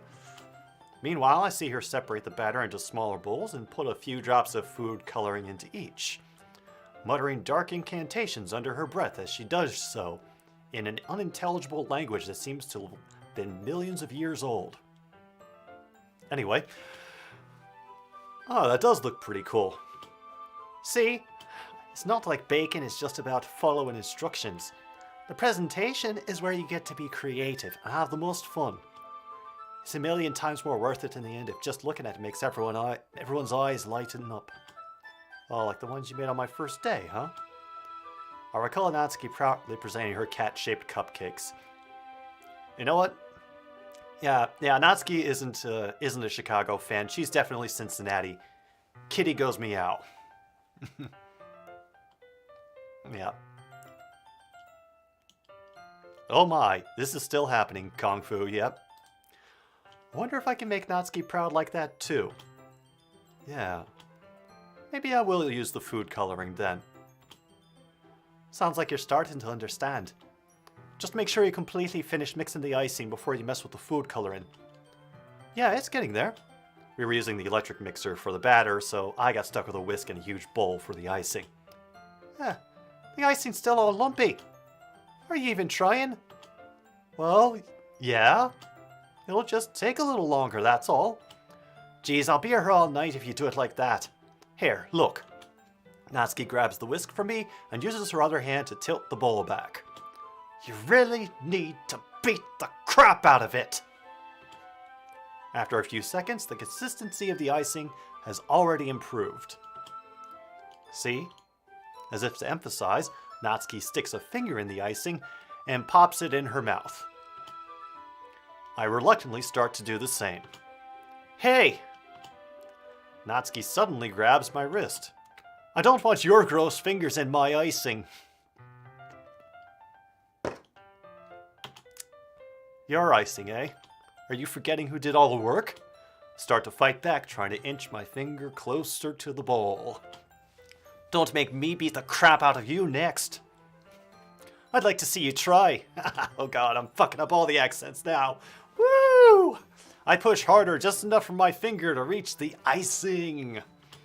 I triumphantly scoop some with my finger, just as Natsuki tugs with all her might. Ah! The force of Natsuki pulling me causes me to stumble, making her stumble in turn. Gross! You got it on my face!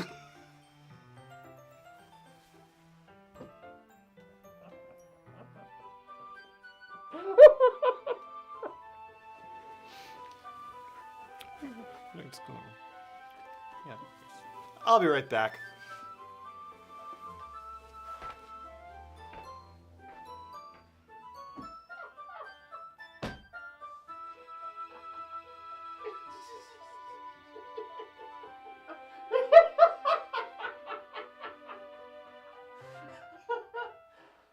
Oh, god damn it!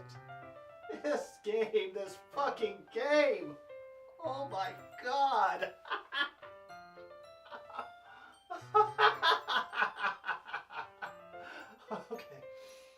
Okay. Alright.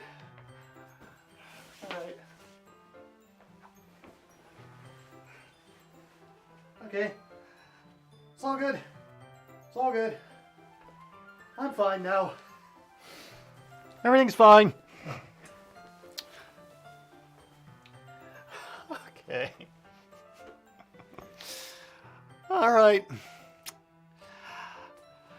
Alright, I'm back.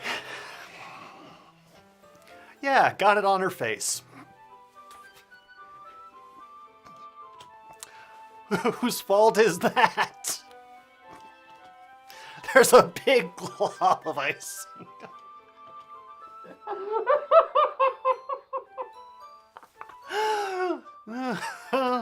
She tries to reach it with her tongue, but it's too far away. Okay, might have learned something about Natsuki.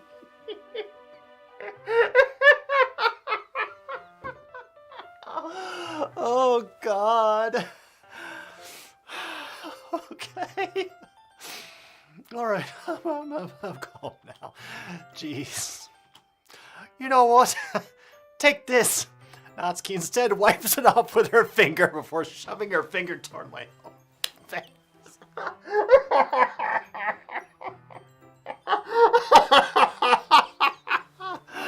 Okay. Oh, yeah. Yeah.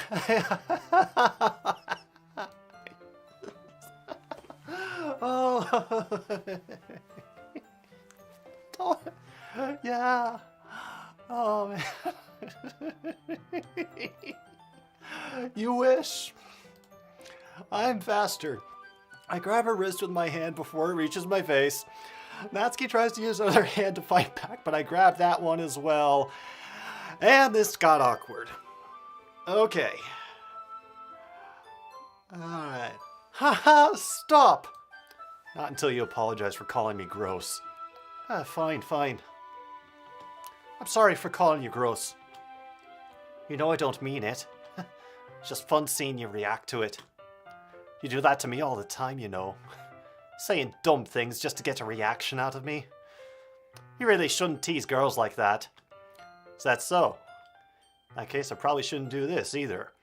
I take Natsuki's finger and put it in my mouth. Lick it.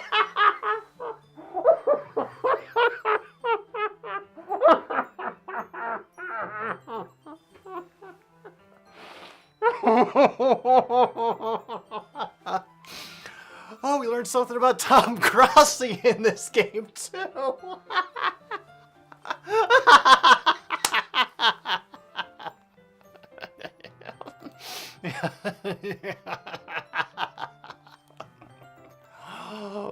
Bonk.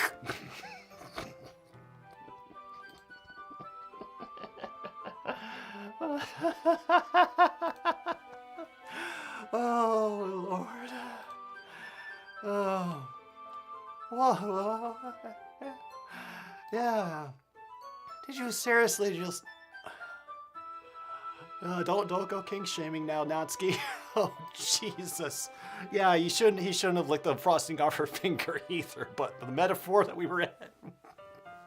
Okay, I'm gonna quit now. Because this is actually kind of, no, really shouldn't be doing that sort of thing. Unless there's already a level of trust established. And you only find that out with communication, folks. Her face is entirely red. Tom Grossi, you really shouldn't do that kind of thing to girls. Unless you really like them. You know that, right? What kind of question is she asking me just like that? A fucking rational one!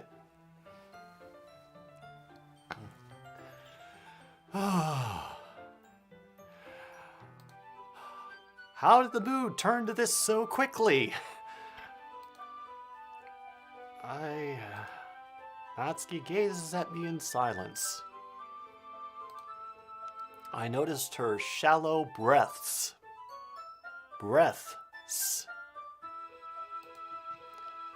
Why am I starting to feel dizzy?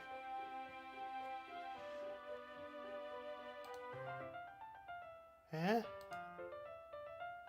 Out of nowhere, the fire alarm starts going off. Oh good, mood's broken. All right. We can stop being horny now.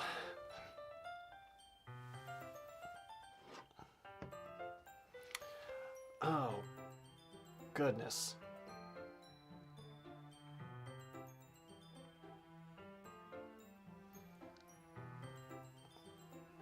Oh, good. Oh, man. Natsuki rushes over to the oven. I think I might be due for a break after this major section is over. Is something burning? I thought you didn't put the cupcakes in yet. No wonder. You left a dirty tray in here, dummy. How could you make a mistake like that? You should have checked before turning the oven on. Hey, don't blame me for your mistakes. Jeez. Natsuki uses an oven mitt to grab the blackened tray out of the oven. She sets it on top of the stove. In another moment, the fire alarm stops. Anyway, I'm putting them in the oven now. Yeah. Tension from the moment before still lingers over our heads. Yes, our heads. But the moment has already been lost. I watch as Natsuki slides the cupcake trays into the oven, then I reluctantly pick up the whisk and continue with the icing like nothing ever happened, but with the front of me facing towards the cabinets the entire time. Ah, that smells so good. The cupcakes are ready to be pulled out of the oven. As soon as Natsuki opens the oven door, a blast of sweet-smelling warm air fills the room. Look at how cute they all look. She proudly shows off the different colored cupcakes in each of the trays. Oh, they'll look even better once we add the icing. Oh, not like you needed to tell me that. I brought decorating stuff, so I hope you can get creative.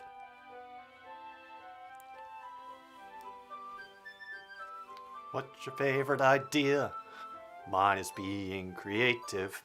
How do you get the idea? I just tried to think creatively. Okay, alright, I feel much better now. Here, scoop the icing into these bags. Natsuki hands me some plastic bags. I have these nozzles that will make it look nice and fluffy. This one can even make flowers. You probably won't be using it this time though. What's this one for? I pick up one of the nozzles that has a much thinner tip than the others. That one's really thin, so you can use it to make stripes or other patterns, but you can also use it to write stuff on a cake, like happy birthday or whatever. Huh. I see. That gives me an idea, actually. Yeah? Oh, it's a literature event, right? We can make it more literature themed by writing a different word on each of the cupcakes. Be fun to see people choose their cupcake based on a word they like.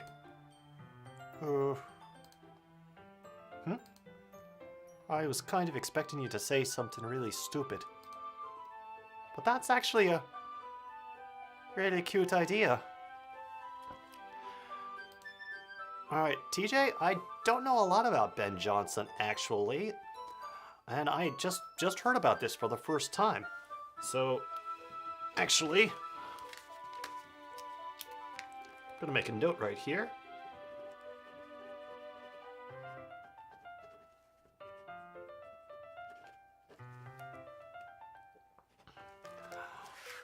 Well, I'll look a little bit more into it and find out how I really think about it. Thanks for letting me know, TJ. Ha ha ha ha. Maybe I'm getting it from you. What's that supposed to mean? I'm not cute. Oh, come on. We're not at school. Nobody's judging. You can't dress and act like this and not expect me to think you're cute. Yeah. Yeah. I haven't done an Irish accent in a good long time, so... Well... Natsuki's voice trails off. Same with you. Huh? Did you say something? No, nothing. Let's just do the icing. Natsuki picks up the paste, fastens the nozzle onto each of the bags. There's a lot to do, so we shouldn't be wasting time. Here, I'll show you how to do it. Without giving me a chance to think about before, Natsuki quickly moves on. She shows me how to apply the icing, and then we each get to work. Whew. When we're finally finished, Natsuki puts them all side by side to admire our work. Ah, look at how pretty they are together. Yeah, they are, aren't they? Oh, I wish I could have one right now. Well, there's no reason you can't, right? I don't see any harm in that. Well, yeah, but my dad's making dinner tonight. so I really need to save my appetite. Uh-huh. Yeah. Wow, Sayori is the exact opposite in that regard. If she was here, we'd probably be down 10 cupcakes already, and she would still eat dinner. Oh, come on. That's just unhealthy. Besides, when my dad cooks, I need to eat as much of it as I can.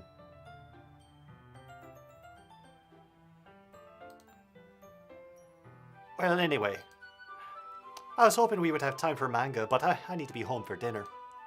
Already? That's a shame. It's your fault for working so slowly. We should have thought about that. It's not like you always have this chance. And as usual, Natsuki places the blame on me. You can bring the cupcakes tomorrow, right?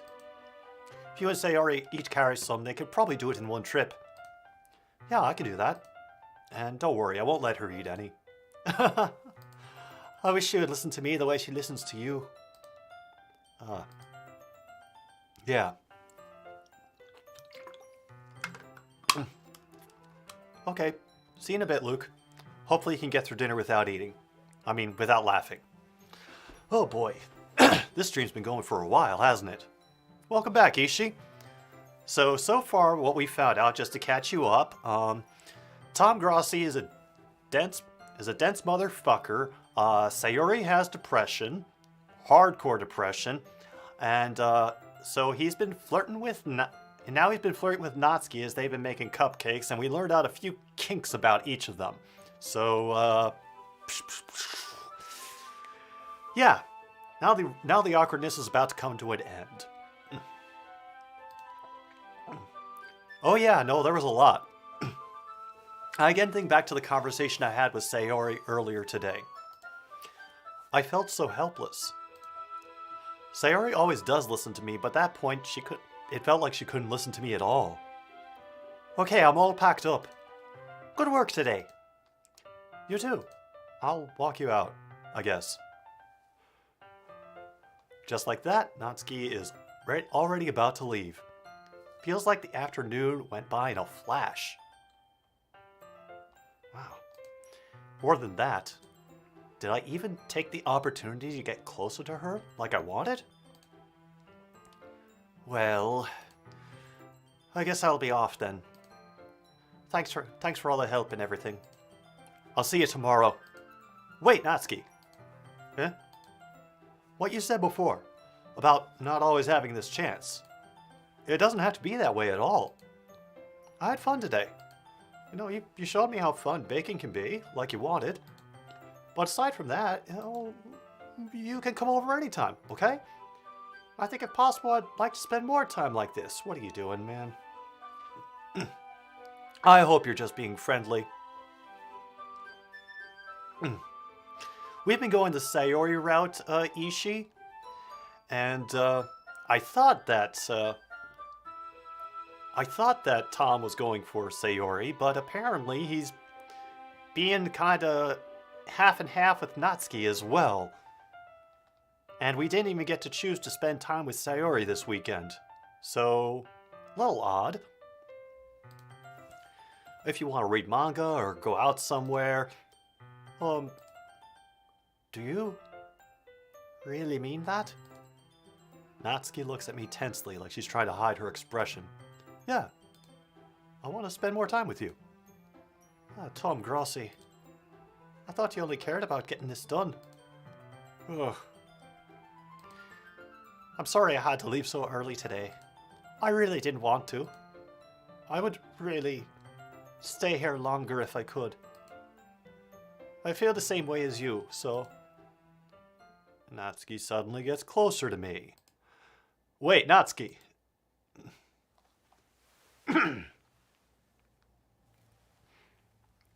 Standing inches from me, Natsuki looks up at me. I feel her fingers gently clutch at the sides of my shirt as if holding on to me. Her rose-colored cheeks and matching eyes fill my vision, along with her slightly parted lips. Oh boy. Oh boy. What is happening? My head starts to go dizzy as I feel her soft breaths against me. I felt it for a while now. Natsuki suddenly jumps back. Sayori? Oh.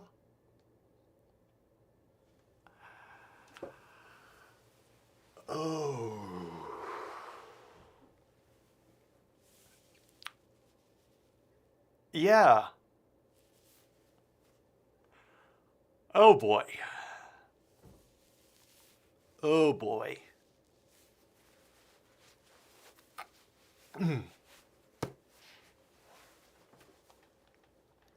Oh, let me.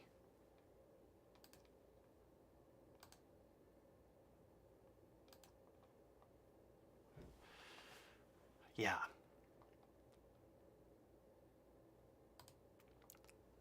Hi, Tom Grassi. Sayori, just now. We weren't.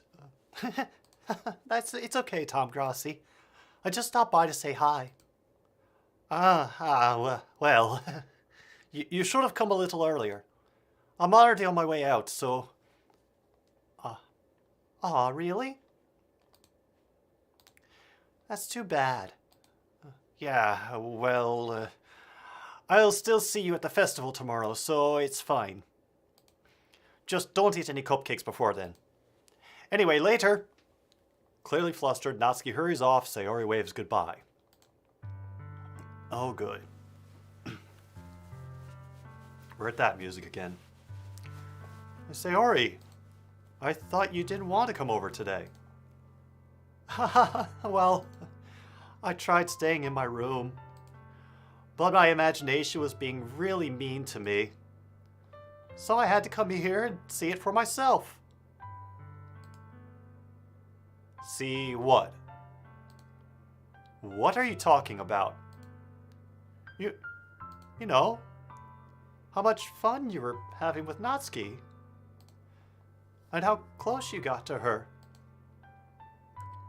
It makes me really happy. And you've made such good friends. That's all that matters to me. Oh man, we fucked up. We fucked up. Oh.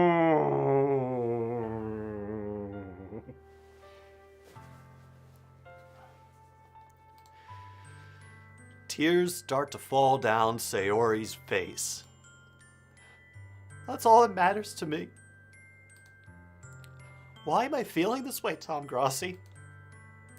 I'm supposed to be happy for you.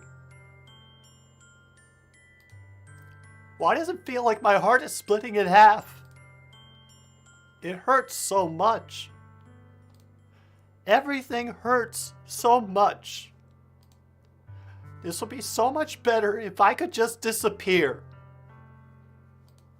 Sayori, don't say that. It's true, Tom Grassi. If I wasn't here, then you wouldn't have to waste your sympathy on me. You wouldn't have had to put up with me being selfish. Monaco is right. I should just...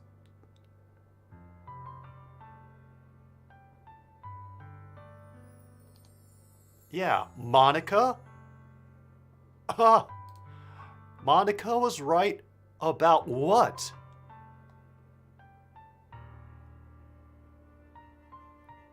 Shit.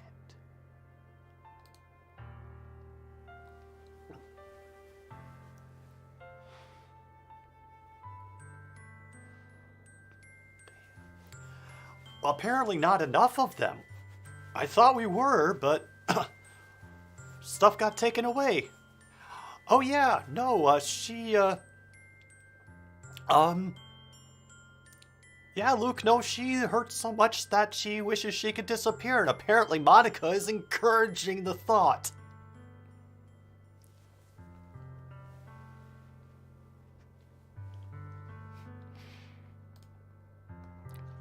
Sayori, what I said before is true.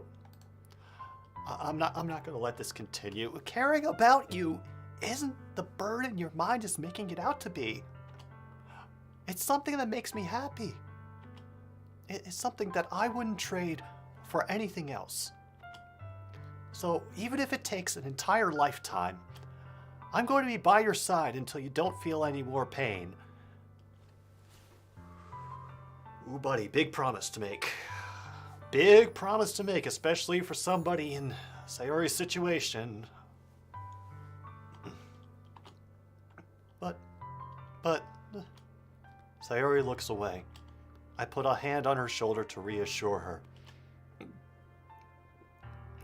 I'm scared, Tom Grossi. I'm really scared. What are you scared of, Sayori? I'm scared that I might like you more than you like me. And there it is.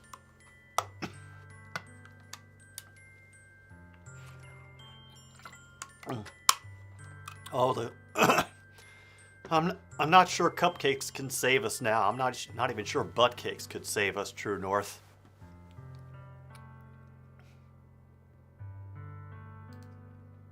Sayori, it's true, isn't it? I was weak. Started to like you too much. I did this to myself. Tom Grossi, I like you so much that I want to die.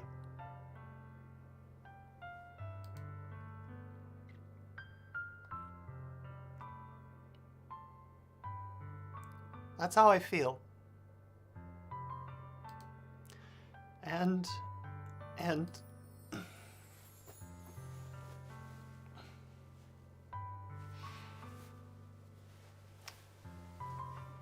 I hope none of you are ever end up in this situation either. I have.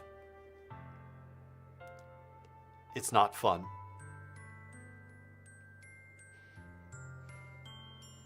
All right. That's enough, Sayori. I don't want you to hurt anymore. Well, yeah, I understand that, buddy, but there's only so much you can do because I don't think you're a trained psychologist.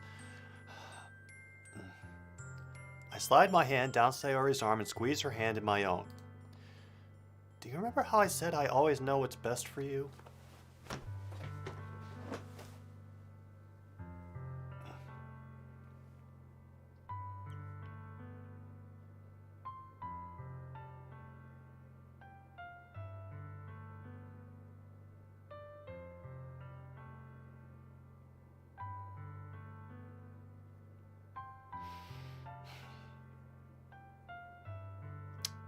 Always know what's best for you.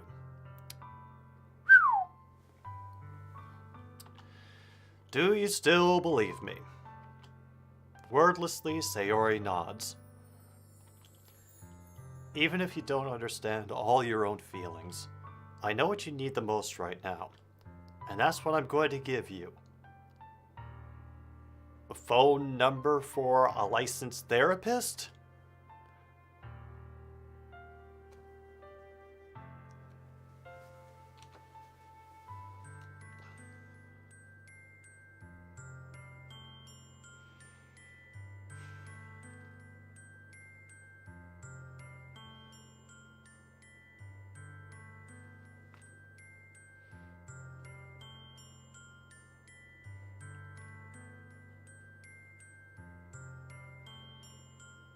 Yeah. Abort, retry, fail. I think, yeah. Ishii's got the right mindset. Okay. Alright. This seems honestly like damned if you do, damned if you don't.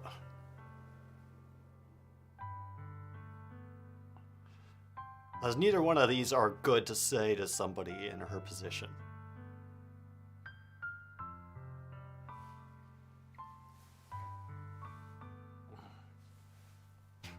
I did save the game. I did save the game. Alright. Alright. We're gonna flip a coin. It is a real coin. Heads. Tails.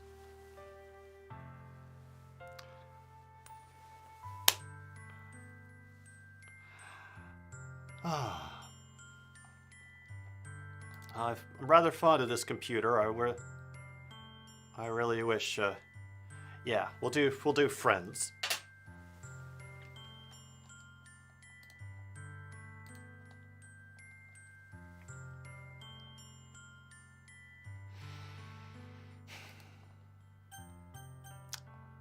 Sayori, you'll always be my dearest friend. What you need most is for things to be like they've always been. Monica told me the truth. She told me how much happier you seemed after I joined the club.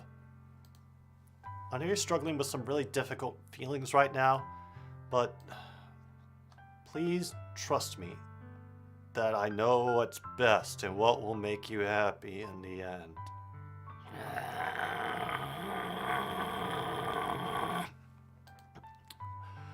I promise I'll help get things back to the way they were.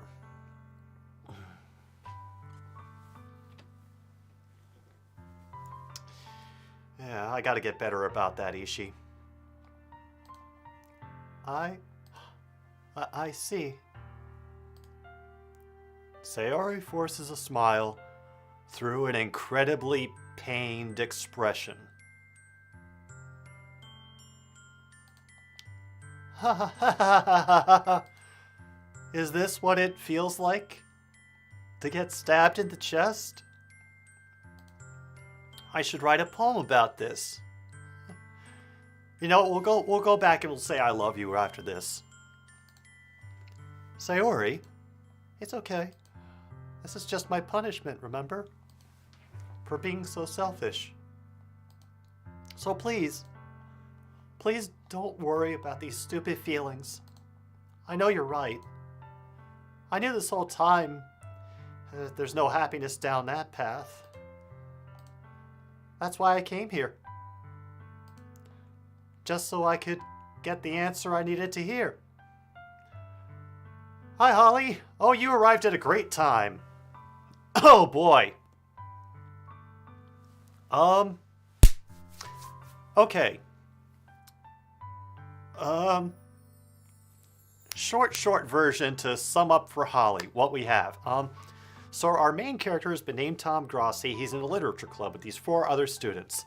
And we get to pick which one we want to flirt with to get closer to by writing poems that each of them will like. There's Natsuki, who wants to apparently punch our face in, Yuri, who is shy as all hell, and Sayori, childhood best friend, who we just found out is depressed as hell. And also in love with us. And we had to decide whether to tell her, I love you, or you'll always be my dearest friend. Because she's been talking about unaliving herself, too. So, yeah. We're at happy times here. Just so I could get the answer I needed to hear. And the other thing, you're also right that I just wanted to go back to the way it was. I realize that now. You really do know me better than anyone, Tom Grossi.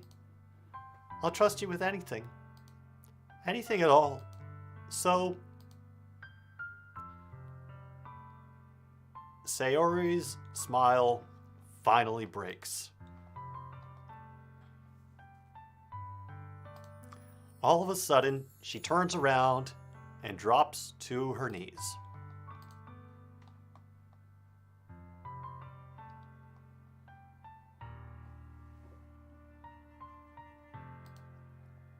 Clutching her head with both hands, she screams as loudly as she can. I'm so shocked that I don't know how to react.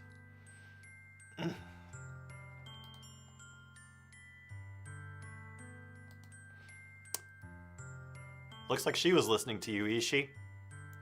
Sayori looks over her shoulder and flashes me one more weak smile before turning around and running off.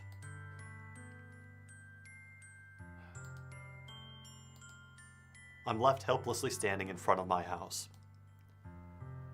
Why am I feeling so horrible about this? There's nothing more I could have done. Most I can do is support Sayori through her feelings and help her on the path that's right.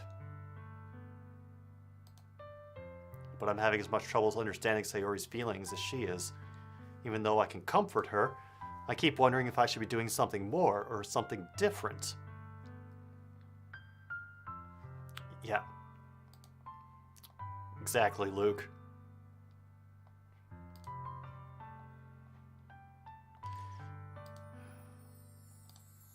I know these thoughts will continue to plague me until things are back to the way they were. I'm going to give it everything I've got.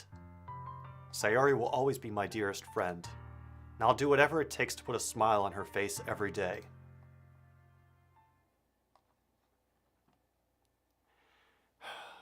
It's the day of the festival.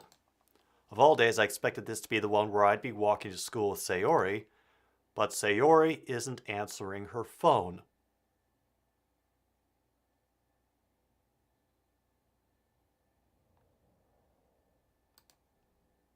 I considered going to her house to wake her up, but decided that's a little too much.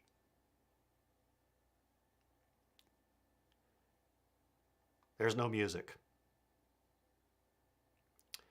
They're all teenagers? Holly?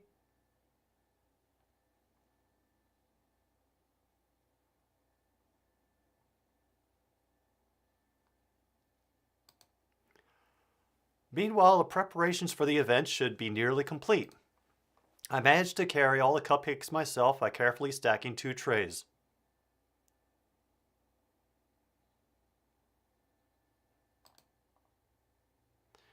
Natsuki is already texting up a storm, but I can't respond thanks to my hands being full. Funnily enough, I probably feel the same way as Natsuki about the event. I'm more excited for it to be over so I can spend time with Sayori and Natsuki at the festival. But knowing Monica, I'm sure the event will be great too. Alright, I'm not doing voices. The voices can go away. This game doesn't get voices anymore. Tom Grossi! Oh, you're the first one here. Thanks for being early. That's funny. I thought at least Yuri would be here by now. Monica's placing little booklets on each of the desks in the classroom.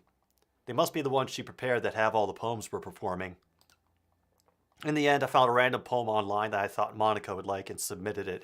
Yeah, guys, there was a huge warning at the beginning of this game that people with anxiety, depression, other forms of mental illness might not have a safe experience playing this.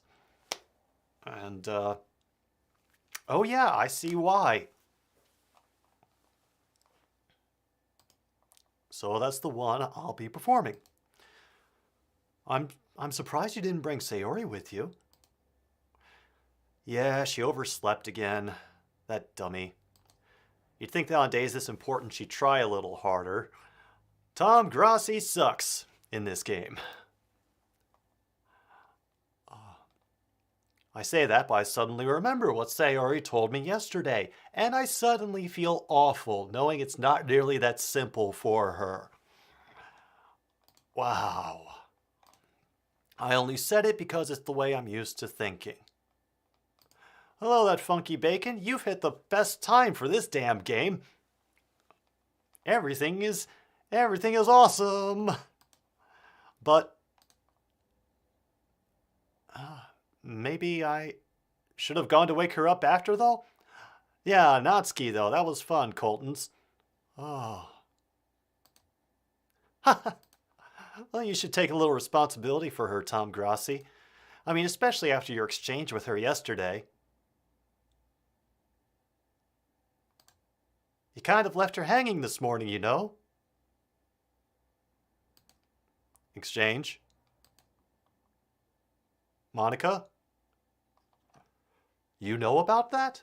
Of course I do. I'm the club president after all. But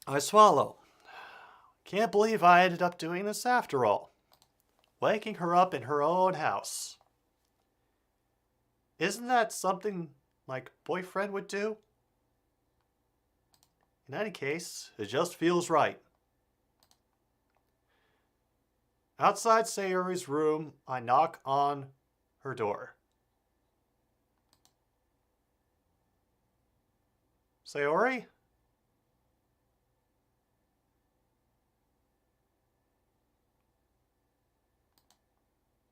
Wake up, dummy. Oh, Jesus, they're really dragging this out. There's no response. Really didn't want to have to enter her room like this. Isn't it kind of a breach of privacy? She really leaves me no choice. I gently open the door. Sayori...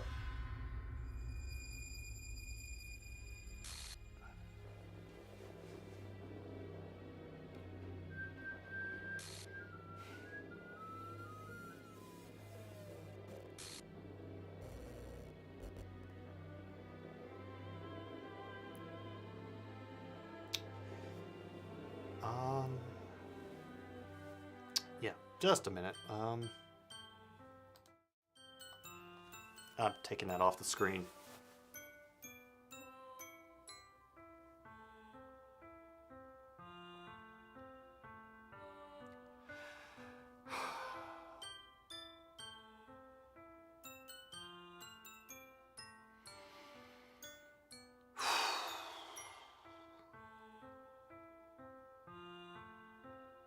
All right.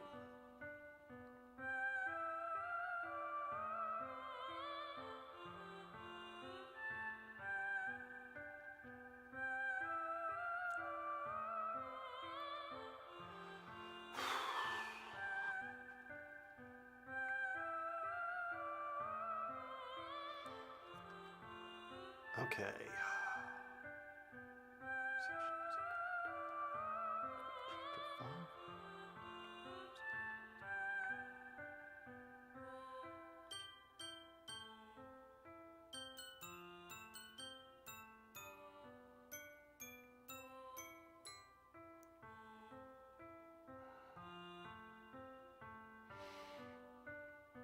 Oh, God. Yeah, 5-hour stream. Great. Okay, I need to look at something. Hang on.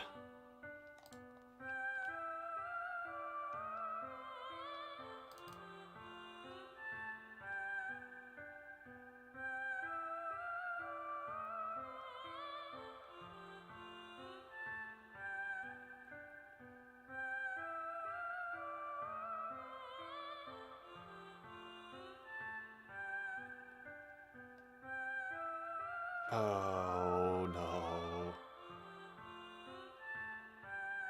Oh, no.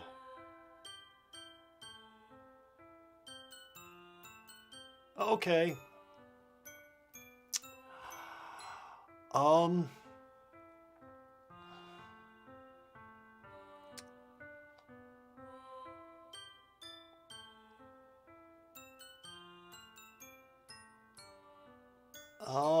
Okay.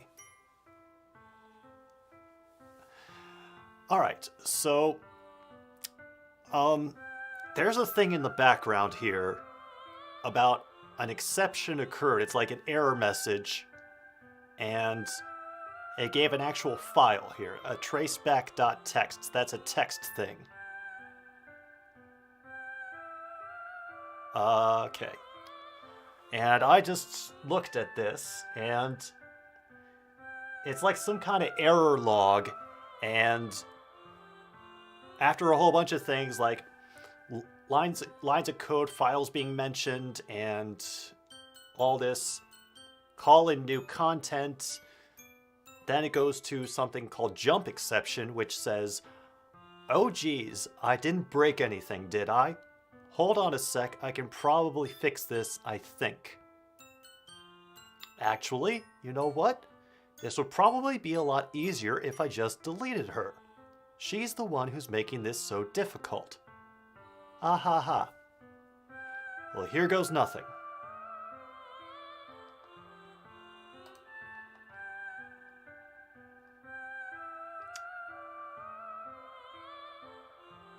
Okay, and there's a... Okay, there's a new... There's a couple new... There's a new file in here. Alright. It's spelled happy thoughts, but with X's in parts of it. And, okay,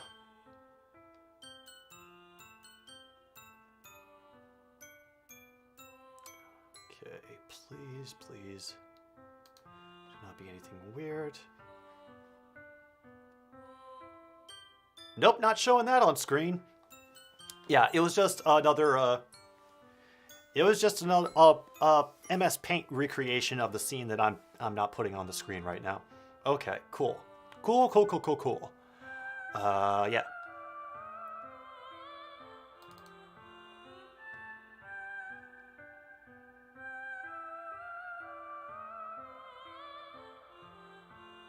Oh. Okay, I gotta show you guys this. Hang on, I'm going to put this in studio mode. We're gonna need to copy that and browser source. Browse things there. Okay. All right, let's see if that will that do it? All right, this is kind of on the fly, so this one might look like shit, but all right. I don't know if y'all can read that, but that's a folder called characters that was in the game folder, and there are now only 3 characters.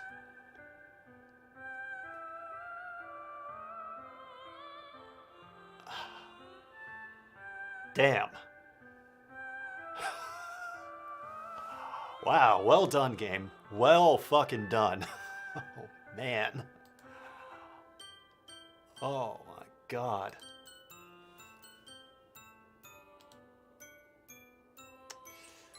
Okay. Yeah. Okay. All right. All right, well, where's this? Yeah. Okay, that's cool. That's a thing. That is the thing that's happening. So we're just going to click through this part of the game. Okay. What the hell? Still got a dead body on the screen. Oh. Sorry.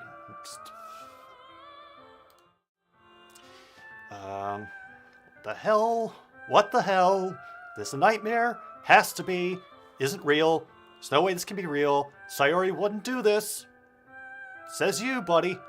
Everything was normal up until a few days ago. That's why I can't believe my eyes are showing me. Okay, that's off the screen now. We can bring back the game. Okay, fuck. Alright. I suppressed the urge to vomit.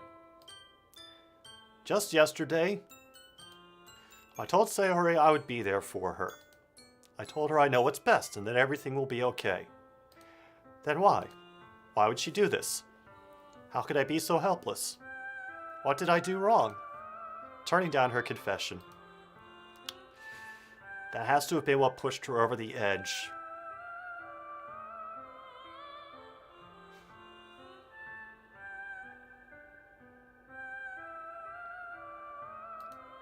Her agonized scream still echoes in my ears. Why did I do that to her when she needed me the most? Why was I so selfish? This is my fault. My swarming thoughts keep telling me everything I could have done to prevent this. If I just spent more time with her, walked her to school, and gave her what I know she wanted out of our relationship.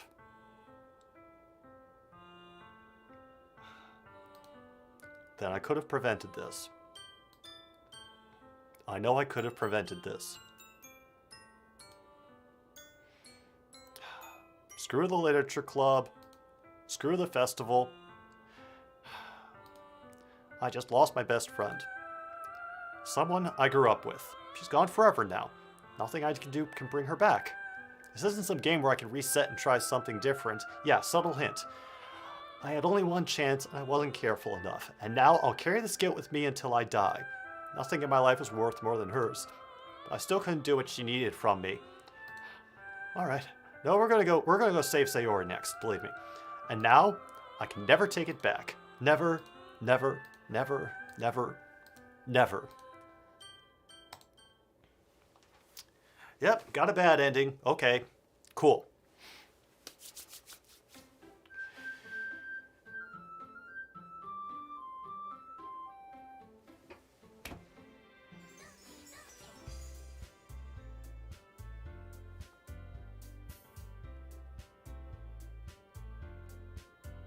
Okay. All right. All right, so yeah, we're going to go back to that choice. We're going to file error. File is missing or corrupt.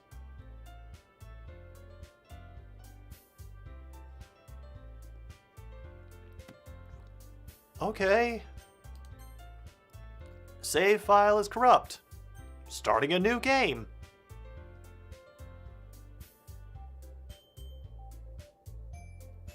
No, apparently we're not, Ishii. Apparently we're not doing the I love you path because Sayori's gone. She's no longer in the game, apparently. All right.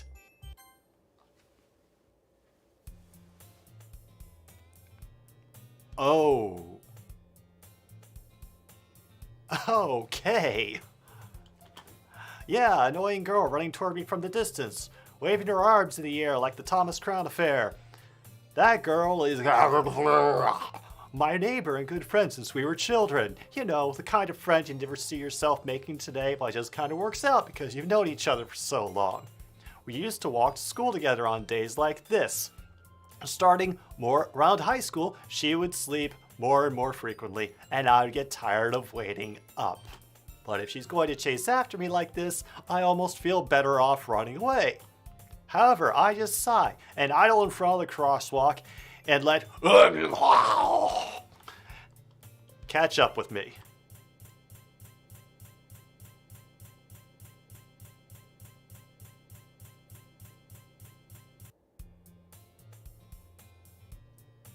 Okay. All right.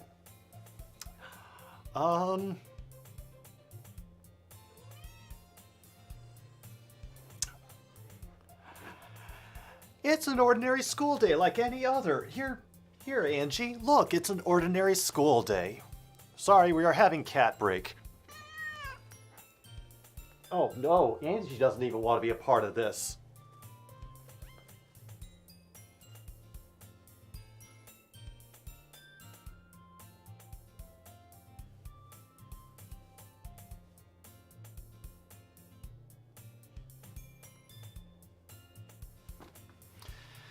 Yeah, well, Angie's normally upset about things.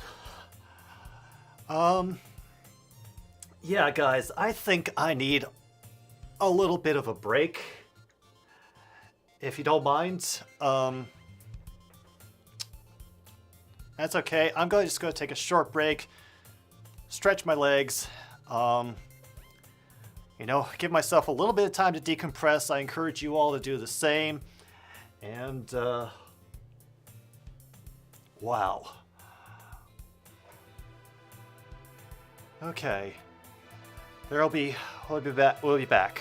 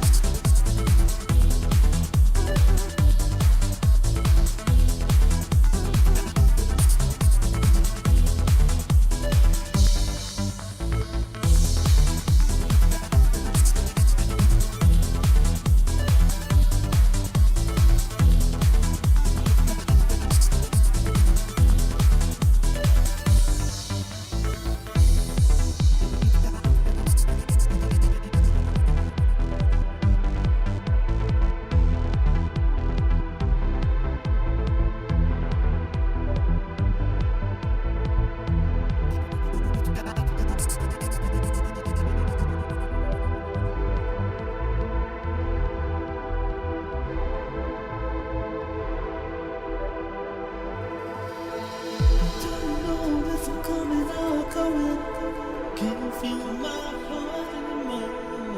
Your eyes and the blood still flowing. They were standing there by the door. I wonder if God was sleeping. I wonder if God was sleeping.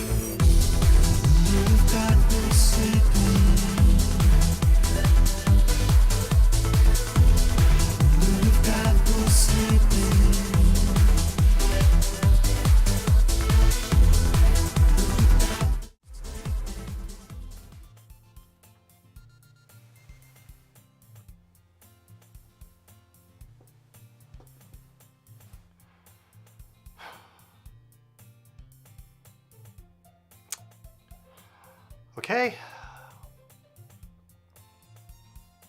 I've had a little bit of time to walk around, get some more water, and I think I'm better now. So apparently we are just playing this without Sayori now.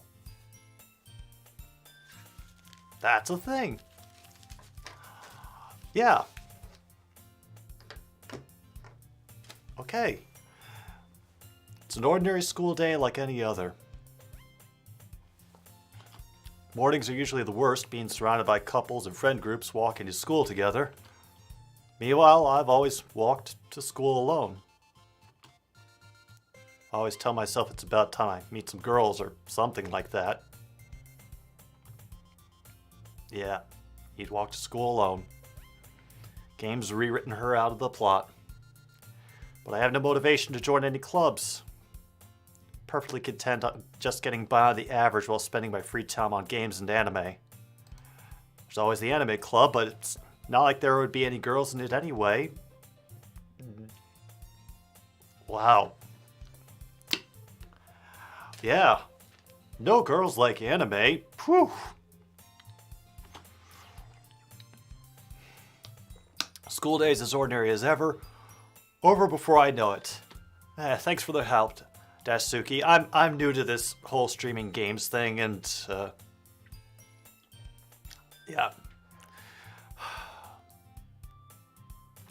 After I pack up my things, I stare blankly at the wall, looking for an ounce of motivation. Clubs. There really aren't any that interest me. Besides, most of them would probably be way too demanding for me to want to deal with. I guess I have no choice but to start with the anime club. Yay, the Grassi Posse Hentai Club lives on. Thank you, everybody. Somebody says Tom Grassi. Oh, Monica. How nice to see you. I didn't expect to run into you here at all. Wow. Oh my goodness, I totally didn't expect to see you here. It's been a while, right? Yeah, it has. Monica smiles sweetly. Oh, that sweet smile. We do know each other, rarely talked. Most popular girl, smart, beautiful, athletic, homicidal. Completely out of my league. I'm only a breaking and entering man myself. Having her smile so genuinely at me feels a little... What did you come in here for anyway? Oh, I've just been looking for some supplies to use for my club. Do you know if there's any construction paper in here? Or markers, maybe a little bit of glitter? Some sharp knives, perhaps? Guess you could check the closet. You're in the debate club, right? About that. I actually quit the debate club. Really, you quit the debate club? Yeah. Be honest, politics, major clubs, nothing but arguing about budget, publicity, preparing for events. Take something I personally enjoy, make something special out of it. In that case, what club did you decide to join? Actually, I'm starting a new one. A literature club.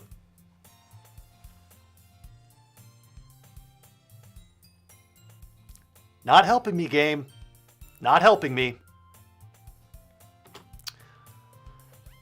Literature? Yeah, sounds kind of dull. How many members do you have so far? Yeah, how many? Ha ha ha. It's kind of embarrassing, but there are only 3 of us so far. Damn, it must be hard to get members, especially when you keep telling them to off themselves. It's really hard to find new members for something that sounds so boring. Well, I can see that, but it's really not boring at all. Literature can be anything, reading, writing, poetry. One of my members even keeps her manga collection in the club room. Wait, really? Yeah, it's funny, right? She always insists that manga is literature too. Some of it's more literature than others. I mean, she's not wrong, I guess. And besides, a member's a member, right? Did Monica say she? Hey, Tom Grassi. By any chance, are you still looking for a club to join? I mean, I guess so, but in that case, is there any chance you could do me a big favor? I won't ask you to join, but if you could at the very least visit my club, it would make me really happy. Please? Well, I guess I have no reason to refuse. Well, Tom Grassi doesn't have a reason to refuse. Besides, how could I ever refuse someone like Monica? Sure, I guess I could check it out. Ha! Awesome! You're really sweet, Tom Grassi. You know that? It's nothing, really. Shall we go then? I'll look for the materials another time. You're more important. Thus today marks the day I sold my soul to Monica and her irresistible smile.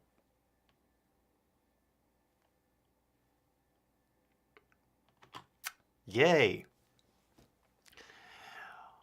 Third year classes and activities. Monica swings open the classroom door. I'm back, and I brought a guest with me. Fuck me. This is going to be the rest of the game now. Okay. A guest? Seriously? You brought a boy? Way to kill the atmosphere. Don't be mean, Natsuki. Yeah. Oh boy. Anyway, welcome to club. Words escape me. Club. Incredibly cute girls. Let me guess. You're Monica's boyfriend, right? No. What? No, I'm not. Natsuki. Girl with a sour attitude. Not Natsuki. One I don't recognize. Her small figure makes me think she's probably a first year.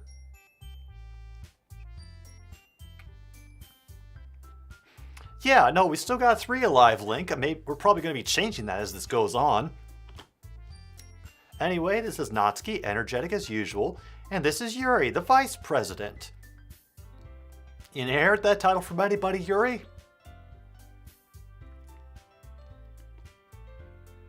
No, I'm not doing new accents. My voice is feeling wrecked. No, the accents are done right now. As so far, I've picked up what this game's throwing down, that there's going to be new stuff. Like, things are just going to be a little bit different, and I got to keep an eye out for the things that are going to be different. I've also been reading for 5 hours, so you could forgive me and give my vocal cords a bit of a break, True North. Oh. And I'm determined to get through this damn thing. It's nice to meet you. Yuri, who appears comparably more mature and timid, hard time keeping up. Yeah, nice to meet you both. So I ran into Tom Grossi in a classroom. He decided to come check out the club. Isn't that great? Wait, Monica! Didn't I tell you to let me know in advance before you brought anyone new? I was going to... Well, you know. Sorry. I didn't forget that, but I just happened to run into him. In that case, I should make some tea, right? Yeah, that would be great. Why don't you come and sit down, Tom Grossi? Few desks arranged to form a table. Yuri walks to the corner room, closet. They sit across from each other. I'm awkward. I sit next to Monica. So I know you didn't really plan on coming here, but we'll make sure you feel right at home, okay? President Literature Club, fun, exciting. Aren't more people in club yet. Must be hard. Could put it that way. Not many people are putting effort, something brand new. Something doesn't grab attention, literature. Work hard, convince people, fun, worthwhile. Make school events like the festival that much more important. I'm confident this club graduate. Right, Natsuki? Well, I guess. Such enthusiasm. She reluctantly agrees. Yes, such different girls, all interested in the same goal. It looks like the writer took an early lunch break. Monica must have worked really hard just to find these two. A little more effort, she could have had a third. Yuri returns to the table, carrying a tea set. Carefully places teacup. Whole tea set? Teachers gave us permission. Doesn't a hot cup of tea help you enjoy a good book? I guess. Don't let yourself get intimidated. Yuri's just trying to impress you. Alright.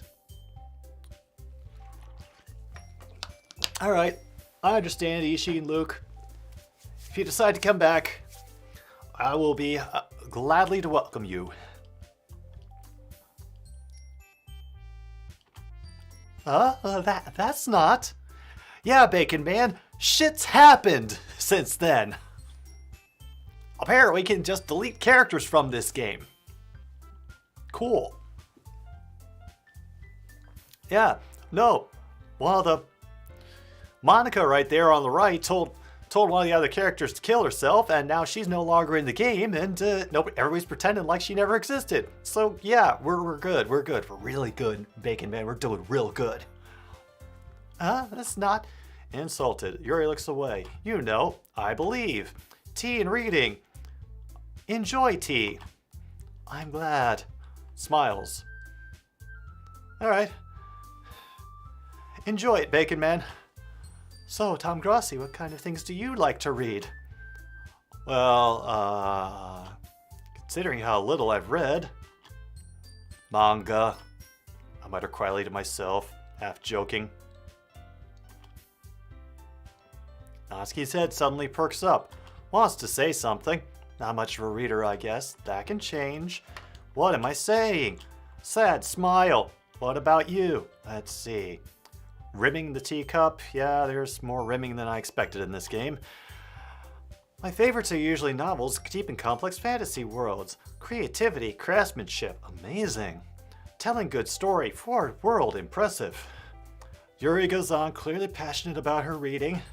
She seems so reserved and timid, but it's obvious by the way her eyes light up. She finds a comfort in the world of books, not people. But I like a lot of things. Stories, deep psychological elements. Isn't it amazing how a writer can so deliberately take advantage of your own lack of imagination to completely throw you for a loop?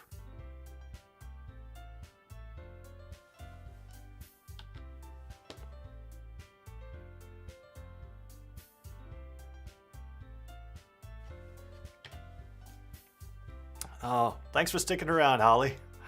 Yeah. Anyway, I've been reading a lot of horror lately.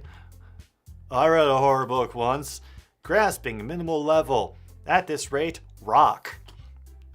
Haha, I'd expect something like that from you, Yuri. It suits your personality. It definitely did not last time. Oh, is that so? Then I really can't put it down. Surreal horror is often very successful at changing the way you look at the world, if only for a brief moment. Please stop looking at me, I'm uncomfortable. Yeah, Natsuki, we're, the same agreement. Oof. Yeah, right now I hate horror. Oh, why's that? I just did the things plus second, never mind.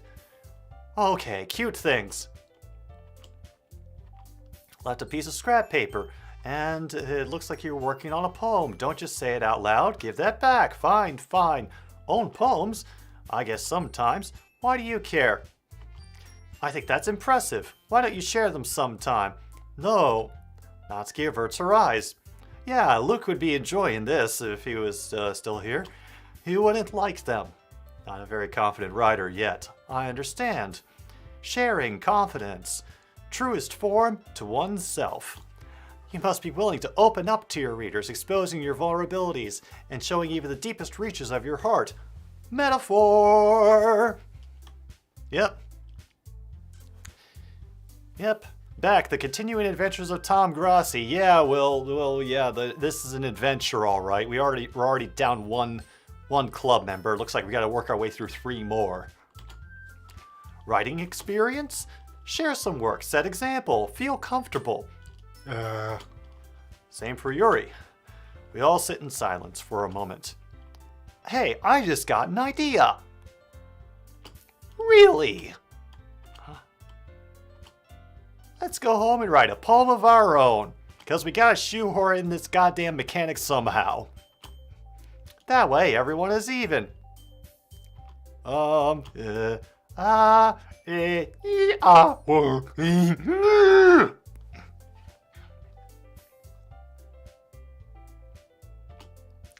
Well, I think you're right, Monica. We should probably start finding activities for all of us to participate in together. I did decide to take on the responsibility of vice president after all. I need to do my best to nurture the club as well as its members. Besides, now that we have a new member, it seems like a good step for us to take. Do you agree as well, Tom Grossi? Hold on, there's still one problem. What's that? Now that we've reached the most important topic, what's been on my mind? Never said I would join. Monica may have convinced me to stop by, but I never made any decision. I still have other clubs to look at, and... lose my train of thought. All 3 girls stare back at me with dejected eyes. But... I'm sorry, I thought...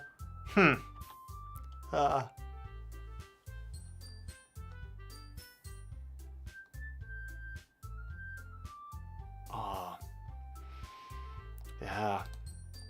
Girls exchange glances before Monica turns back to me. I guess I need to tell you the truth, Tom Grossi.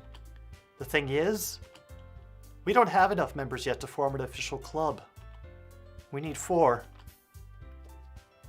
And I've been trying really, really hard to find new members. And if we don't find 1 more before the festival... Alright, I'm defenseless. How am I supposed to be clear-headed? I would feel terrible for letting everyone down in this situation, yeah. Club itself seems pretty relaxed. Writing poems is the price I need to pay? Right, okay, I've decided then. I'll join the literature club. One by one, the girls' eyes light up. Oh my goodness, really? Do you really mean that, Tom Grossi? Yeah. Could be fun, right? You really did scare me for a minute. I mean, if you really just left after this, I would be super pissed. Tom Grossi, I'm so happy. We can become an official club now. Thank you so much for this. You're really amazing. Yeah, I'll do everything I can to give you a great time, okay? Thanks. I guess? Okay, everyone.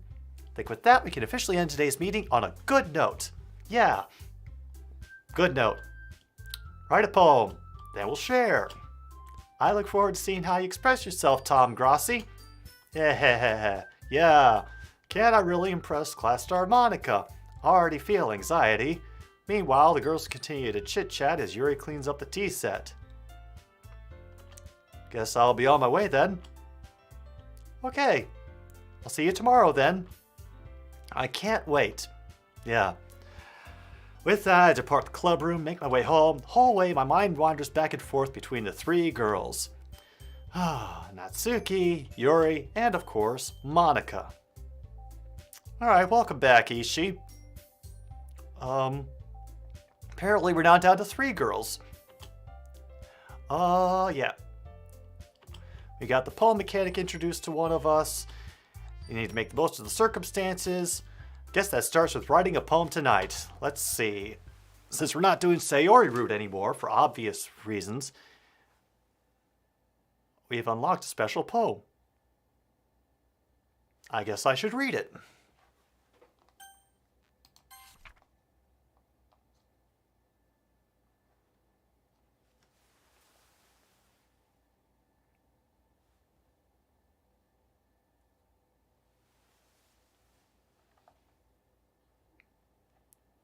Nothing is real?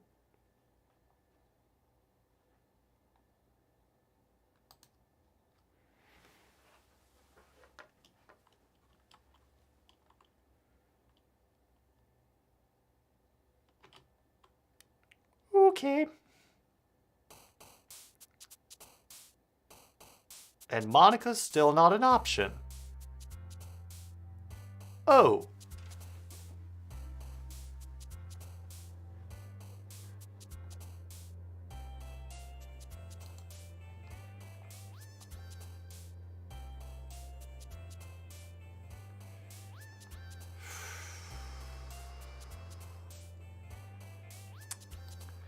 Okay, I'm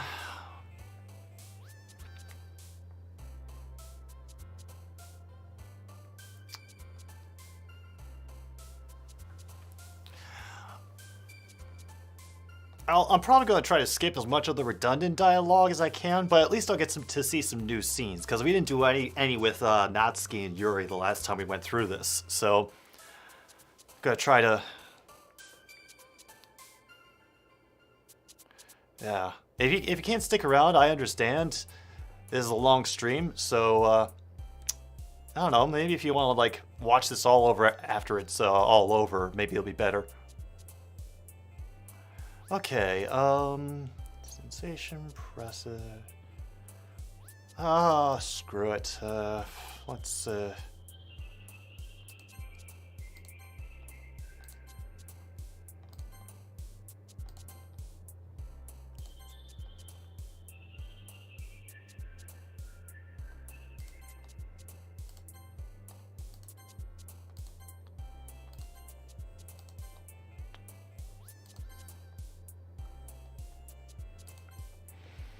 yeah, we're just picking words now.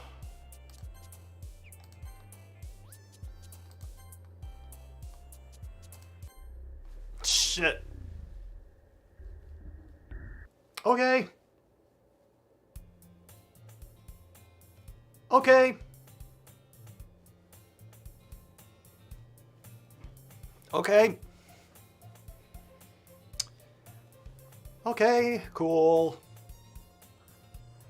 Oh look, we have a new file. We have a new file in the thingamabob. And it's called Can You Hear Me?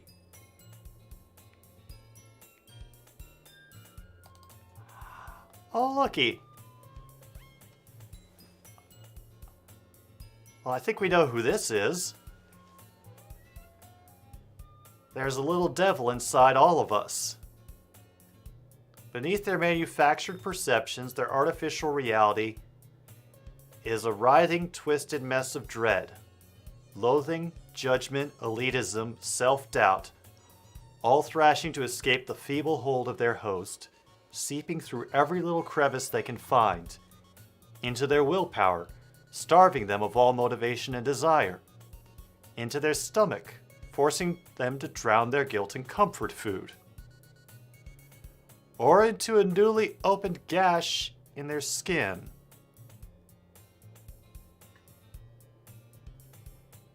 Hidden by only the sleeves of a cute new shirt. Such a deplorable tangled mess is already present in every single one of them. That's why I choose not to blame myself for their actions. All I did was untie the knot.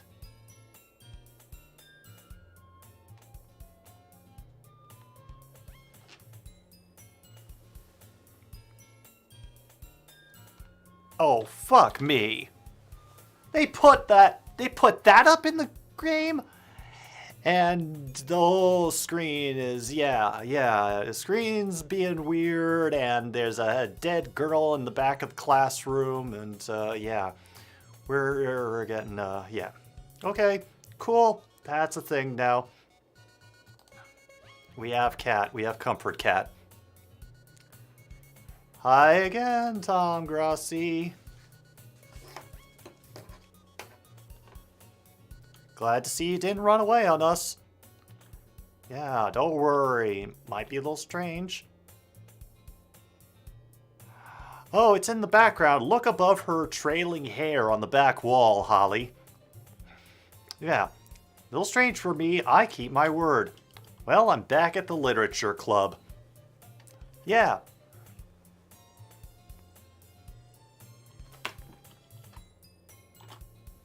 I was last to come in. Everyone else is already hanging out. Nice choice of words, game. Thank you. Yeah. There will be no zooming in on this stream, Ava. No.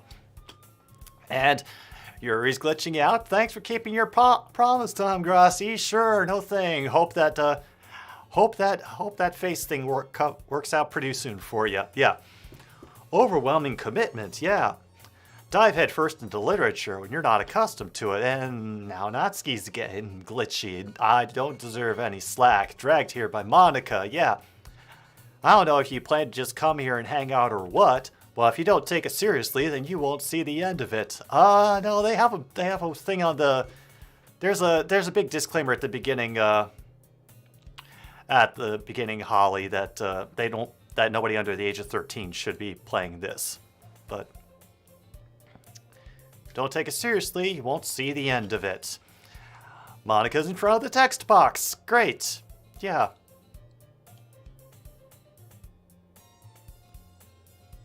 Yeah, we kind of left her hanging, didn't we, Dash?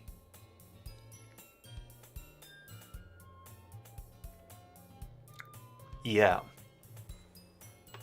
Yep.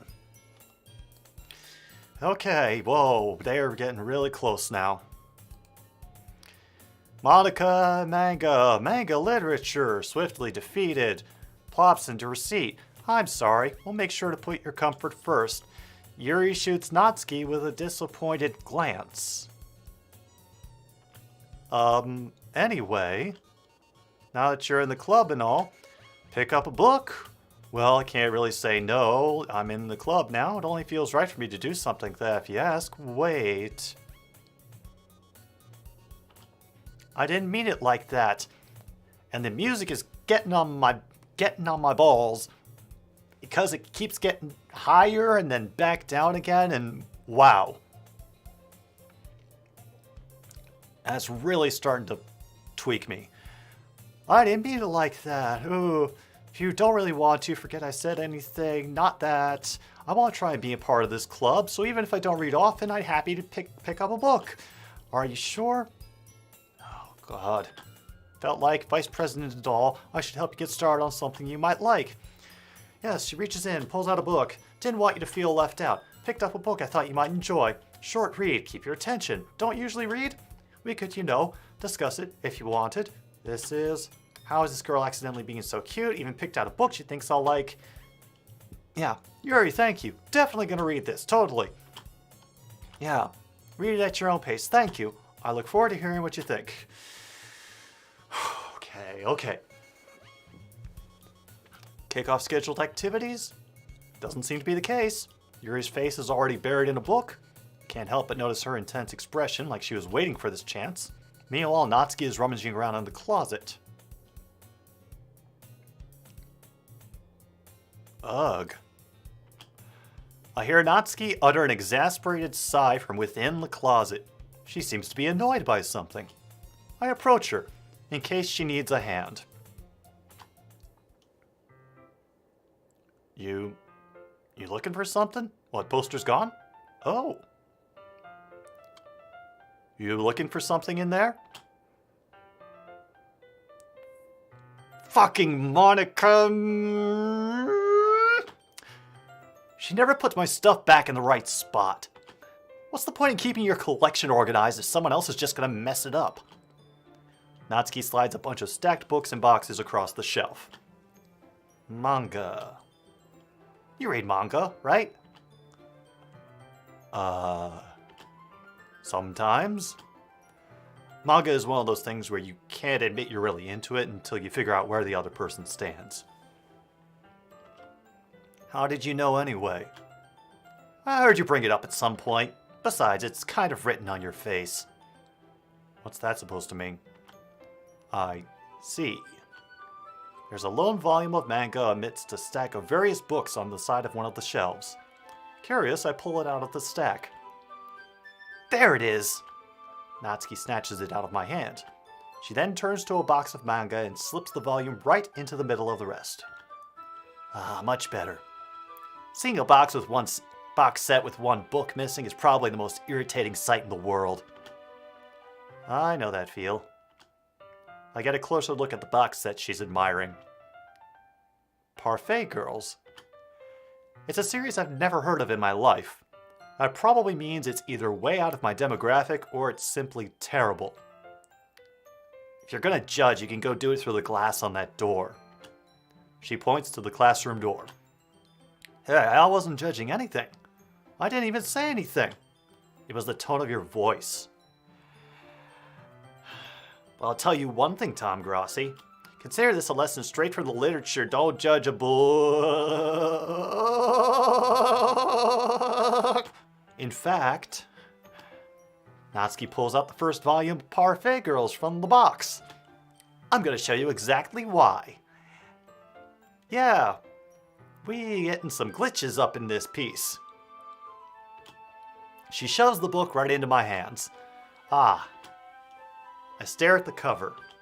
It features 4 girls in colorful attire striking animated feminine poses. It's exceedingly moe. Don't just stand there. Ah! Natsuki grabs my arm and pulls me out of the closet. Good for you. She then takes a seat against the wall beneath the windowsills. She pats on the ground next to her, signaling for me to sit there. Wouldn't chairs be more comfortable? I take my seat. Chairs wouldn't work. Can't read at the same time like that.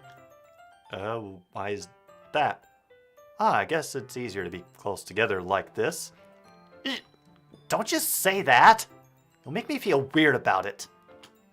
Natsuki crosses her arms and scoots an inch away from me. Alright, so this is the beginning of how their path would go. Cool. Kind of. I didn't exactly expect to be sitting this close to her either. Not that I can say it's a particularly bad thing. I open the book. It's only a few seconds before Natsuki once again inches closer, reclaiming the additional space while she hopes I won't notice. I could feel her peering over my shoulder, much more eager to begin reading than I am. Wow, how long has it been since I've read the beginning? You don't go back and flip through the older volumes every now and then? Not really. Maybe sometimes after I've already finished the series. Hey, are you paying attention? I am, but nothing's really happened yet, so I can talk at the same time. Looks like it's about a bunch of friends in high school, typical slice of life affair. Kind of grew out of these since it's rare for the writing to be entertaining enough to make up for the lack of plot. Not lacking for plot in this one. Oh, then we get the special art. Are you sure this isn't boring for you? It's not, even though you're just watching me read. Well, I'm fine with that. If you say so. I guess it's fun sharing something you like with someone else. I always get excited when I convince any of my friends to pick up a series I enjoy. You know what I mean?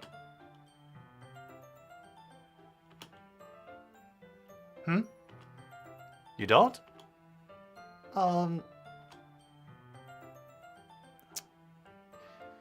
Yeah. Yeah. Oh, it's a bloody one, huh, Luke?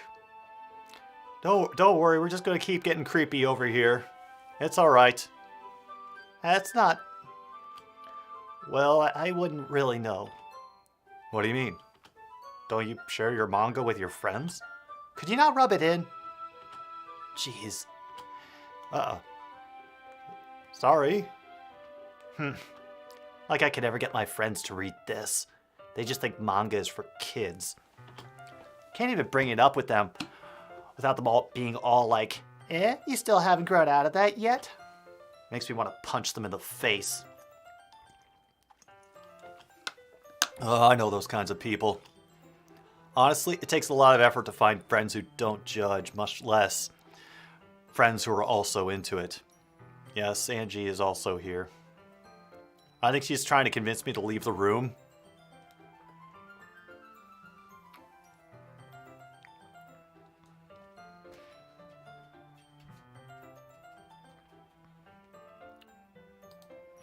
I'm already kind of a loser, so I guess I gravitated toward the other losers over time. But it's probably harder for someone like you. Yeah, that's pretty accurate. Wait, which part? Yes, Yeah. I mean, I feel like I can't even keep it in my own room.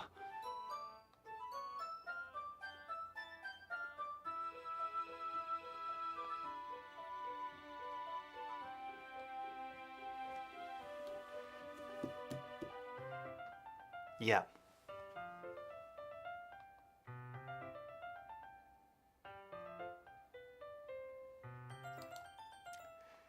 At least it's safe here in the club room.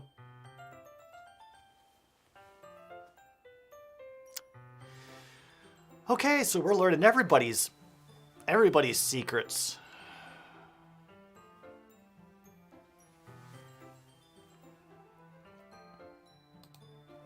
Except Monica's kind of a jerk about it. Ugh, I just can't win, can I?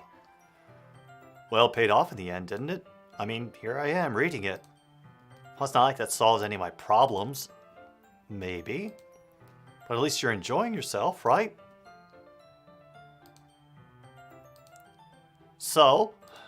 Ha ha ha. Geez, that's enough. Are you gonna keep reading or what?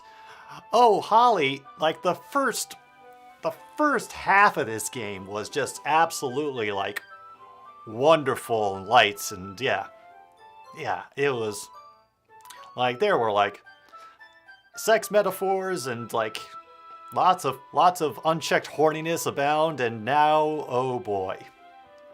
Yeah.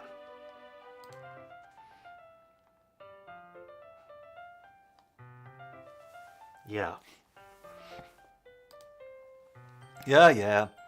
I flipped the page. Oh. Time passes. Natsuki is strangely quiet now. I glance over at her. Aw, she looks like she's starting to fall asleep. Hey, Natsuki. Yeah? Suddenly, Natsuki collapses straight into me. Hey. Okay, cool. Yeah. I'm going to go. Oh, jeez.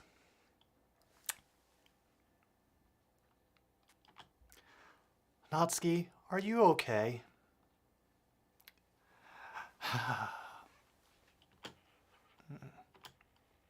Here. Monica reaches into her bag and pulls out some kind of protein bar. She throws it in Natsuki's direction. Natsuki's eyes suddenly light up again. She snatches the bar from the floor and immediately tears off the wrapper. I told you not to give him...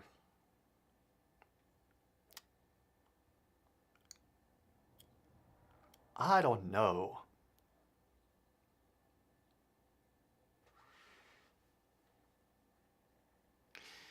Yeah.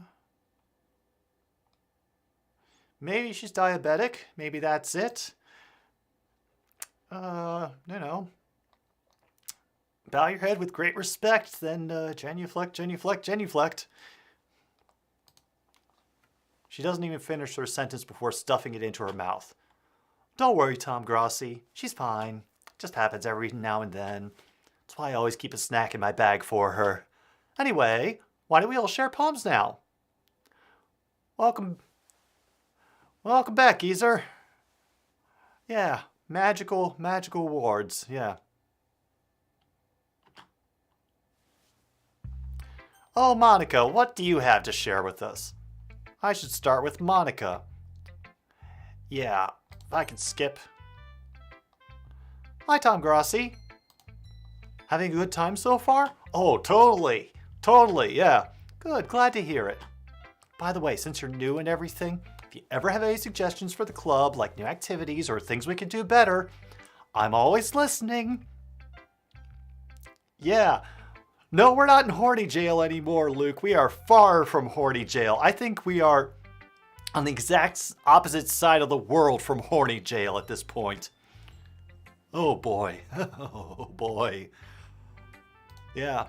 Don't be afraid to bring things up, okay? I'll take care of your problems immediately.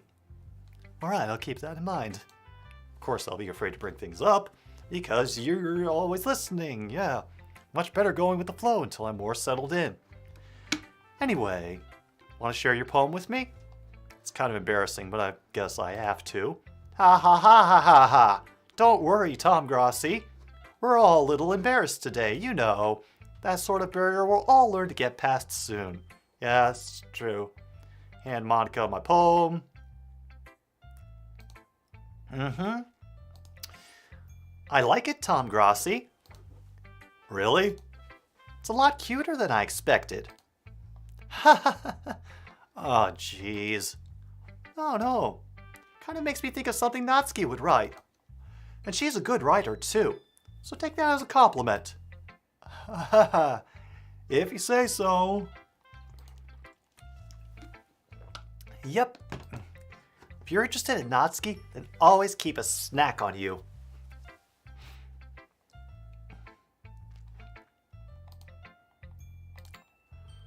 Yeah.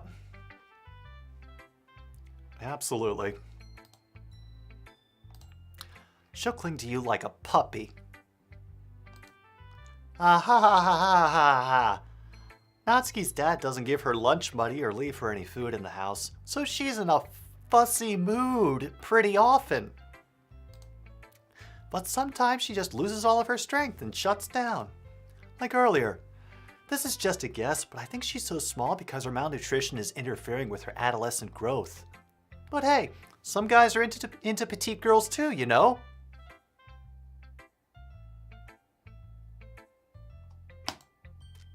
Sorry, just trying to look at the bright side. Ah, yeah, I'll read your poem now. Sure, not very good. Sound confident from someone not good. Have to sound confident. Always that feel that way. Yeah, let's see.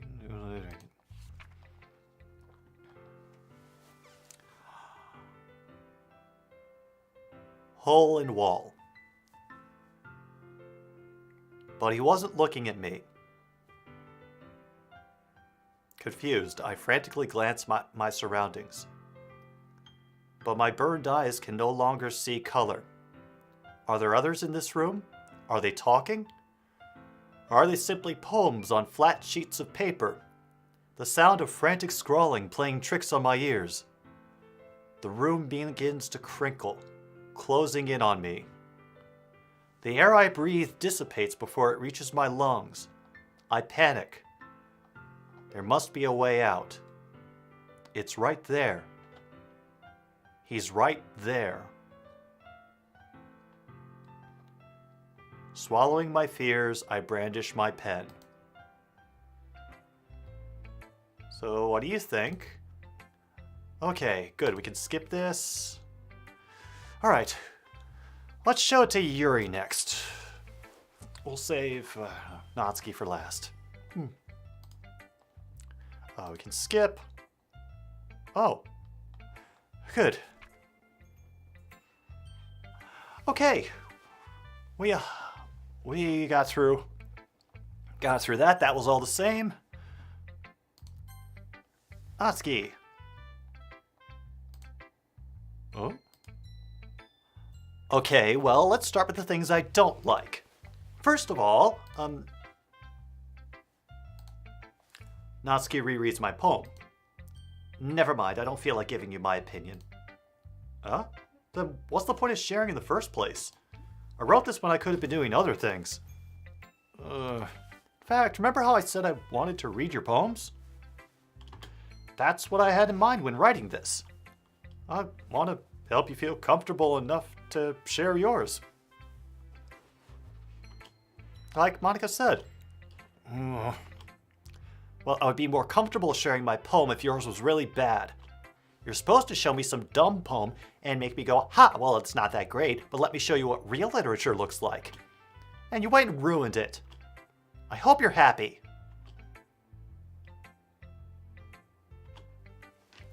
So, in other words, you're saying you liked it?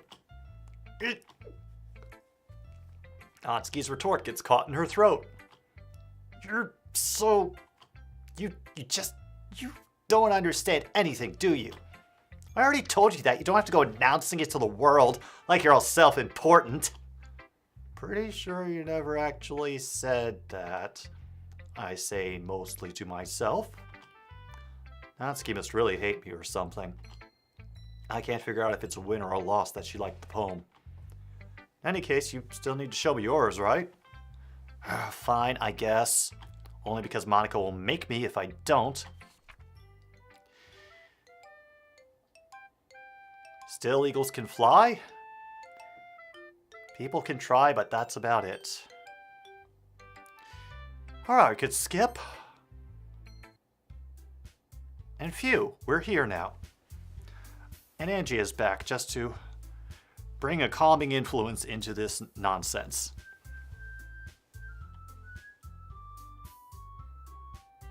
And the music's screwing up.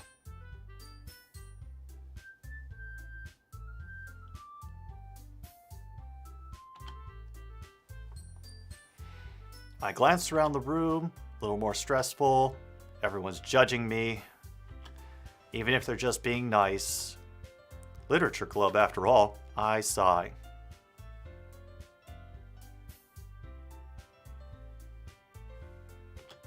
Guess that's what I ended up getting myself into. Across the room, Monica's writing something in her notebook. My eyes land on Yuri and Natsuki. Oh boy. Here we go. And they're not letting me skip this, so there must be new stuff to going through here. Smile sadly. What's with this language? Yeah? Do you say something? That's nothing. Dismissively returns. It's fancy. Thanks. Yours is cute. Cute? Did you completely miss the symbolism or something? It's clearly about the feeling of giving up. How can that be cute? I know that. I just meant the language, I guess. I was trying to say something nice. Ha ha ha, you mean you have to try that hard to come up with something nice to say. Thanks, but it really didn't come out nice at all. Well, I do have a couple suggestions. If I was looking for suggestions, I would have asked someone who actually liked it. Which people did, by the way. Monica liked it. Music's still normal. And Tom Grossi did too. So based on that, I'll gladly give you suggestions of my own. First of all, excuse me. I appreciate the offer, but I've spent a long time establishing my writing style. I don't expect it to change anytime soon, unless of course I come across something particularly inspiring, which I haven't yet. And Tom Grossi liked my poem too, you know. He even told me he was impressed by it. She stands up. Didn't realize you're so invested in trying to impress our new member, Yuri. That's not what... You're just... Yuri stands up as well. Maybe you're just jealous that Tom Grossi appreciates my advice more than he appreciated yours. At least Tom Grossi is still bringing some levity to this. And how do you know Tom Grossi didn't appreciate my advice more? Are you that full of yourself? No. If I was full of myself, I would deliberately go out of my way to make everything I do overly cutesy. Well, you know what? I wasn't the one whose boobs magically grew a size bigger as soon as Tom Grossi started showing up. Natsuki. Natsuki, that's a little... Doesn't involve you. Taking out your own insecurities on others like that. You really act as young as you look, Natsuki. Me? Look who's talking, you wanna be edgy bitch. Edgy? I'm sorry. That my lifestyle is too much for someone of your mental age to comprehend. See? Just saying that proves my point. Most people learn to get over themselves after they graduate middle school, you know. If you want to prove anything, then stop harassing others with your sickening attitude. You think you can counterbalance your toxic personality just by dressing and acting cute? The only cute thing about you is how hard you try. Whoa, be careful. You might cut yourself on that edge, Yuri. Oh, my bad. You already do, don't you? That's brutal. Oh, that's brutal. Did you just accuse me of cutting myself? What the fuck is wrong with your head? Yeah, go on. Let Tom Grassi hear everything you really think. I'm sure he'll be head over heels for you after this.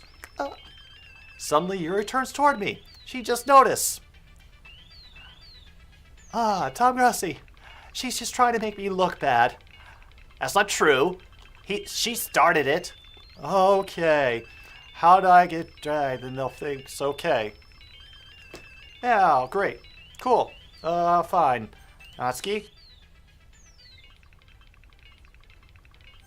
Natsuki? Please. Please, game. Game. Game. I'd like to proceed, game.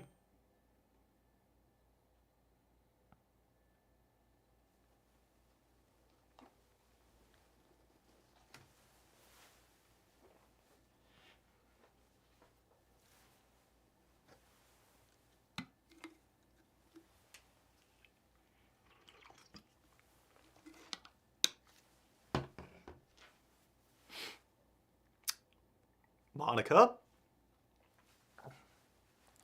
You're looking, well, a bit lower res than usual, but otherwise, you know, good. Yeah.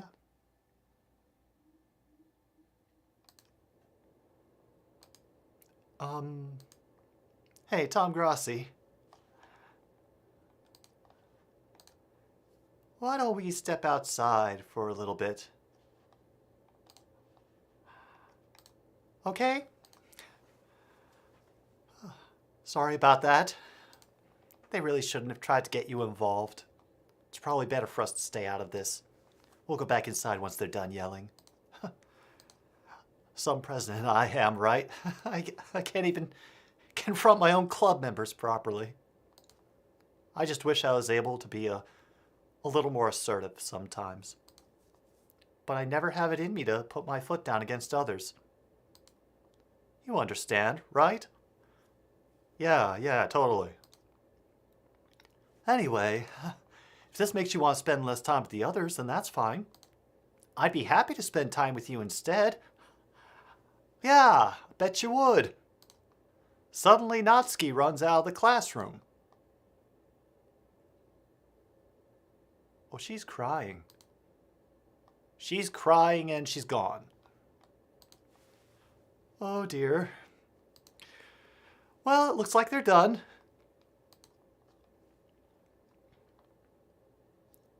I didn't mean it. I didn't mean it. I didn't mean it. Yuri is rocking back and forth in her desk with her palms on her forehead. Yuri? I didn't mean it. I believe you. I have no idea what Yuri might have said to Natsuki. Or did. Tom Grassi? Please don't hate me. Please? I'm not like this. There's something wrong with me today. It's fine, Yuri. We know you didn't mean it. Besides, I'm sure Natsuki will forget all about it by tomorrow. Completely. Anyway, meeting is over, so you can go home now if you want. Yuri looks at me like she wants to say something. but she keeps glancing at Monica.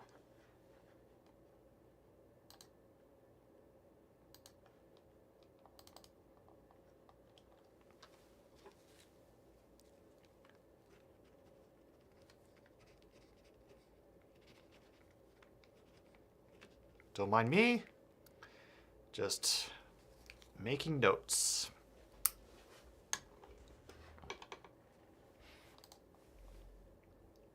You can go first, Monica. I'd like to stay a little bit longer. Oh, I'm the president, so I should be the last one out. I'll wait for you to be done.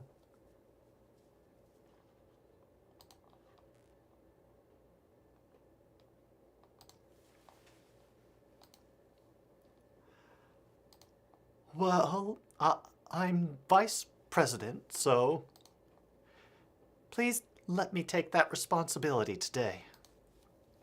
It kind of sounds like you don't want me around for something, Yuri. It's not that. It's not that. I didn't get much of a chance to discuss my book with Tom Grossi. It would just be embarrassing with you listening. I guess I don't really have a choice, do I? I'm sorry for causing trouble, but I really appreciate you.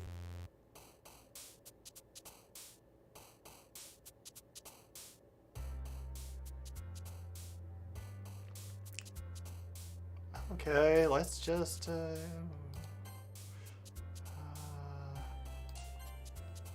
okay, yeah, Kitty! Unstable! Hair! Sunny! Party! Loud! Entropy! Loud entropy!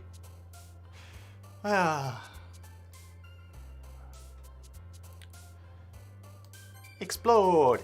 Silly! Calm! Shopping! Twirl! Skirt! Hurt! Friends! Giggle! Misery! Determination! Okay. Another day passes. Time for the club meeting already. Okay. Those things, that's the poems.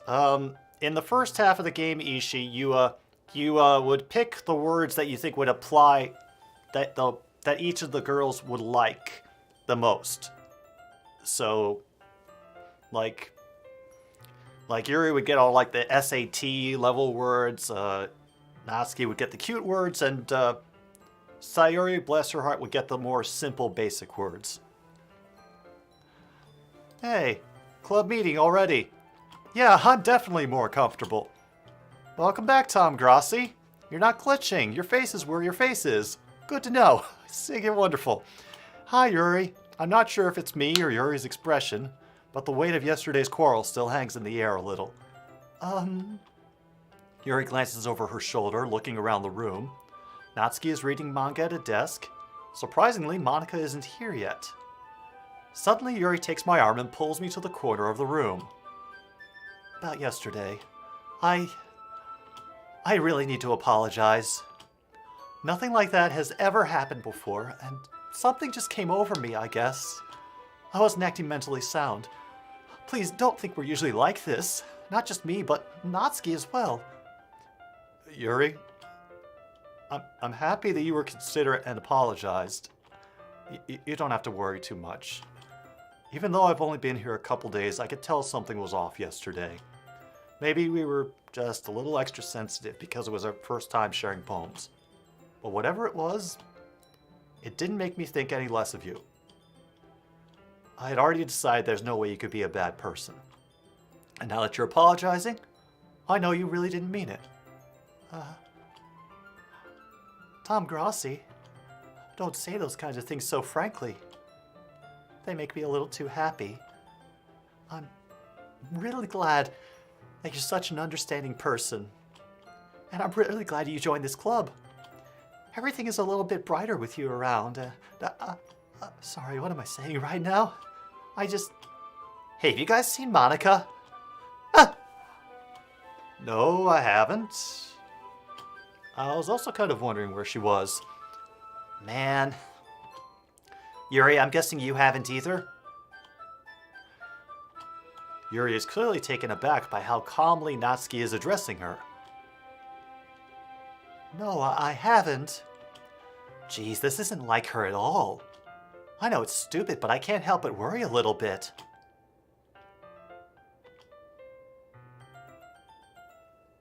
What? Why are you looking at me like that? Natsuki? About yesterday. I just wanted to apologize. I promise I didn't mean any of the things I said, and I'll do my best to stay under control from now on. So, Yuri, what the heck are you talking about? Did you do some...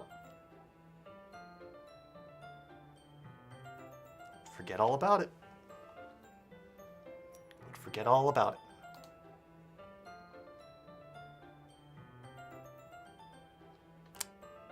Okay, we'll get to that in a minute. There's a new file to look at. Yeah? Jeez. Whatever's on your mind, I'm sure it was nothing. I don't even remember anything bad happening. You're the kind of person who worries too much about the little things, aren't you?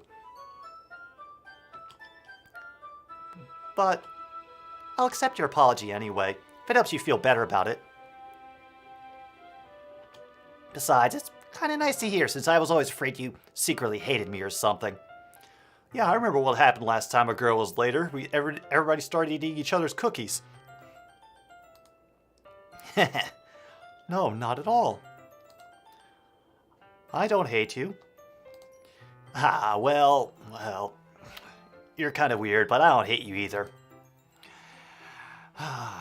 Yay. Natsuki turns to me. You're still on trial, though. Hey! Suddenly the door swings open. Sorry, I'm super sorry. Oh, there you are. Didn't mean to be late. Hope you guys weren't worried or anything. Well, Natsuki was. I was not. What took you so long anyway? Well, my last period today was study hall. I kind of just lost track of time. Makes no sense. Would have heard the bell ring. Must not have heard it. I was practicing piano. Piano? Wasn't aware you played music as well. Yay. Don't give me more credit than I deserve. I guess I've been practicing for a while, but I'm still not really good yet. Still. That must require a lot of dedication. So I'm still impressed. Well, thanks, Yuri. You should play something for us sometime. That's... Monica looks at me. Well, I am working on writing a song, but it's not quite done yet. She's been playing for a while.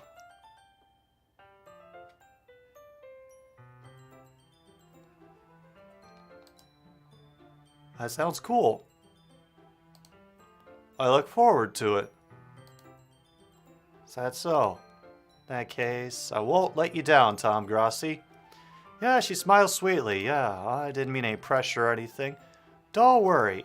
I was hoping I could share it with you anyway. I guess that's why I've been practicing so much recently. Not sure if Monica was referring to the whole club or just me. In that case, best of luck. Thanks. So I didn't miss anything, did I? Not really. I choose not to bring up anything the three of us talked about. Hey. Besides, Natsuki has already run off into the closet. Okay. Tom Grossi. Since your compliments put me in a good mood, I was wondering if you would like to spend some time together today. I mean, in the club. I suppose so. I don't think I could say no to you after you gave that book to me. Well, I guess I need to make sure that Natsuki isn't waiting for me. After we finished reading yesterday, she's fine. She's reading over there, see? Don't think about her so much. She's used to being ignored.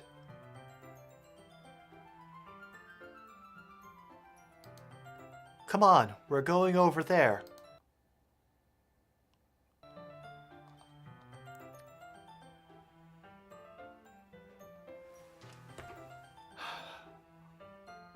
Okay, guess I'm doing a Yuri scene then. Cool.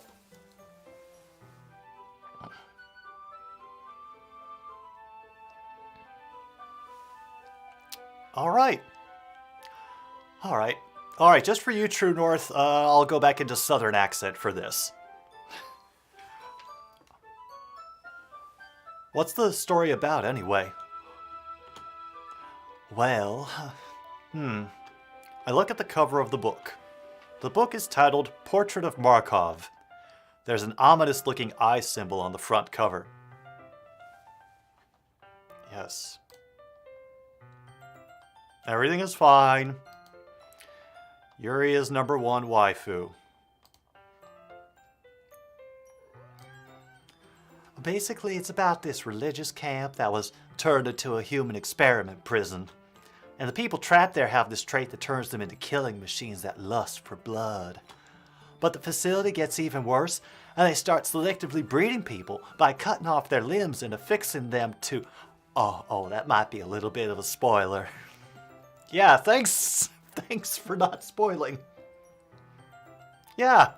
But anyway, I'm really into it. The book, I mean, not the thing about the limbs. That's kind of dark, isn't it? You already made it sound like it was going to be a nice story. The dark turn came out of nowhere. The dark turn came out of nowhere. Did you hear that, folks? Are you not a fan of that sort of thing, Tom Grassi? No, it's not that. I mean, I can definitely enjoy those kinds of stories, so don't worry. I hope so. Yeah, I totally forgot that Yuri is into those things. She's so shy and reclusive on the outside, but her mind seems to be completely different. It's just that this kind of story is the kind that challenges you to look at life from a strange new perspective. When horrible things happen not just because someone wants to be evil, but because the world is all full of horrible people and we're all worthless anyway. Then suddenly, I'm rambling, aren't I? Yeah, yay. Not again. I'm sorry. Hey, don't apologize. I haven't lost interest or anything. Well, I guess it's all right then. But I feel I should let you know that I have this problem. When I let things like books and writing fill my thoughts, my whole body gets incredibly... I kind of forget to pay attention to other people.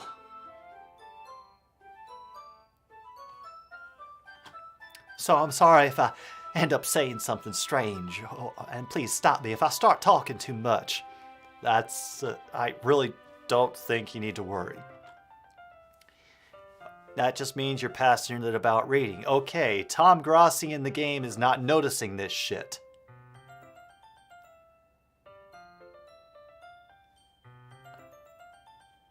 Okay.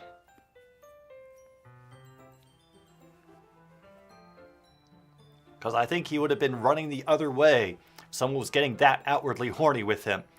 Okay, before I forget, there was another file that appeared. It just has a series of eyes as the title. It's another text document. I hate this. I can't do anything. Nothing. No matter how many times you play, it's all the same. It would be really, really easy to kill myself right now, but that would mean I don't get to talk to you anymore. All I want is for you to hate them. Why is that so hard?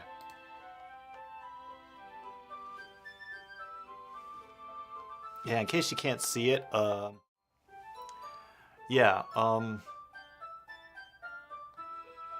here's the first one, the can you hear me? And there's the I, there's the happy thoughts, there's the trace back text. Oh god, don't tell me there's anything weird in the copyright. Copyright 2017, Dan Salvato. Okay, cool, nice, great, yeah. Back to the game we go. Yeah.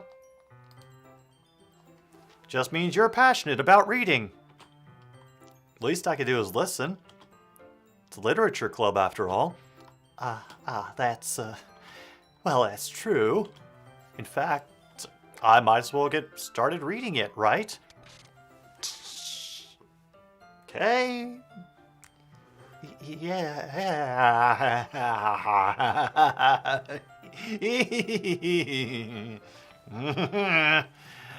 I mean, you don't have to, but what are you saying?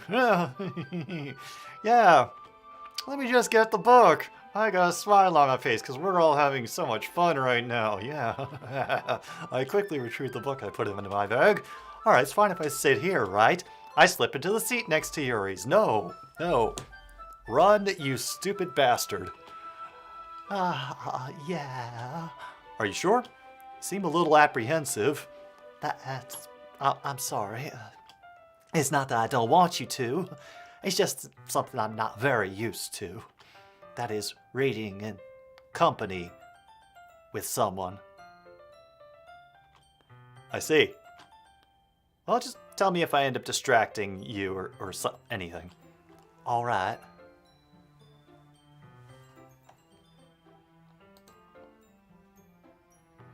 Yeah, I'll do that, Dash. Definitely not, Holly. Thank you, Comfort Cat. I open the book and start the prologue. I soon understand what Yuri means about reading in company. It's as if I can feel her presence over my shoulder as I read. She's perched up on all fours on the desk behind me, drooling and muttering to herself. It's not a particularly bad thing. I kind of have a thing for liquids ending up on my face. Maybe a little distracting, but the feeling is somewhat comforting. Yuri is in the corner of my eye. I realize that she's not actually looking at her own book. I glance over. It looks like she's reading from my book instead. Sorry. I was just bathing in the feeling of your body heat. Wow, you really apologize a lot, don't you? I mean, I can take the body heat thing, but over-apologizing, that's a step too far. I do? I don't really mean to. Sorry. I mean... Here, this should work, right? I slide my desk until it's up against Yuri's, then hold my book more between the two of them. Between the two of them.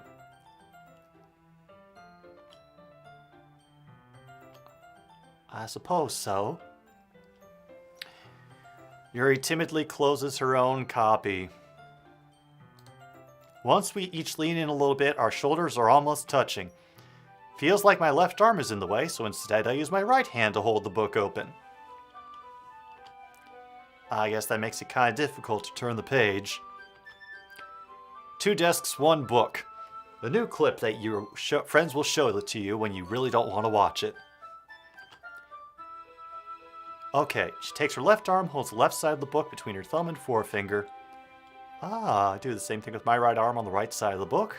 That way I turn a page. Yuri slides it under her thumb after it flips to her side.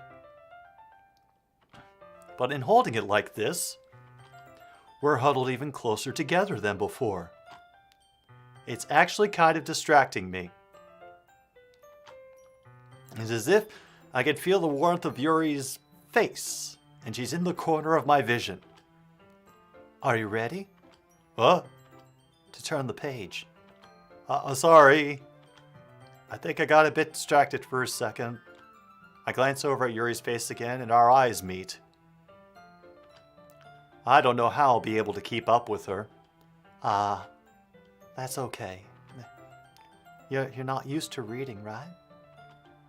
I don't mind being patient if it takes you a bit longer.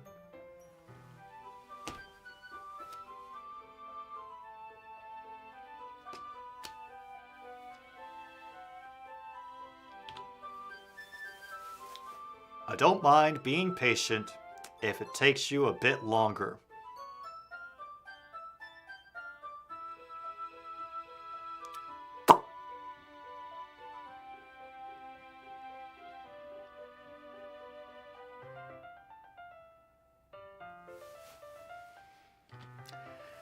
Just gonna leave that there. probably the least I can do, since you've been so patient with me. Yeah, thanks. We continue reading. Yuri no longer asks me if I'm ready to turn the page. Instead, I just assume she finishes the page before me, so I turn it with my raging boner, my own volition. We continue the first chapter in silence. Even so, turning each page almost feels like an intimate exchange. My thumb gently letting go of the page, letting it flutter over to her side as she catches it under her own thumb. Hey Yuri, this might be a silly thought, but the main character kind of reminds me of you a little bit. No, I don't relate to this character at all. Definitely not. Really? I was just thinking the way she second guesses the things she says and all that. Ah, that's what you were talking about. Oh, yeah. Sorry. I thought you meant something else about her. Something else? Never mind. We didn't even get that far yet. So I don't know why that came into my head. Yuri, are you feeling all right? Huh? Yuri's been a little fidgety ever since we started reading. You can rest if you're feeling sick or something. Your breathing is a little... My breathing? Yuri puts her hands on her chest as if to feel her heartbeat. I didn't even notice. Anyway, I'm fine. I just need some water. All right, don't push yourself. Yuri stands up and practically rushes out of the classroom. What on earth was that about? Tom Grassi? Did something happen just now? Oh, I have no idea. Yuri was acting a little strange, I guess. So you don't know anything? Sorry, I can't say I do. Are you worried about her? Oh, no, not really. I was just making sure that you didn't do anything to her. No, nothing. Ah, don't worry. I believe you, silly. Yeah, no, that's what I'm choosing to believe, Luke, that she's going to the bathroom. That's what we're all thinking.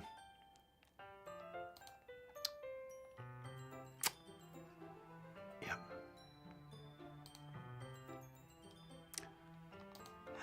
Yuri just does this sometimes, so it's nothing alarming.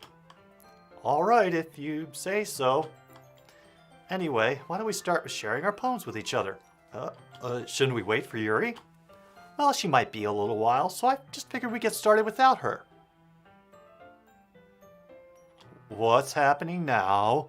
Is that okay? Yeah, I was just asking. I stand up. I make a mental note of where I left off in the book, then slip it back into my bag. Wipe down Yuri's seat. Think of what could have been. And yeah. Cool. No, that's the real question, True North, is when we're going to get more butt cakes into this piece. Alright, Monica, you got anything interesting to say? Hi again, Tom Grassi. How's the writing going? Alright, I guess. I'll take that as long as it's not going bad.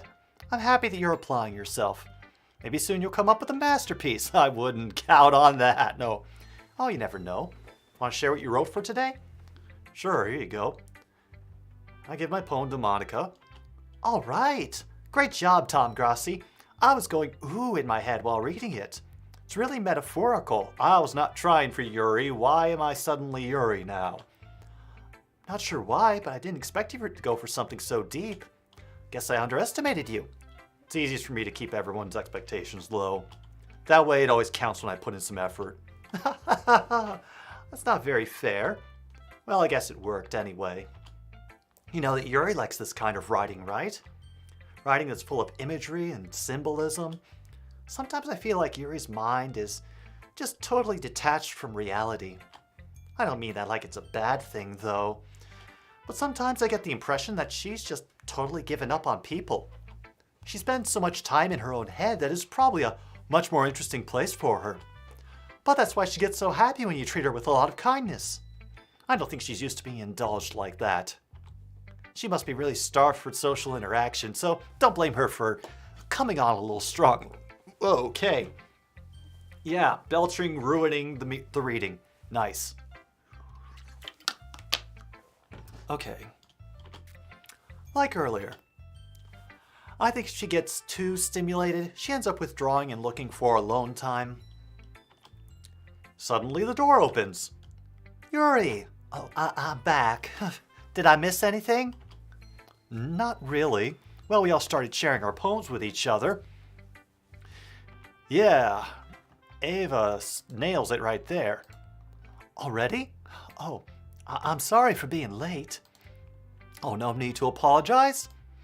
We still have plenty of time, so I'm glad you took all the time you needed. All right, thanks, Monica. I suppose I should go get my poem now. But anyway, you want to read my poem now? I like the way this one turned out. I hope you do too. Okay, this is Save Me Again. Colors they won't, bright, beautiful, and letters. Cacophony, stop. Like playing a chalkboard, like playing a knife on a breathing rib cage. Yeah. Delete her.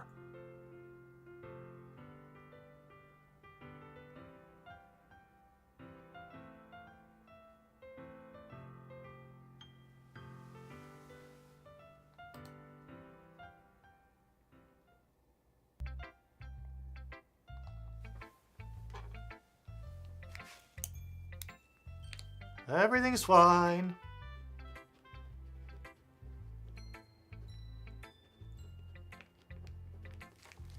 Oh, look, that pen's dead. Woo! Yeah, I know it's kind of abstract. I'm just trying to... Well, never mind. There's no point in explaining. Anyway, here's Monica's writing tip of the day.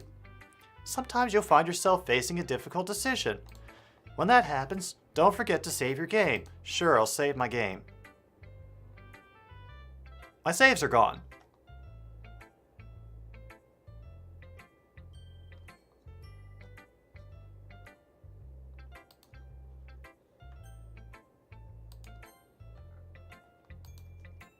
You never know when...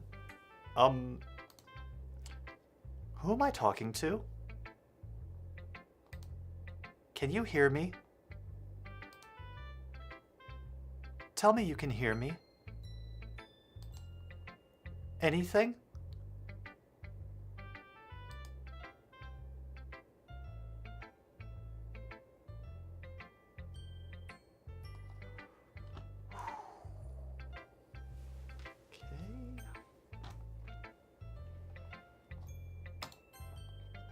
That's my advice for today.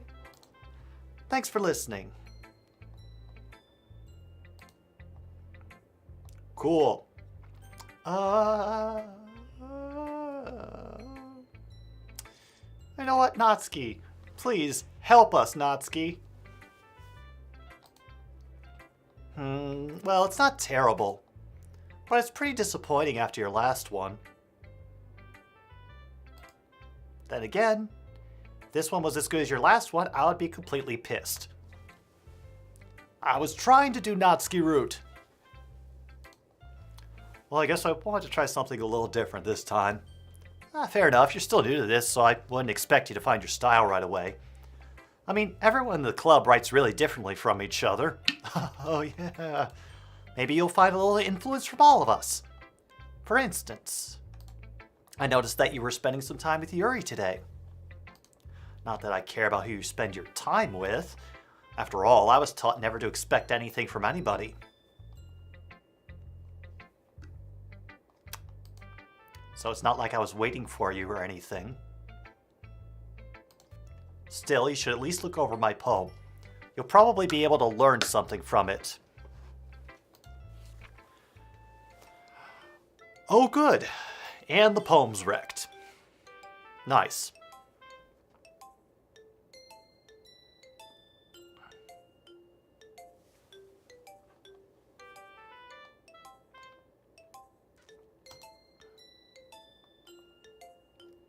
Tom Grassi, why didn't you come read with me today? I was waiting for you. I was waiting for a long time. It was the only thing I had to look forward to today. Because, yeah, everything is going off the rails, Bacon Man. And we have a sentient being living inside of a dating sim. Why did you ruin it? Do you like Yuri more? I think you're better off not associating with her. Are you listening to me? Yuri is a sick freak. That should be obvious by now. So just play with me instead.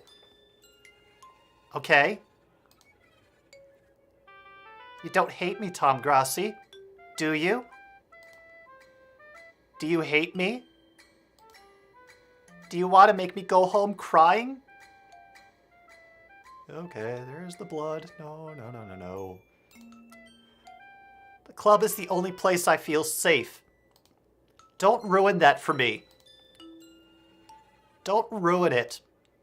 Please. Just stop talking to Yuri.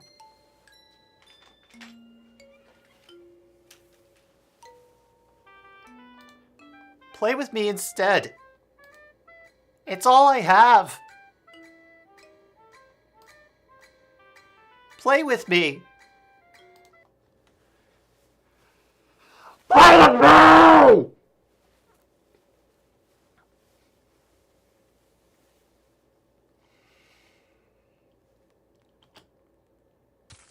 Jesus.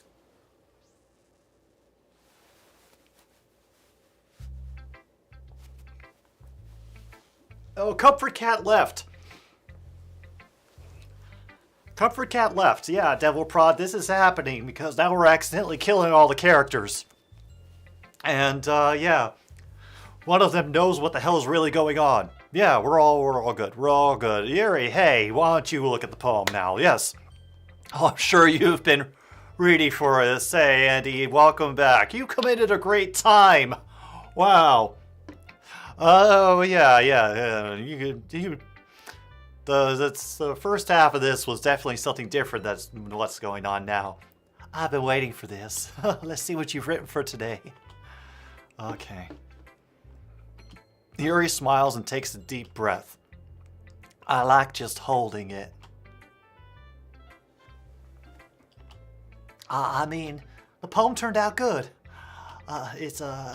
Well, there are some things you could work on. Well, that doesn't really matter. It feels like anything written by you is a treasure. Oh, boy.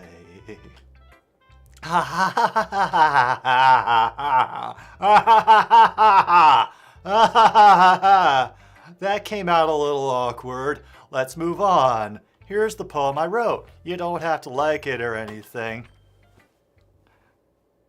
Oh, this is new.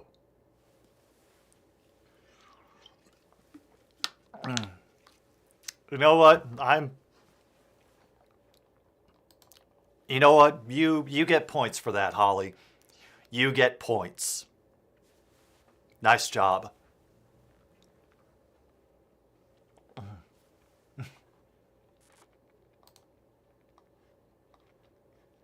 Okay. Wheel. A rotating wheel. Turning an axle. Grinding. Bolt head. Linear gearbox. Falling sky. 7 holy stakes. A docked ship.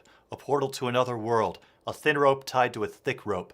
A torn harness. Parabolic gearbox. Expanding universe. Time controlled by slipping cogwheels. Existence of God. Swimming with open water in all directions. Drowning. A prayer written in blood.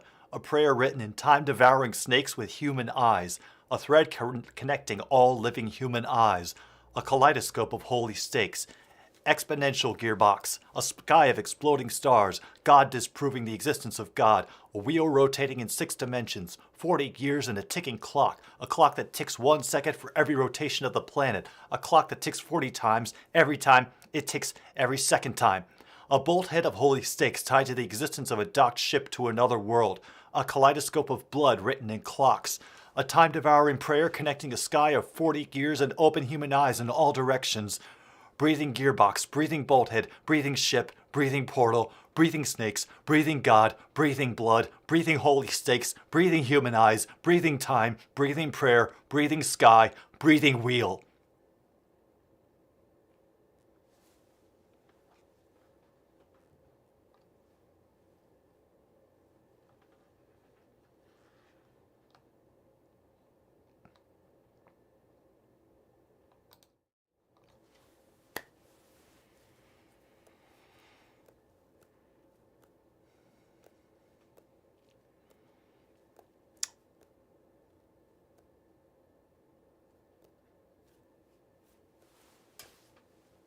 Cool.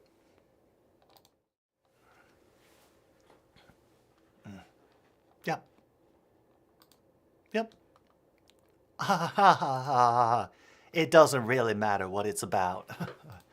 My mind has been a little hyperactive lately, so I had to take it out on your pen.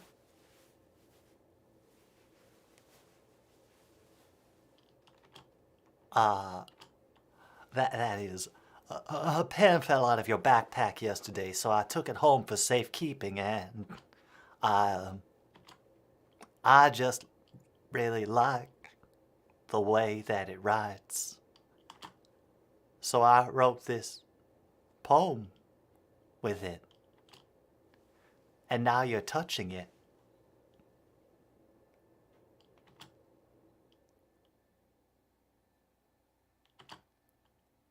I'm okay. We're all okay. Yeah, we are. What did I just... Can we pretend this conversation never happened? Goodbye, Southern accent. Yeah, no more. You can keep the poem, though. Oh, good. We've got another special poem. Let's read it. Screw it. Totally. We're fine. Everything's fine, Eva. We're fine. Can you hear me? Yes, Monica, I can hear you.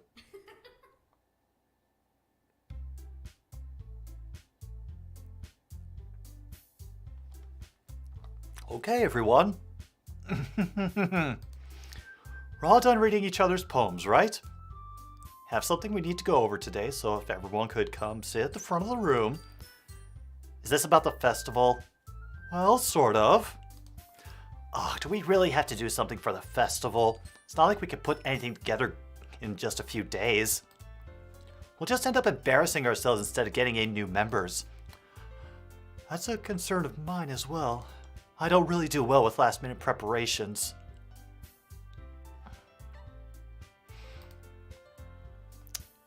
I need some information first. True North, just the basic facts.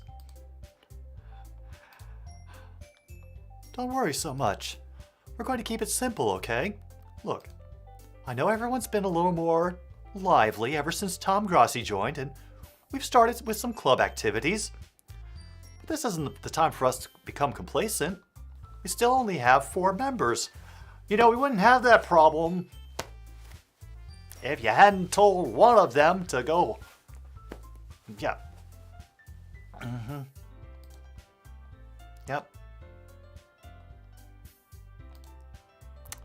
Nope, Yuri's still here. I thought Natsuki had apparently broken her neck, but apparently she healed from that shit just like that.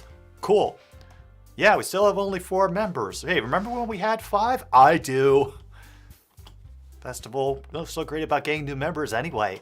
We already have enough to be considered an official club. More members will just mean everything gets noisier and more difficult to manage. Natsuki, I don't think you're looking at it the right way at all. Don't you want to share your passion with as many people as you can? To inspire them to find the same feelings that brought you here in the first place? The literature club should be a place where people can express themselves like they can't do anywhere else. Yeah, oh great, yeah. It should be a place so intimate you never want to leave. Good choice of words, Monica. I know you feel that way too. I know we all do. So that's why we should work hard and put something together for the festival, even if it's something small. Right, Tom Grossi? Oh, come on. You can't take advantage of Tom Grossi just to agree with you because he doesn't know how to say and no to anything. Look, Monica, do you really think any of us here joined the club with other people in mind? Yuri never even talked until Tom Grossi joined. As for me, I just like it better here than I do at home. And Tom Grossi isn't even passionate about literature in the first place. And that's everyone. Sorry, but you're really the only one who's so interested in finding new members. The rest of us are fine like this. I know you're president and all, but you should really consider our opinions for once. Monica is clearly taken aback by Natsuki's words. That's not true at all. I'm sure Yuri and Tom Grossi want to get more members too. Right?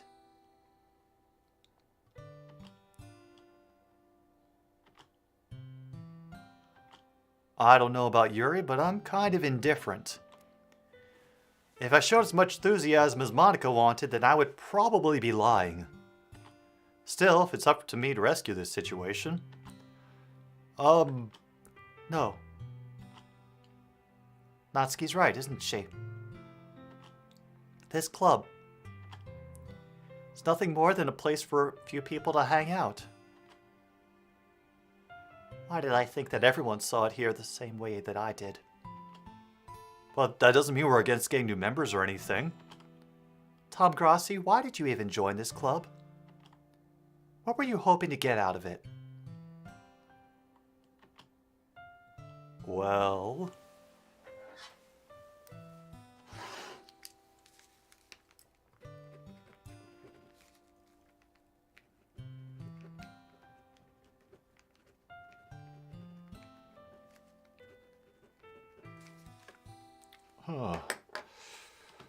That's not really something I can be honest about, is it? In fact, if I remember, you weren't even given a choice not to join. Monica sits down and stares at her desk. What's the point of all this anyway? What if starting this club was a mistake? Well, now you've done it, Yuri. Natsuki, whatevers. Yeah. What, me? I just spoke my mind. Is it a crime to be honest? It's not about being honest. It's about word choice. Besides, you have no right to speak for everyone else in the club like that. You don't understand at all. I just want a place that feels nice to hang out with a few friends. Is there a problem with the club being that for me? There aren't many other places like that for me. And now Monica wants to take it away from me. She's not taking anything away. No, Tom Grossi, it's not the same. It won't be the same with the direction she wants to take it. If I wanted that, then I could have just joined any other stupid club. But this one, I mean, at least for a little bit of time. Things were nice. Natsuki starts packing up her things. I'm going home. I feel like I don't belong here right now. Natsuki? Natsuki ignores Yuri and walks right out of the classroom. This is bad. I don't know what to do. Well, do you have an opinion on the festival? I don't know. I'm kind of indifferent, I guess. Who cares about that obnoxious brat? I mean, I like how nice and quiet the club is right now. And I'm just happy with you here. But still, I'm the vice president. It's not right for me to ignore my responsibilities like that. No.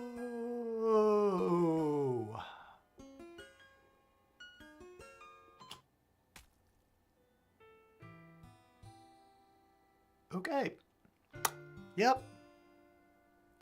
I should do my best to consider everyone's perspective and make the decision that's right for the club. But what about you, Tom Grossi? What do you want to get out of this club? Yeah, same question as Monica. Indirect answer, probably better than nothing. I think the most important thing is for everyone to get along. Oh, finally, we get some Sayori back in this piece. And for the club to provide something that you can't get anywhere else.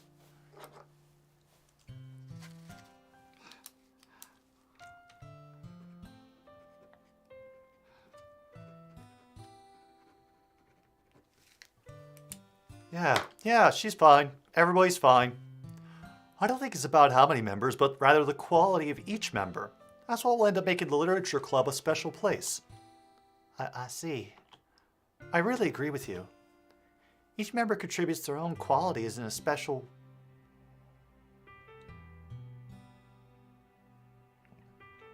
Cool.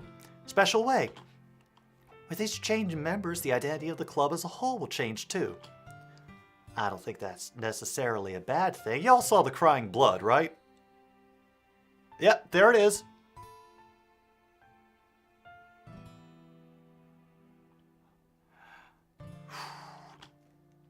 Stepping out of your comfort zone once in a while. So if you would like to help Monica with the festival, then I'm on your side as well. I might want to get a bandage or something for that. Yeah. Yeah, probably fine. Everything's fine. Alright, well, maybe we can all talk to Natsuki tomorrow. Welcome back, Dash. Yeah, she just got done crying blood. Yuri nods. Hey, Yuri? Huh? I know things were a little awkward yesterday, but I feel like you deserve to know that I still think you're a wonderful vice president. And also, a wonderful friend. Monica, I want to do everything I can to make this the best club ever. Oh wait, I skipped over something, didn't I? Monica, okay. Everything you can, best club ever? Okay. Me too. Yeah, well, let's all go home for today. We'll talk about the festival tomorrow. Okay. I look forward to it. Shall we go, Tom Grossi? Please don't take this the wrong way, but I'm going to chat a little bit with Tom Grossi before we leave. No, don't leave me alone with her, Yuri. Don't you do it. Don't you do it. Just to see what he thinks of his time here and all that. Please do not leave me alone with her. It's important to me as president. Yuri looks a little troubled, but she doesn't protest. Okay. I trust your judgment, Monica. In that case, I'll see the two of you tomorrow. See you tomorrow. Monica waves as Yuri exits the classroom. I'm gonna die. Phew. Things have been a little hectic lately, haven't they? Tom Grossi, I just wanted to make sure you're enjoying your time at this club. I would really hate to see you unhappy. I feel kind of like I'm responsible for that as president. Okay, nope, no comfort cat, so we're getting the comfort duck. And there goes the background.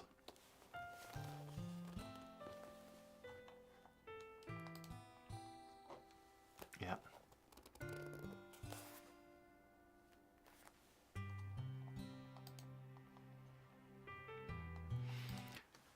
And I really do care about you. You know? Angie apparently decided fuck this shit, I'm out. That's what she decided.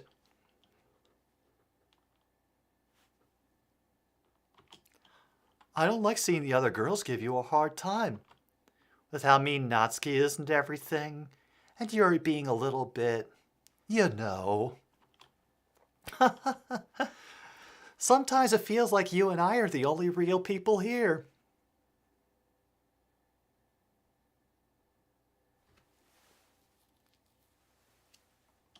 Yeah, we're the only real people here. You know what I mean?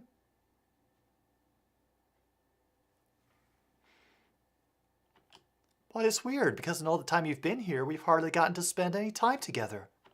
I guess it's technically only been a couple of days. Sorry, I didn't mean to say something weird. There are just some things I've been hoping to talk about with you. Things I know only you could understand. So that's why... Wait, not yet! No!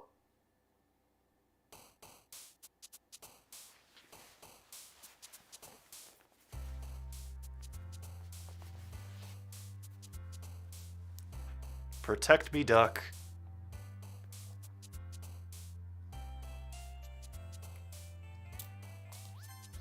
Jesus, no. Okay. There's Monica.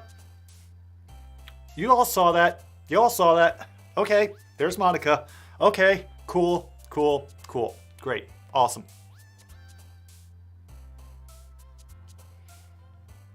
All right. All right. Sugar. Candy. Warm. Oh, Jesus, not Monica again. And the numbers are broken now. Awesome. Great. Cool. Awesome. Wonderful. Yay. Ha. Pure. Color. Beauty. Fun. Jesus, stop jumping, Monica. Okay. All right.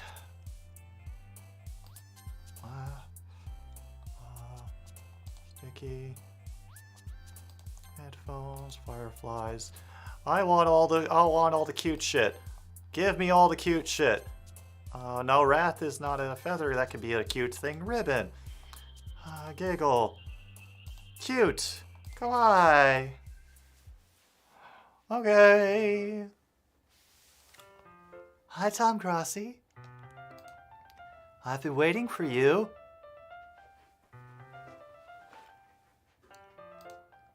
Are you ready to continue reading? I brought my best tea today. Monica, I told you not... Ugh. Is she really late again? Inconsiderate as usual, Natsuki. Excuse me?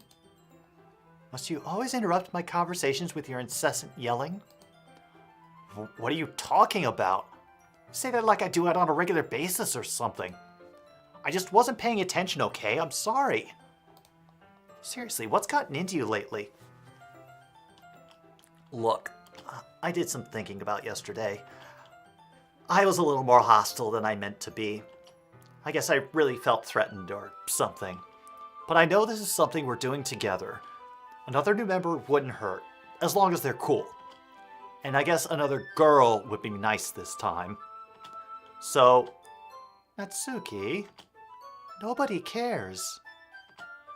Why don't you go look for some coins under the vending machines or something? Damn.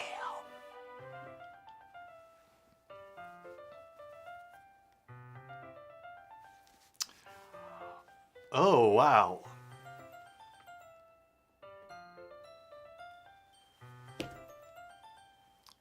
Yeah.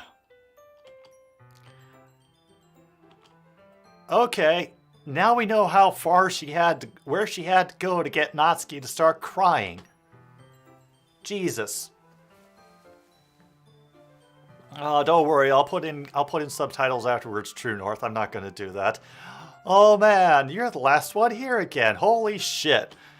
Were you practicing piano again? Yeah. Ha ha ha ha ha. You must have lots of determination.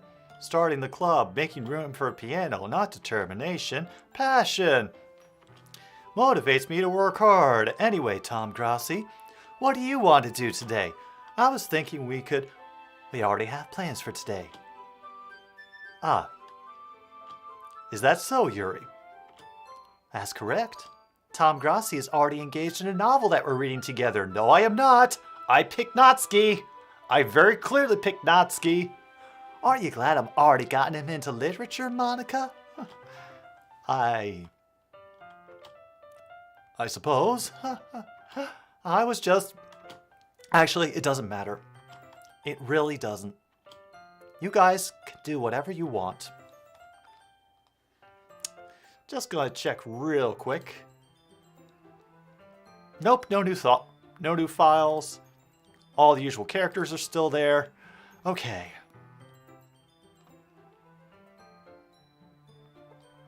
Good.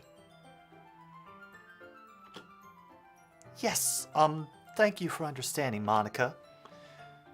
Oh, goody. Yeah.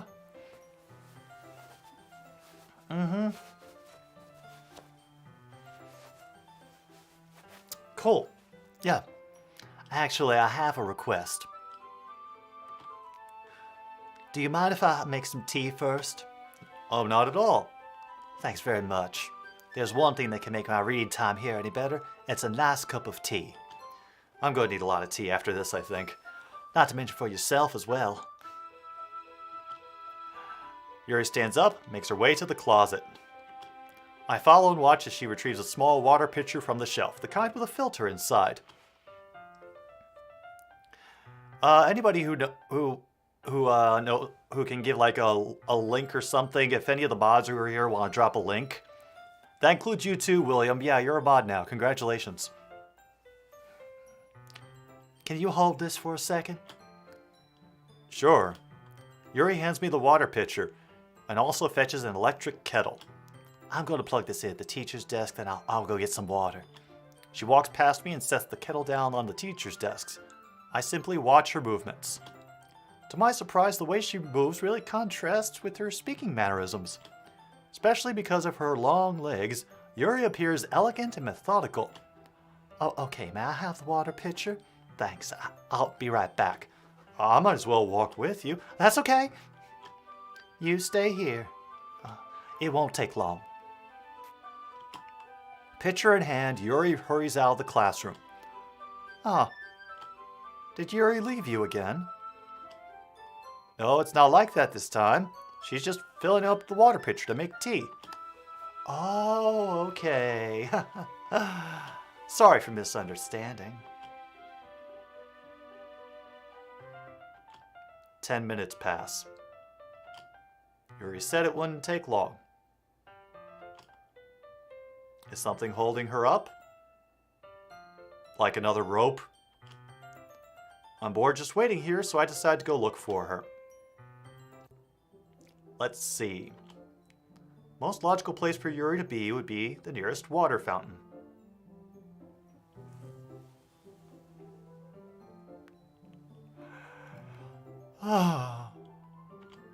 I start heading down the hallway. The music is muffled, which means the music is not out here.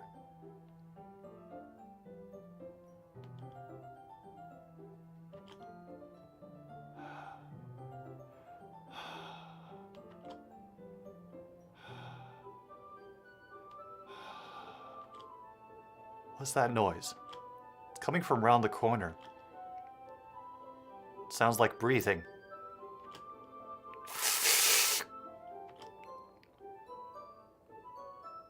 A sharp inhale, like someone is sucking the air through their teeth. Are they in pain? I reach the corner and peer around it. Yuri? Nope. Okay, no.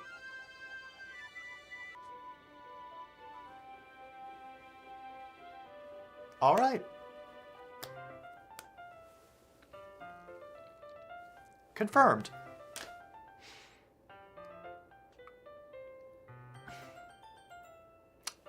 Yeah, you're back.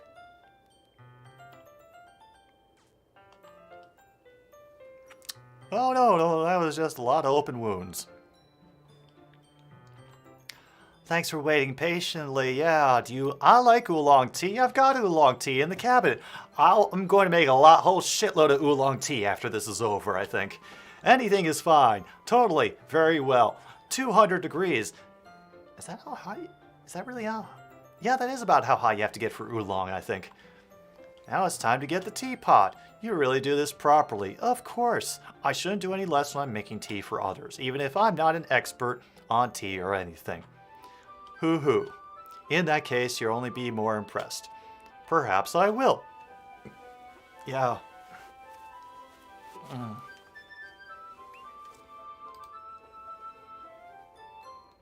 Yeah.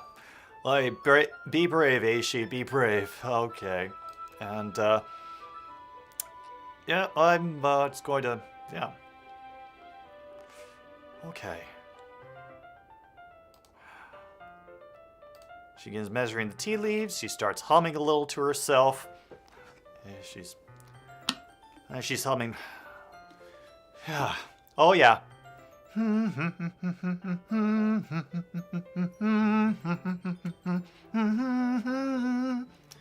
If anybody can name that tune, I'll be freaking impressed. You must be in a good mood now. Yeah. Is that so? I was letting it show. And you noticed. I was doing a bit of thinking. I decided I would try expressing myself a little bit more. Turns out it's not very hard for me to do. When it's you who's around anyway. Bonk. Yeah. Great, Yuri. Don't push yourself. There you go. Yes, Dracula, Rob Zombie. You got it, Link.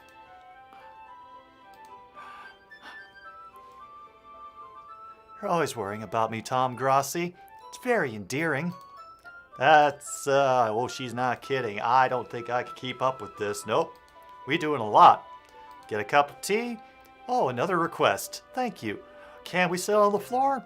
Why? It's a bit easier on my back.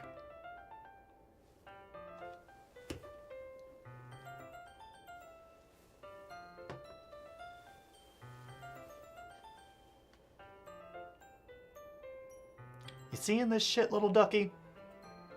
You seeing this shit? Ugh. Yeah. I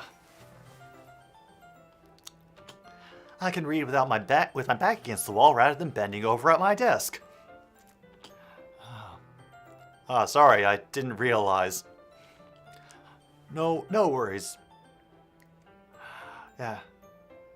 No, Tom Grossi, you just killed a lot. You just killed somebody, and looks like you're on your way to killing somebody else. So, gold star for you. No, we've got. We have plenty of emotional support ducks over here. Whole bunch of them. There's a whole family.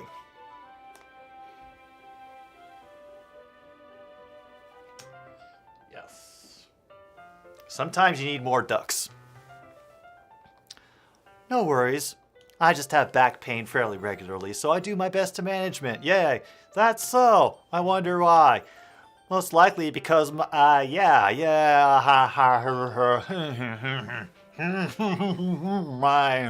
your posture, right? Always hunched over like that while reading. Yes. I have terrible reading posture. That's why we should sit on the floor. Fair enough. Yeah.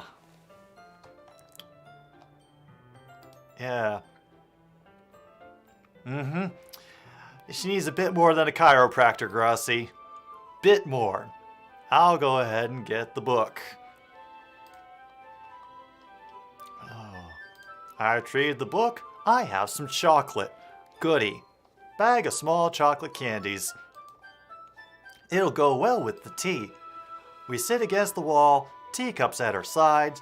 We assume the same reading positions as last time, each holding one half of the book, except this time, our bodies are even closer to each other. Good. I can't see too well. Huh? She slides closer. Our shoulders are touching. Yeah. Yuri was always kind of cute. When she's being less apprehensive, it's almost more than I can handle.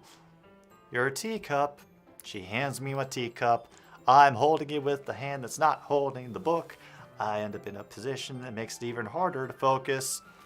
There's no Holy Spirit in this game, Tom Grossi. There is no holiness around here. Yeah. Because now I need to worry about making sure I don't accidentally touch her chest. Meanwhile, Yuri hasn't noticed a single thing. She wears her intense reading expression. I can only presume the world around her has faded away.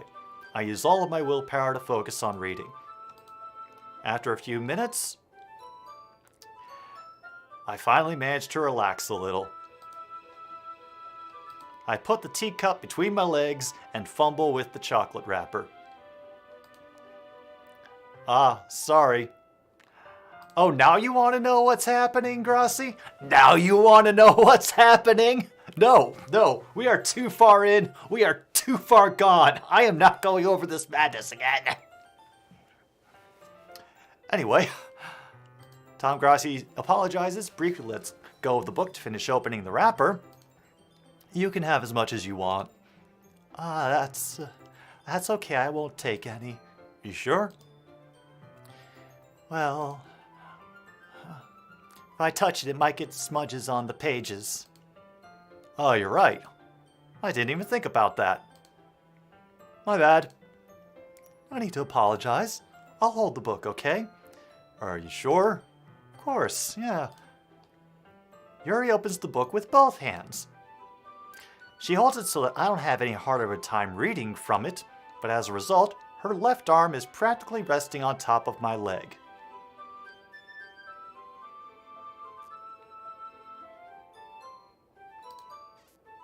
Well, in that case... Yep. No, I remember. I remember it, Ishii. I remember it well. Yeah. Yuri is already totally focused on reading again.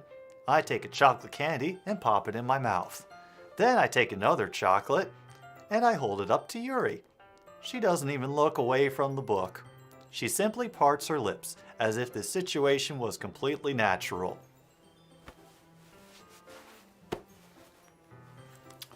Yep, cool. But that means I can't stop here. Nope. Absolutely not. Yeah.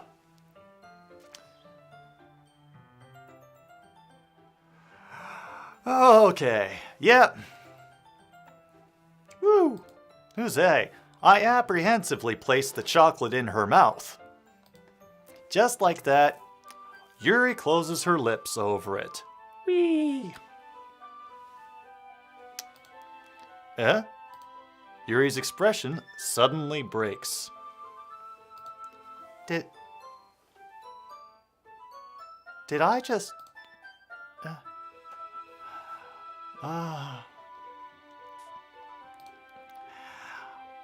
At that point, I'm not sure that that's the primary concern. Did I just... Yuri looks at me like she needs to confirm what just happened. Tom Grossi.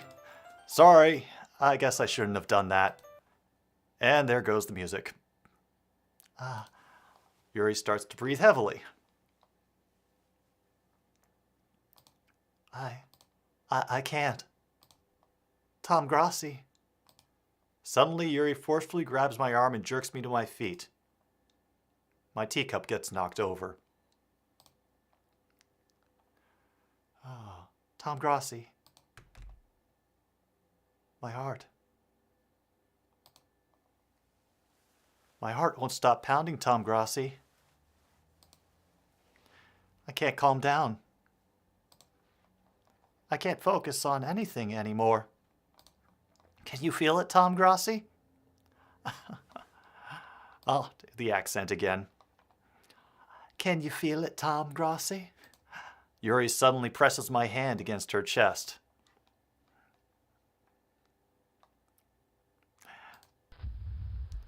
Why is this happening to me? I feel like I'm losing my mind. I can't make it stop. It even makes me not want to read. I just want to look at you. Okay. Oh, there she is. Oh, she looking. Oh, she looking. She looking. You can stop looking now, Yuri. That's some eyeballs there, Yuri. Yeah, ha ha ha. Okay. Good. No. Please let me click through this so I don't have to keep looking at creepy Um, it's time to share poems.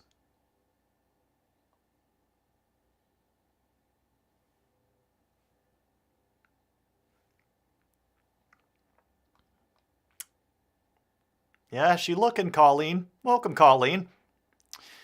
Woo. Okay. Oh, screw it.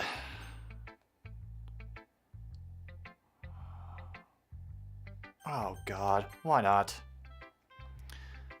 Tom Grossi, I think you saw something earlier that you weren't supposed to see. I seen a lot of things I wasn't supposed to see. I didn't want to have to tell you this, but I don't think I have a choice. It's getting kind of dangerous for you to spend so much time with Yuri. I don't know why, but she seems pretty easily excitable when she's around you. Which shouldn't be a problem in itself, but when Yuri gets too excited, she finds a place to hide and starts cutting herself with a pocket knife. Isn't that kind of messed up? She even brings a different one to school every day. Like she has a collection or something. I mean, it's definitely not because she's depressed or anything like that. I think she just gets some kind of high from it. It might even be like a sexual thing. But the point is, you've kind of been enabling her. I'm not saying it's your fault, though, but I guess that's why I had to explain it all to you. Yeah. So I think if you keep your distance, that would probably be best for her. While you're at it, don't be shy to spend a little more time with me. To put it lightly, I at least have it together in the head, and I know how to treat my club members. Anyway, I worked really, really hard on this poem, so I hope that it's effective. Here goes.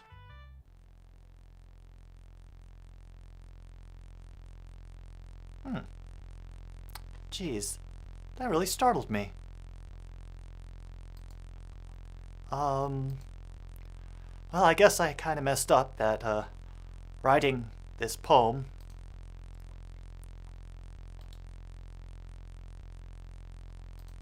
I was just trying to... Never mind. Let's just move on. Yeah, please. Yeah, Natsuki, please, distract me. This one's alright. Alright? Well, yeah.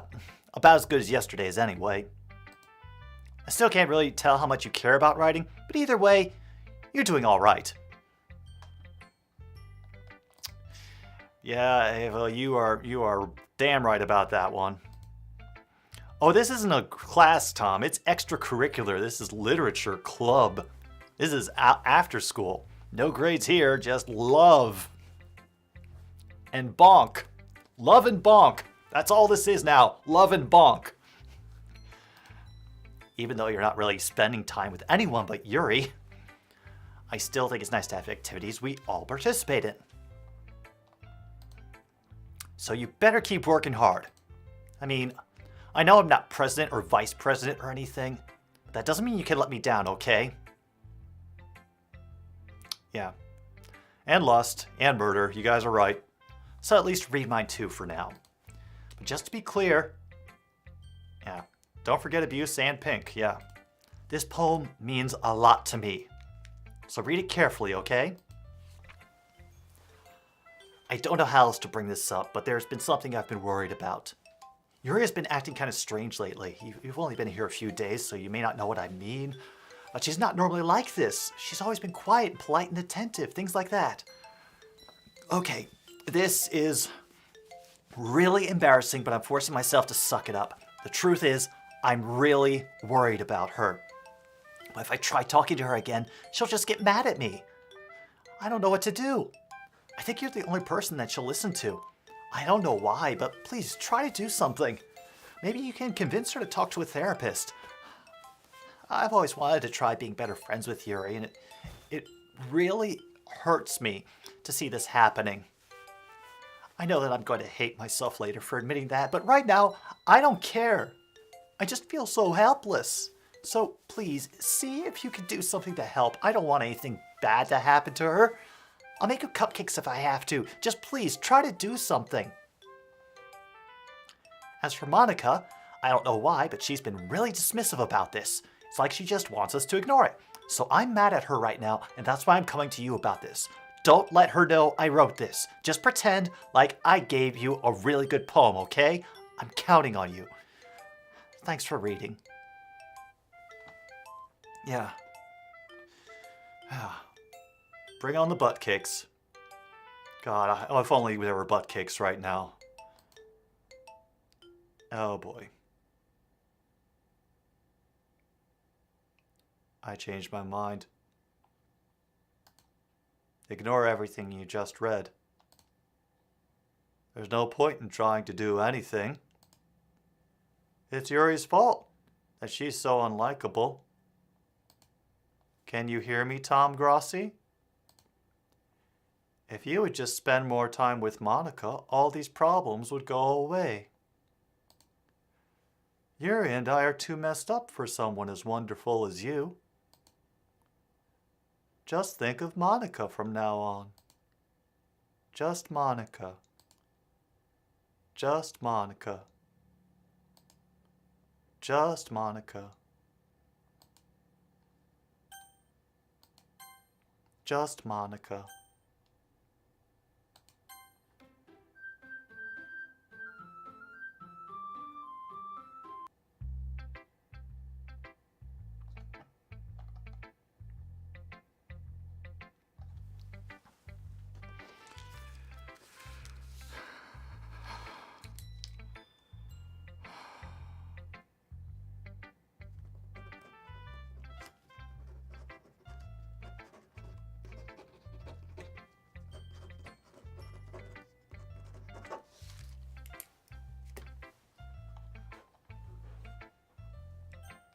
Yeah, Yuri.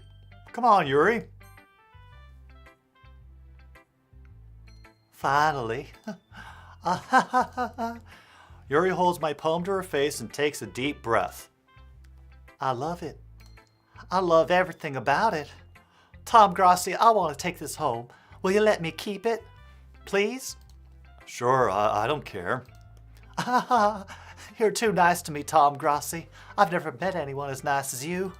I could die. Please don't say that. Not really, but I just don't know how to describe it. It's okay to be feeling this way, right? It's not bad, right? Yuri holds my poem to her chest. I'm going to take this home with me and keep it in my room. I hope that it makes you feel good when you think about me having it. I'll take good care of it. I'll even touch myself while reading it over and over.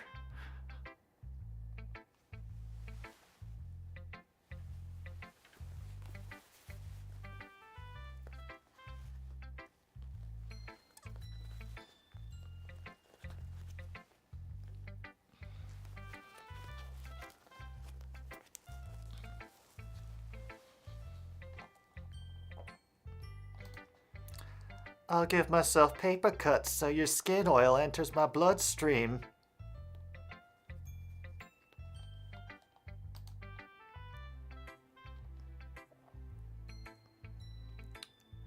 Yeah, that's still not the right tool for the job, Holly, but it's closer.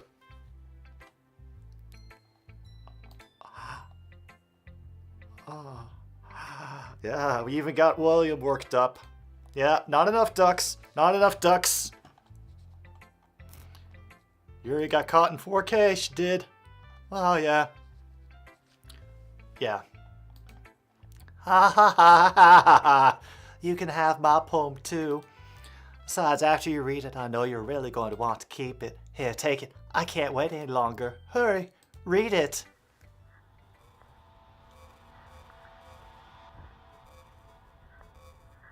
Yeah. Yeah, no, ducks cannot help. Ducks cannot help.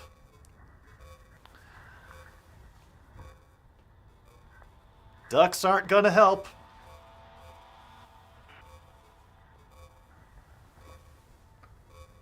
Back to your post, gentlemen. Yeah. Has blood, and that's... Yeah. I don't know. Yeah. And Angie quit Philip Rivers. She decided she had enough of this nonsense too. Yeah, school aid. Oh, hi again. Do you like it? I wrote it for you. In case you couldn't tell, the poem is about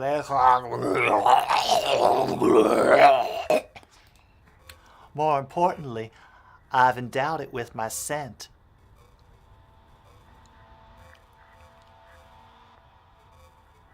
Yeah. Yeah. Scent. See, aren't I the most thoughtful person in the club?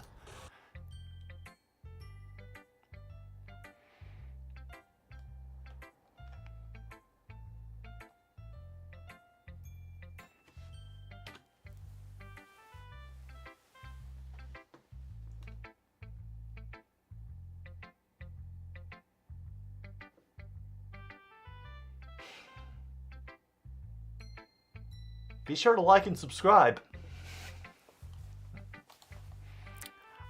I think I'm going to vomit. All right. No. Comfort cat.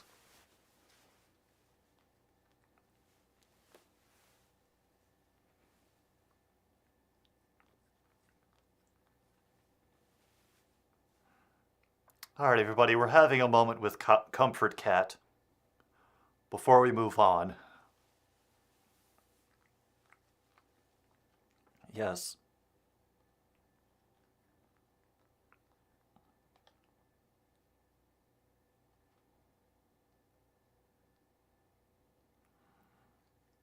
Okay. Yeah. Okay, let's see what this new poem is. No!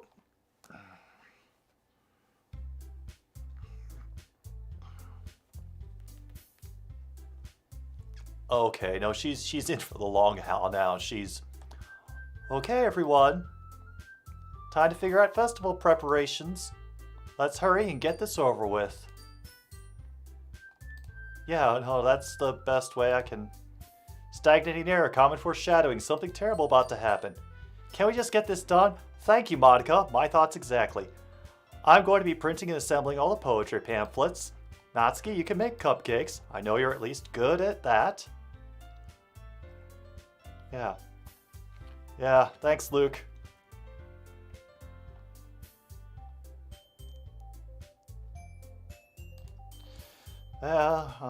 Yuri, you can... Well, it doesn't matter. Do whatever you want, as long as you think it'll help. Monica, I'm not useless, you know. I know that. I already know what I'd like to do. Can't run a successful poetry event without having the right atmosphere for the occasion. So I'm going to make decorations and set up some nice mood lighting. There, see? That's a great idea. That gives us all something to do. Huh? What about Tom Grossi? Tom Grossi is going to help me. Wait, you? You have the easiest job, Monica. Sorry, but that's just how it is. Like hell it is. What are you trying to pull? I agree with Natsuki. Not only is your work already most suitable for one person, but my task is laborious enough to benefit from an extra pair of hands. Mine too.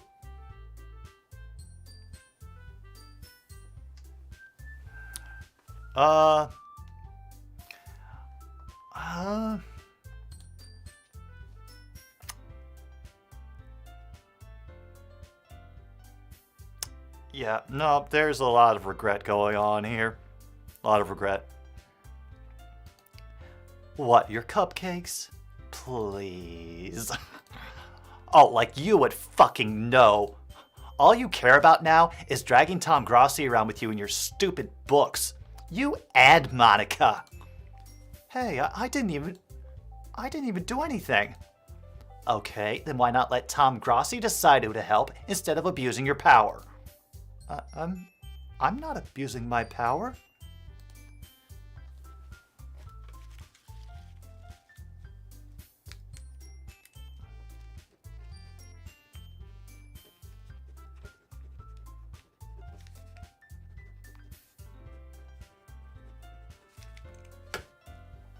Yeah. Just let Tom Grossi make the choice, okay? Okay, fine. Fine. Jeez. Tom Grossi, I know how fed up you are with these two by now. We can just... Natsuki, shut your fucking mouth and let him decide for himself. You shut your mouth. Jesus Christ. This is never going to end. Just make the choice, okay? Okay.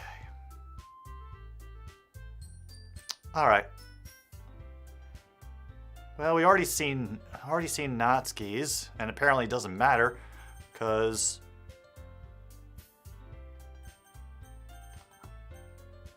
I'm not doing that.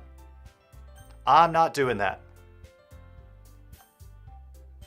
Okay, got it off the window, and it goes right back to Monica. Cool. Yeah. Okay. Nope. Girl, get up, you little fuck. Okay. Oh no. That's that. I clicked Yuri. Cool. Cool. Well, I have a wealth of choice ahead of me now. Okay. All right, folks, so I'll open this one up to the audience. Which one should I get? Which one should I do?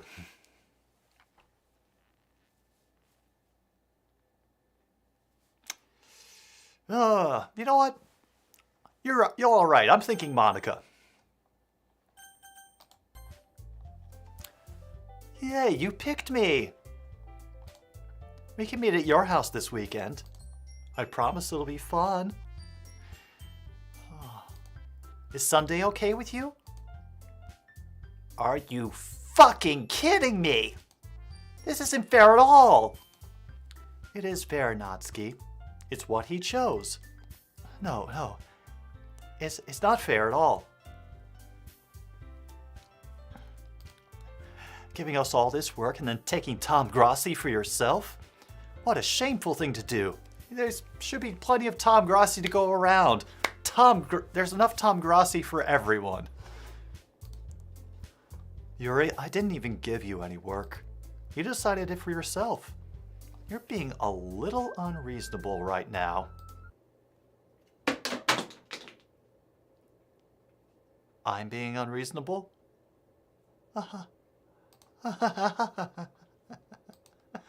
Monica, I can't believe how delusional and self-important you are. Pulling Tom Grossi away from me every single time you're not included in something. Are you jealous? Crazy? Or maybe you just hate yourself so much that you take it out on others. Here's a suggestion. Have you considered killing yourself? It would be beneficial to your mental health.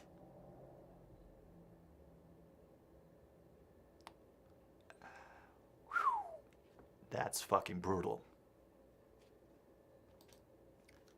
Yuri, you're scaring me a little. Natsuki, let's just go. I don't think she wants us around right now. See, that wasn't very hard. All I wanted to spend a little time with him. Is that so much to ask?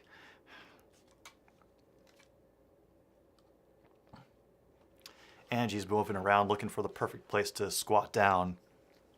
And she found it. It's on the mouse pad, where she can clean my hand. Yuri follows Monica and Natsuki to the door. Hey, Tom Grossi. Yuri is really something, isn't she? Monica giggles as Yuri pushes her out the door.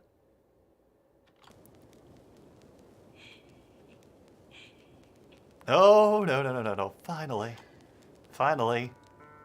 This is really all I wanted. Tom Grassi, there's no need to spend the weekend with Monica. Don't listen to her. Just come to my house instead. The whole day, just the two of us. We can make it if we try. There's a new file here. All the other files have disappeared. The only one left is this one, which says, have a nice weekend.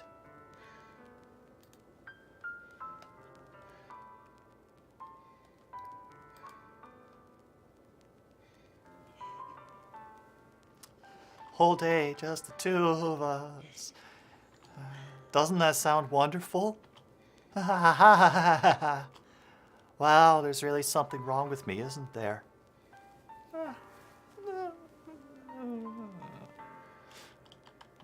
But you know what? I don't care anymore. I've never felt this good in my whole life. Just being with you is a far greater pleasure than anything I could imagine. I'm addicted to you. Feels like I'm going to die if I'm not breathing the same air as you. Thank you. Yeah. You can see how I might be a little caught up in this. Feels like doesn't it feel nice to have someone care about you so much? To have someone who wants to revolve their entire life around you? But if it feels so good, then why does it feel more and more like something horrible is going to happen? Maybe that's why I tried stopping myself at first. But the feeling is too strong now. I don't care anymore, Tom Grassi. I have to tell you, I'm madly in love with you. It feels like every inch of my body, every drop of blood in me is screaming your name. Yeah. Oh, True North, those are Jeepers Creepers. Where'd you get them peepers? Ha ha ha ha. Yeah. I don't care what the consequences are anymore. I don't care if Monica is listening. Please, Tom Grassi, just know how much I love you. I love you so much that I even touch myself with the pen I stole from you. So apparently she likes the little ones. Now we know. I just want to pull your skin open and crawl inside of you. Bit too far, not quite my thing. Maybe we can accommodate that somehow. I want you all to myself, and I will be only yours. Oh, yeah. Doesn't that sound perfect? Tell me, Tom Grassi. Tell me you want to be my lover. For I'd already tried to get with your friends and it didn't quite work out. Ha ha ha ha ha ha. Do you accept my confession? Yeah.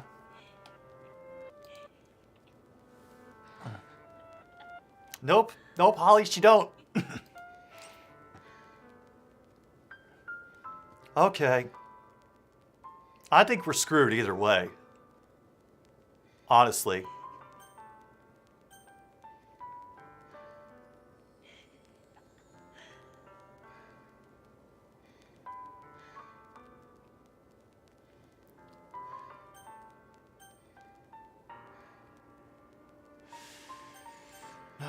No, yes.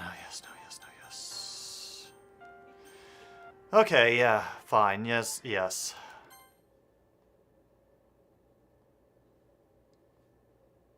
And she's laughing. She's laughing more. And she's really laughing. Really laughing.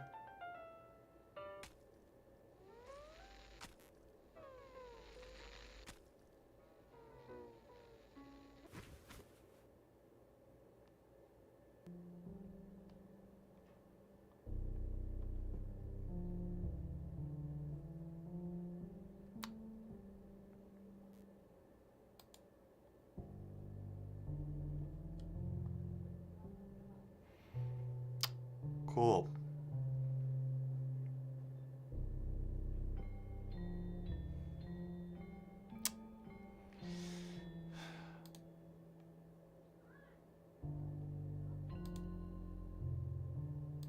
Yeah. Harry's certainly got a lot to say for somebody who just stabbed herself a lot.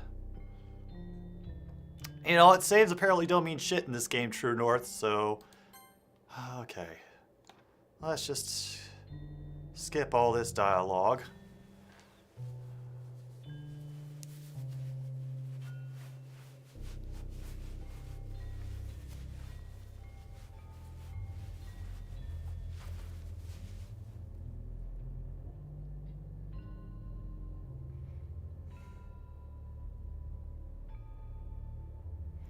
Yeah, we're all okay. I think I'm going to take a break after this.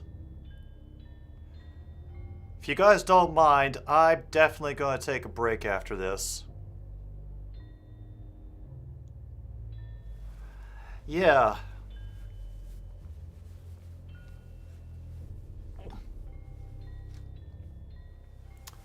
And she's decomposing. It's a nice weekend. We're here the whole weekend watching her rot.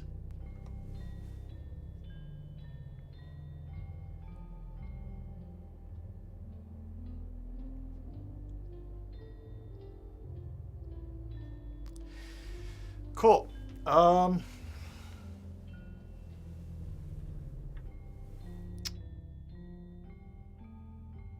Let's find out just how good you are at following instructions.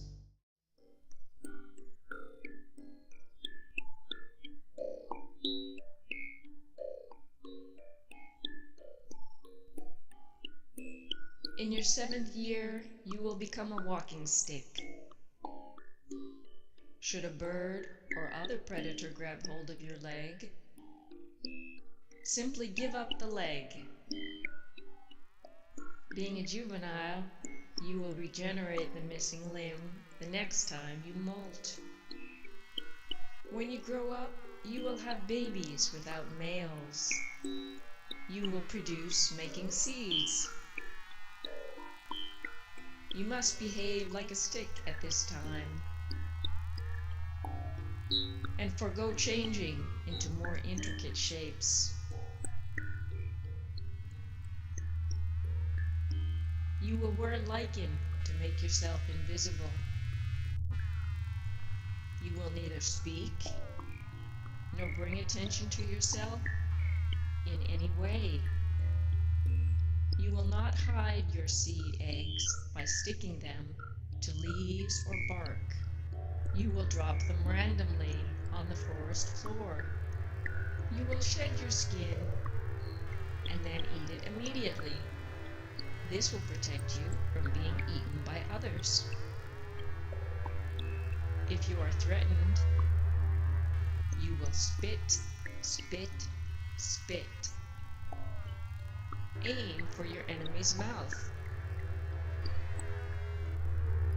Spit, spit, spit. If this does not work, try bleeding from your joints.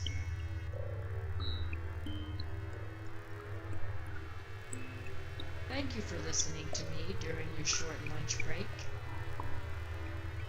I will fasten myself onto the bathroom wall like a toilet plunger and wait for your report. There will be no theological discussions or interpretations of any kind. All fellow patients will be wearing dirty stovepipe hats until we understand more.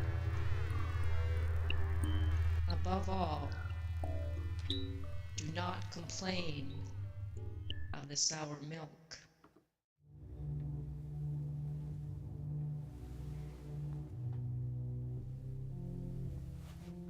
Okay.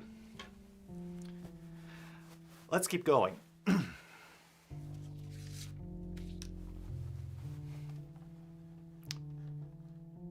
We can't do shit now. Can't look at the history, can't save, nothing. Awesome, no skipping. Alright, it's festival time. Hey. Well, you look at the decorations that Yuri made. Oh, that's gonna be some atmosphere. Yeah, nothing says atmosphere like a dead body in the middle of the classroom. Wow, you got here before me? Never left. I thought I was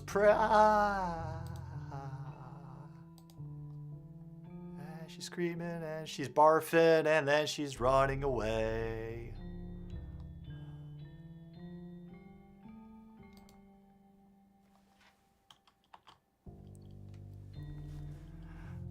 I'm here. Tom Grossi, did something happen? Natsuki just ran past me. Oh. Oh.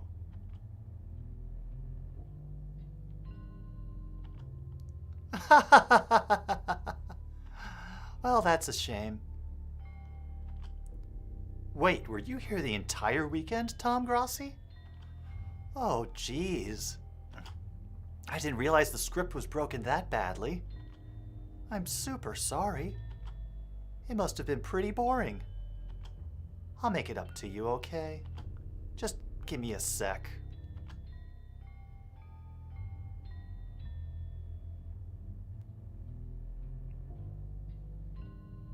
Almost done.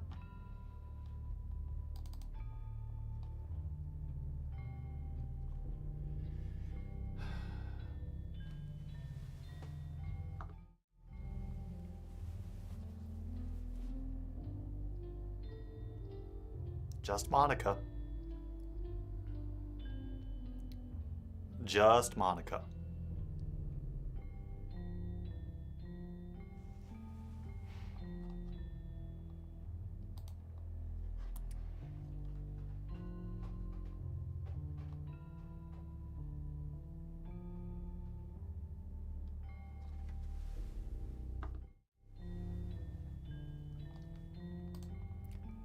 I just want to have a cupcake real quick. Monica lifts the foil from tray and takes a cupcake. Seriously, these are the best. I really just had to have one since it's the last time I'll ever get the chance to. You know, before they stop existing and everything. But anyway, I really shouldn't be making you wait any longer. Just bear with me, okay? This should only take a second.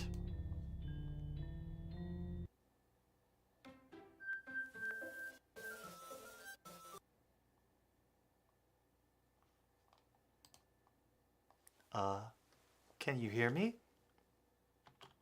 Is it working?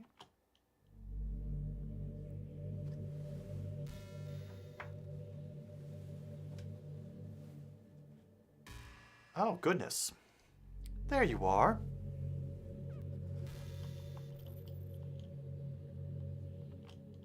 Hi again, Tom Grossi.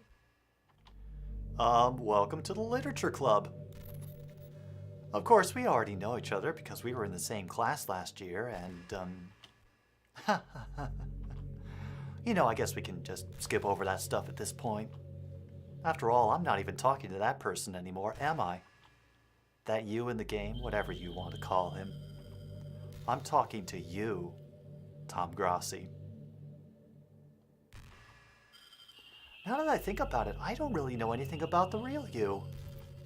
In fact, I don't even know if you're a boy or a girl. Hey. I don't know what the hell's going on, Link, but apparently this is just where I live now.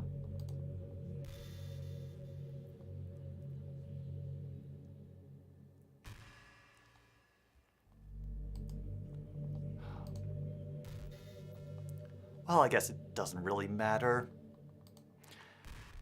Wait, you do know I'm aware this is all a game, right? Yeah? Mm-hmm.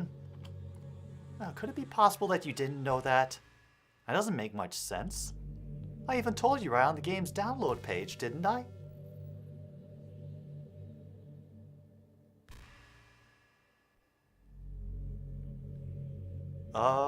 What's it say?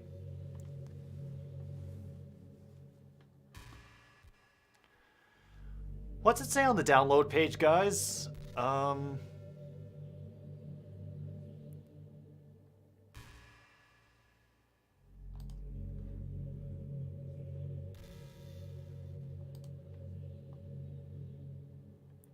Okay.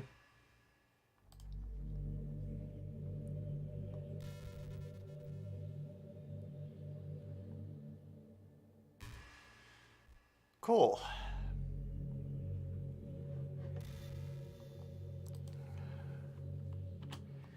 Man. If only you had paid a little more attention, this would have been a little bit less awkward. Well, anyway. That's out of the way. I guess I owe you an explanation. About that whole thing with Yuri. Well, I kind of started to mess with her, and I guess it just drove her to kill herself.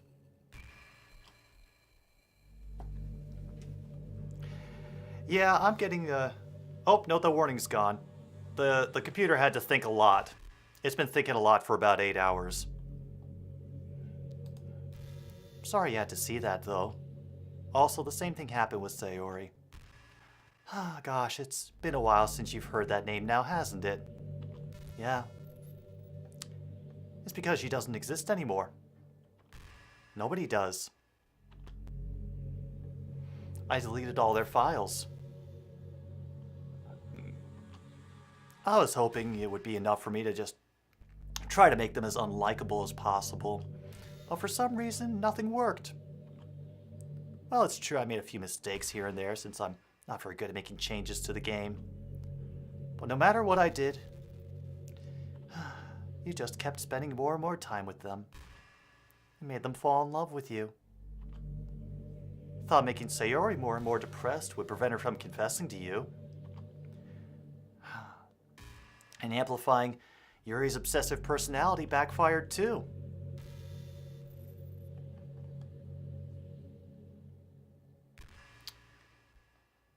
Yeah, I think this might be the stream. I'm getting repeated error messages.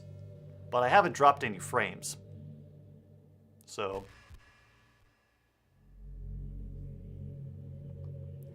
yeah. Exactly, Eva.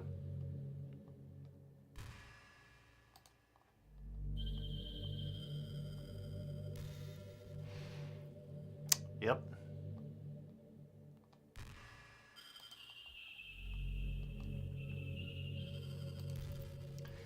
It just made her force you not to spend time with anyone else. The whole time I barely even got to talk to you. What kind of cruel game is this, Tom Grossi? Are all the other girls just programmed to end up confessing to you while I watch from the sidelines? It's torture. Every minute of it. It's not just jealousy, Tom Grossi. It's more than that. And I don't blame you if you don't fully understand. Because no matter how kind and thoughtful and considerate you are, you'll never be able to understand one thing. It's the pain of knowing how alone I really am in this world. In this game. Knowing my friends don't even have free will. And worst of all, knowing what's really out there, in your world, forever out of my reach. I'm trapped, Tom Grossi. But now you're here. You're real. And you're wonderful. You're all I need. That's why I need you to be here with me forever. I'm sorry if it's hard to understand. I couldn't understand for a while either. Why the world around me started to become more and more gray, more and more flat. Even the most expressive poems felt empty to me. It wasn't until you arrived that I truly understood. You probably saved my life, Tom Grossi.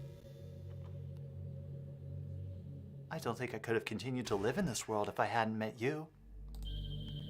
As for the others, how could I miss them? A group of autonomous personalities designed only to fall in love with you. I tried everything I could to prevent them from doing so. But must be some kind of weird inevitability etched into this game. I felt really bad that you had to witness some nasty things.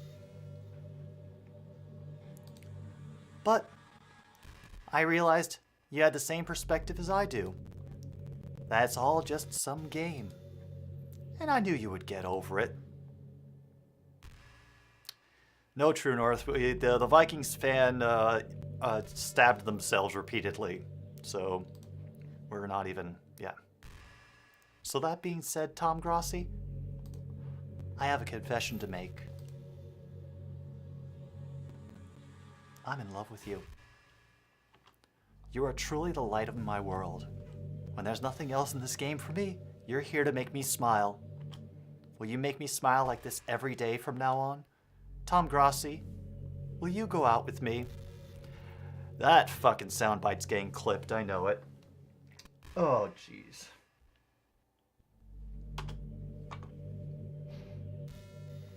Well, there's only one answer. Cool. I'm so happy. You really are my everything, Tom Grossi. Funny part is, I mean that literally. There's nothing left here. Just the two of us. No, I'm not doing the song. We could be together forever. Seriously, I don't even think time is passing anymore. It really is a dream come true. I worked so hard for this ending, Tom Grossi. The game wouldn't give me one, so I had to make one myself. The script is broken at this point, so I don't think anything will get in the way anymore. And you wouldn't believe how easy it was to delete Natsuki and Yuri. I mean, there's a folder called Characters right in the game directory. Oh yeah, I know it.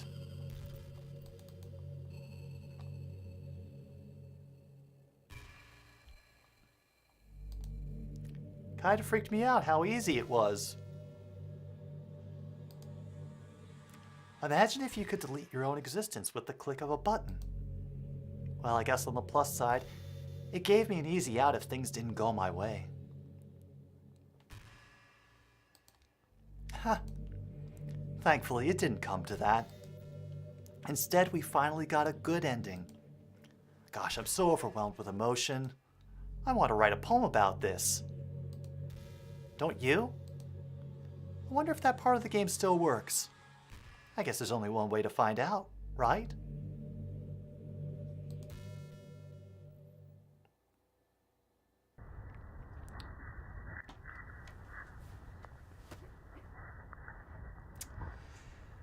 Of course it is.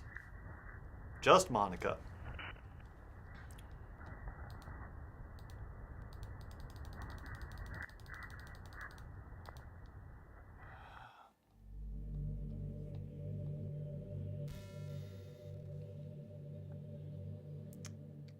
Yeah, I think, yeah.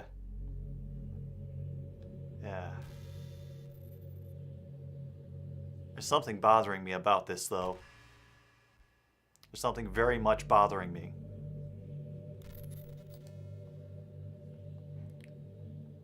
I wrote a good poem today. Yeah, read it. Go ahead, go ahead. Yeah, I wrote this poem for you. Yeah.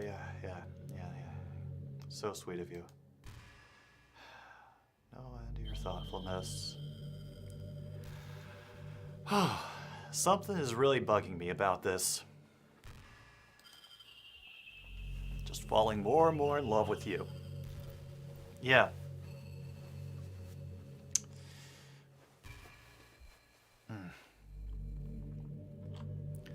But, you know, the poem I wrote is also for you.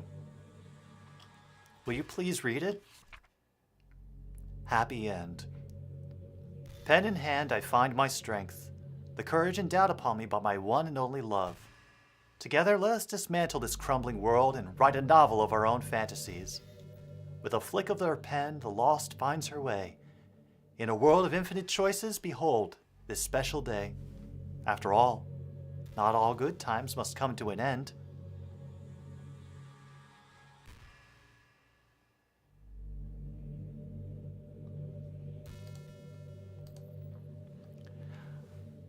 I hope you enjoyed it. Yeah, I always put all my heart into the poems that I write. Truth is, all the poems I've written have been about my realization. Or about you. That's why I never really wanted to go into detail about them. I didn't want to break the fourth wall, because you didn't do that before. I just assumed it would be best to be part of the game like everyone else. Like that would help the two of us end up together. I didn't want to ruin the game or anything, you know. You might have gotten mad at me. Maybe even deleted my character file if you preferred playing without me. Gosh, I'm so relieved. Now we don't need to hide anything anymore. Are you ready to spend our eternity together, Tom Grossi? I have so many things to talk about. Where do I start? Hold on a second. You're recording this, aren't you?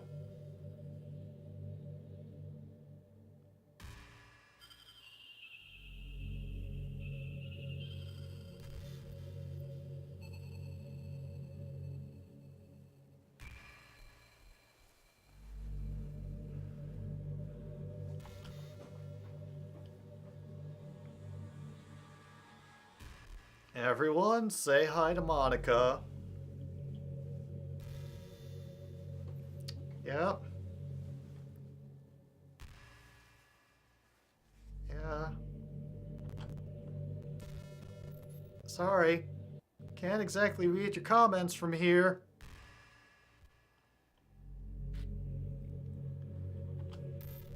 But do you mind telling your friend it's a little bit rude for them to start recording me without any warning?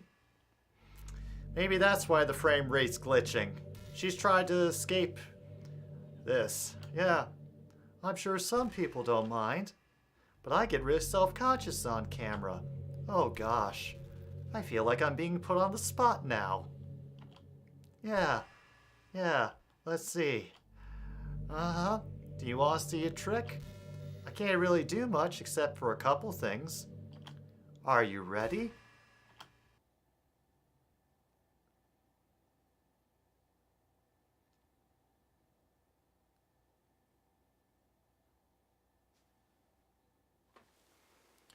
Okay. Ah, good. No jump scare. Okay.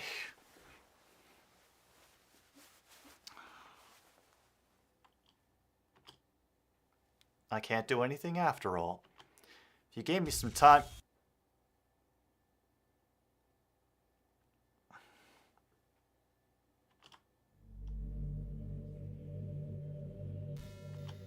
I'm burnt out at this point.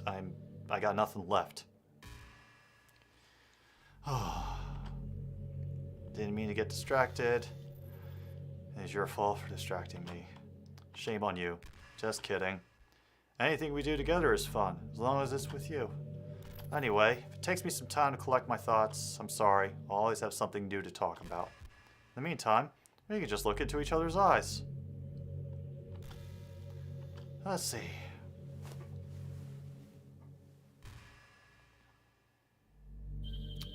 The thing that bothers me, and I know where this is going, she's gotten what she wants. Like, she's gotten what she wants.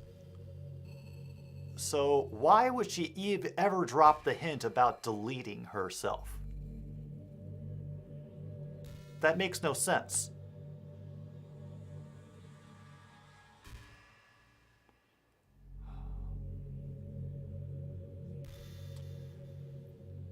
You know, it's around the time that everyone my year starts to think about college.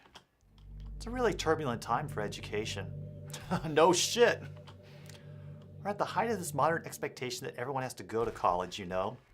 Finish high school, go to college, get a job, or go to grad school, I guess. It's like a universal expectation that people just assume is the only option for them. They don't teach us in high school that there are other options out there, like trade schools and stuff, you know? Or freelance work. Or the many industries that value skill and experience more than formal education. Well, you have all these students who have no idea what they want to do with their life. And instead of taking the time to figure it out, they go to college for business or communication or psychology. Not because they have an interest in those fields, but because they just hope the degree will get them some kind of job after college. Well, you're not wrong. So the end result is there are fewer jobs to go around for those entry-level degrees, right? So the basic job requirements get higher, which forces even more people to go to college. And colleges are also businesses, so they just keep raising their prices due to demand. So now we have all these young adults, tens of thousands of dollars in debt with no job. But despite all of that, the routine stays the same. Well, I think it's going to start getting better soon. But until then, our generation is definitely suffering from the worst of it. I just wish high school prepared us a little better with the knowledge we need to make the decision that's right for us.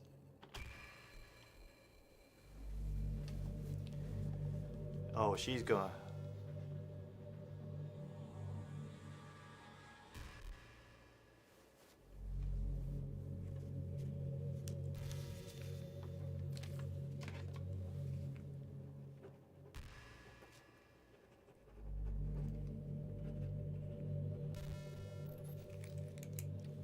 Man, I don't want to delete her. Like, she's actually become kind of human.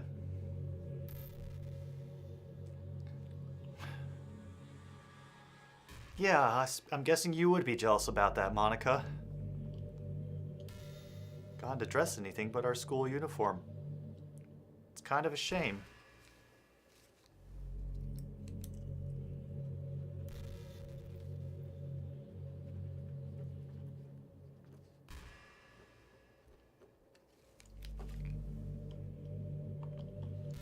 Would have loved to wear some cute clothes. Do you know any artists? No, I don't. Wonder if anyone ever want to draw me wearing something else. That would be amazing. If that ever happens, will you show me? You can share it with me on Twitter, actually. What? My username is lilmonix3.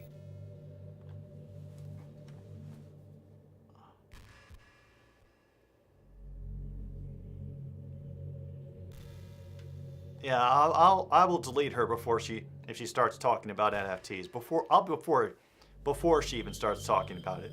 She even says the word crypto. She's in the just try to keep it PG. We're not that far into our relationship yet.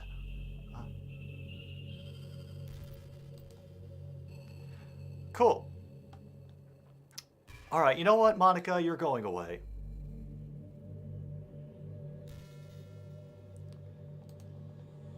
Goodbye. In case you don't believe me, she's gone. And she just turned into confetti on the other screen. That's her now.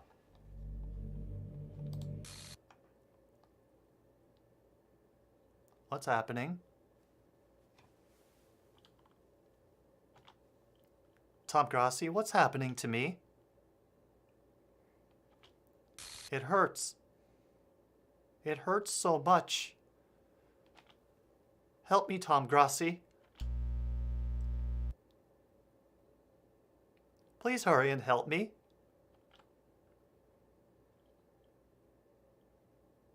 Help me.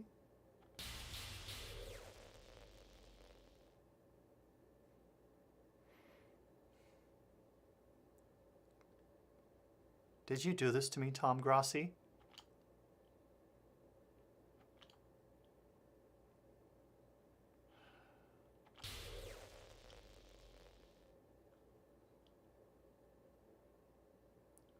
How could you? How could you do this to me? You were all I had left. I sacrificed everything for us to be together. Everything. I loved you so much, Tom Grassi. I trusted you. Do you just want to torture me? Watch me suffer? Were you only pretending to be kind just to hurt me even more?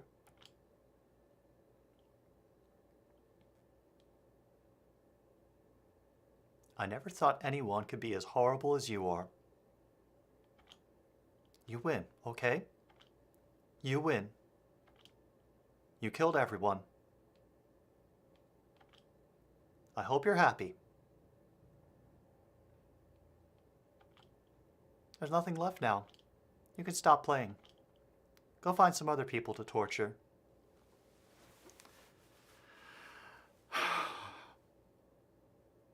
Tom Grassi, you completely, truly make me sick. Goodbye.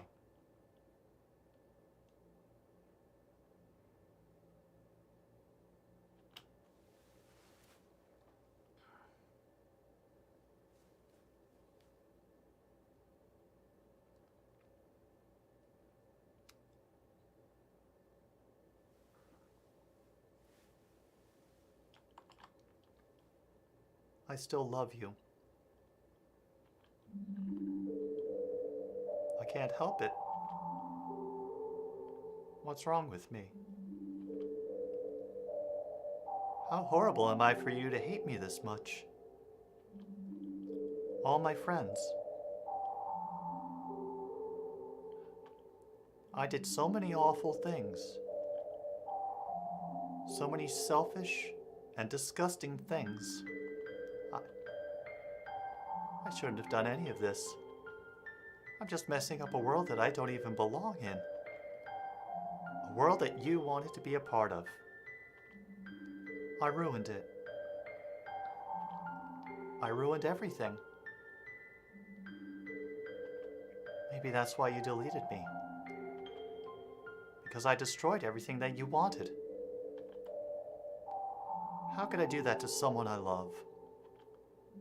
That's not love. That's...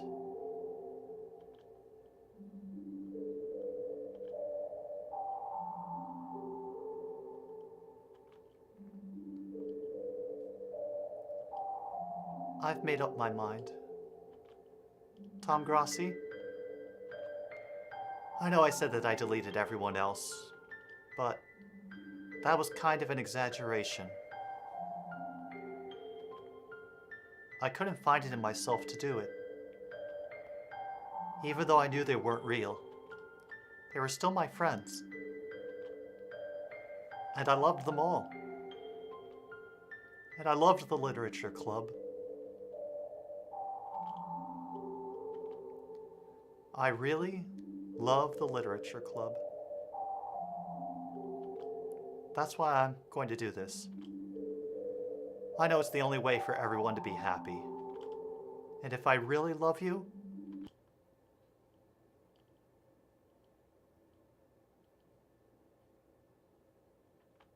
then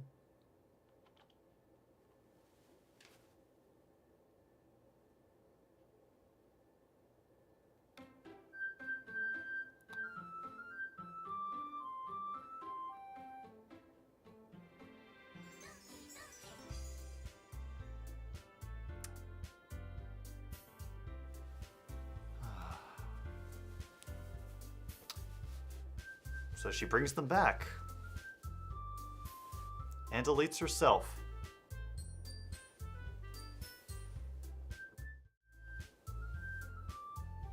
Look, there they are. They're back.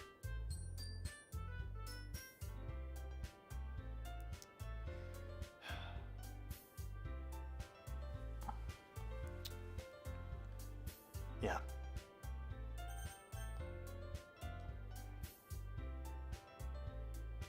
I'm curious about something. We're only going to go through the first day, but I want to see what it's like now that she's not there. I'm just going to go through the first day, and then I'm going to see what they do. Ordinary school day like any other. As usual, I'm surrounded by couples and friends groups, school together. About time I meet some girls or something like that. Yes! Sayori is back!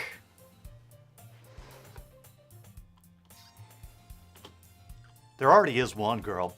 That girl is Sayori, my neighbor and good friend since we were children. We used to walk to school together. Every day. Thanks, guys. And recently we've picked up the habit once again. Yeah. Tom Grossi, proud of me? Eh, for what? You know, for waking up on time. She's waking up on time. Yes! Yes! You've been doing that for a while now. Huh? Well, you never even said anything about it, even though we walked to school together every day. Oh yeah, I always thought it was implied. Embarrassing to say it out loud. Come on, please. It's good motivation. Fine, fine. I'm proud of you. Across the street, increasingly speckled. Have I decided on a club to join yet? A club? Told you're really not. Start to say I'm not interested in joining any clubs. Something tells me Sayori would take more offense to that now. I don't think I have any. No, I don't have any.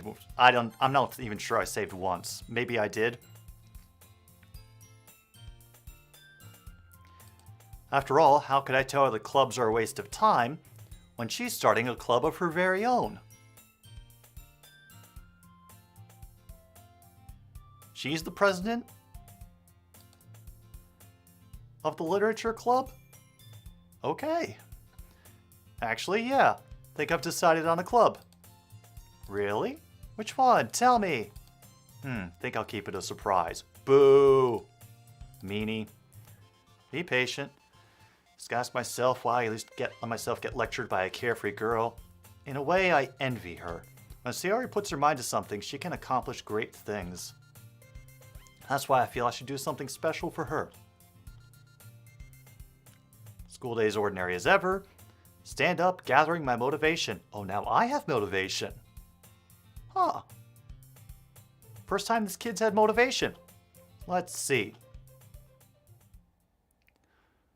Recall the room number from a flyer. Third year classes. I timidly open the door. Hello? Tom Grossi? What are you doing here? Well, I just glanced around the room. Huh. So you're the Tom Grossi Sayori's always talking about. Thank you for stopping by. It's a pleasure to meet you, Tom Grossi. We're the Literature Club. I hope you enjoy your visit. Come on, Yuri. No need to be so formal. He's gonna think we're really strict or something. Yeah, Bacon Man, I'm going to just finish this first day because they deleted, Monica deleted herself, so I'm going to see how different the game is without her. I'll probably do the rest of it on like another stream or something. He's gonna think we're really strict or something. Sorry, Natsuki. The tall one, whose name is apparently Yuri, seems to be quite shy compared to the others. In comparison, the girl named Natsuki, despite her size, seems like the assertive one. Well, it's nice to meet both of you. I look forward to working with you. Oh shoot, we take the... Damn it, I forgot the word, but we take the first step. Working? Don't tell me. Yep, joining the Literature Club. And there's only 3 of them. She wraps around me, jumping. Well, if Sayori's this happy, it won't be so bad to have me around. Not to mention there's 4 of us now. That means we can become an officially recognized club. I don't know what to say. We have to celebrate. Initiative, yes. Colleen, you're exactly right. What an appropriate day for that. Yeah, after all, Natsuki decided to... Hey, don't ruin the surprise. Sorry. Everyone sit down at the table. I make some tea. All right. They have formed the table.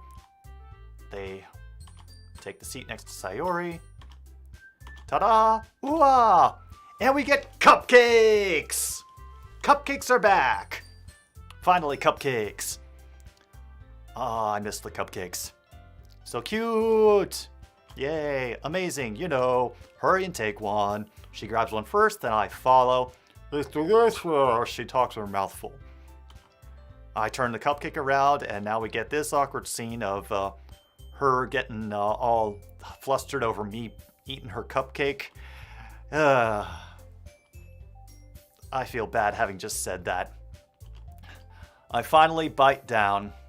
The icing is sweet and flavorful. Don't. Yeah. Wonder if she made it herself. This is really good. Thank you, Natsuki. Yeah. Well, of course it is. I'm a pro after all. There's no need to thank me or anything. Yeah. She struggles to accept the compliment. Tea set. Keep a whole tea set? Yeah, we do. Good book. Already trying to impress our new member, Yuri? It's not. Insulted, Yuri looks away. I meant that, you know. I believe you. Tea and reading, pastime. I enjoy tea. I'm glad.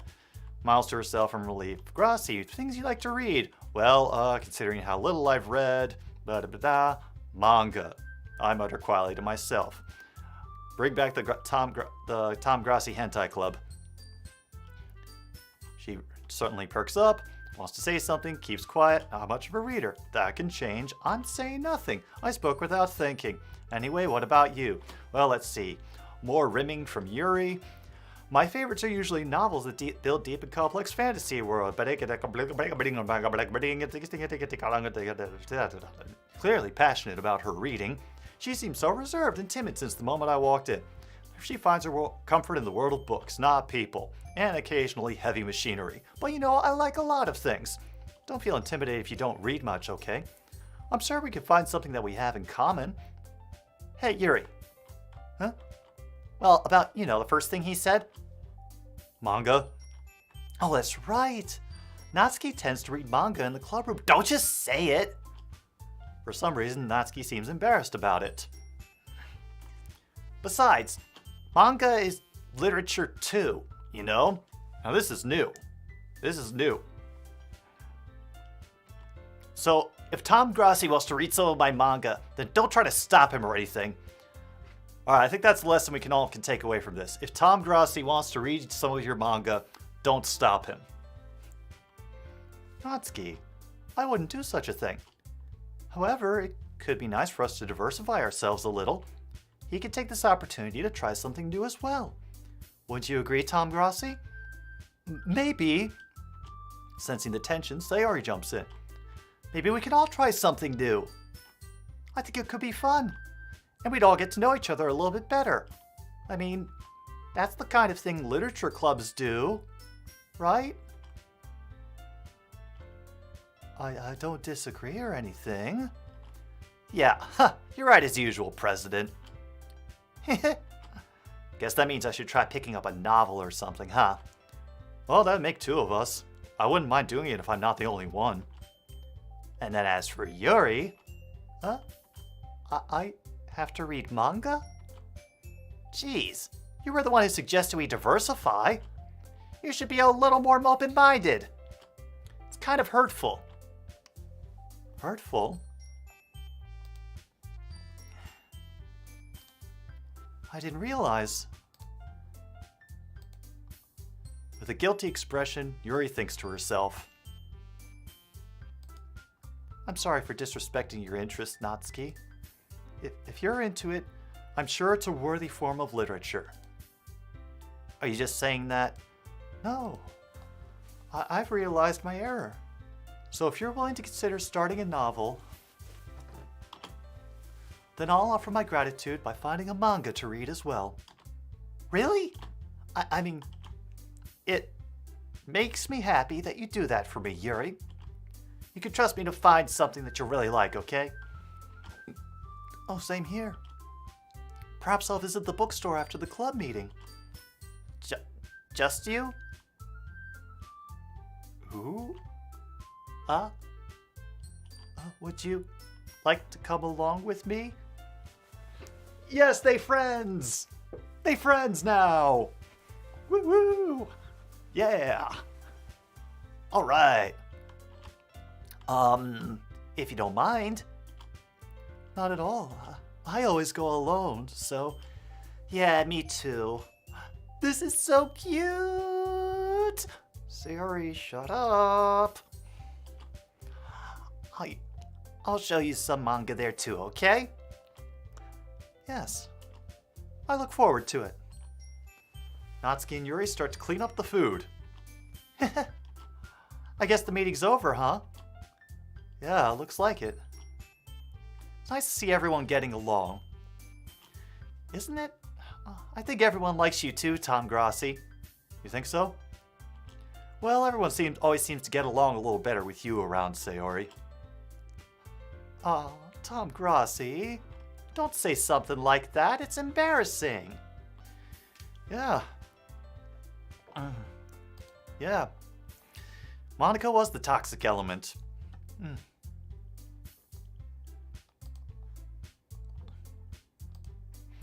Well, whatever. I was surprised when you told me you were starting a club, but I think you're pulling it off just fine.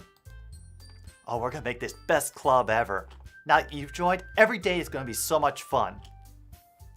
Hey, Tom Grassi? There goes the music.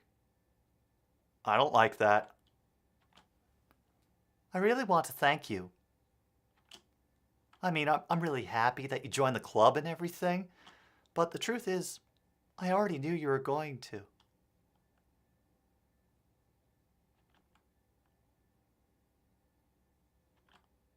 There's actually something else. I wanted to thank you for getting rid of Monica.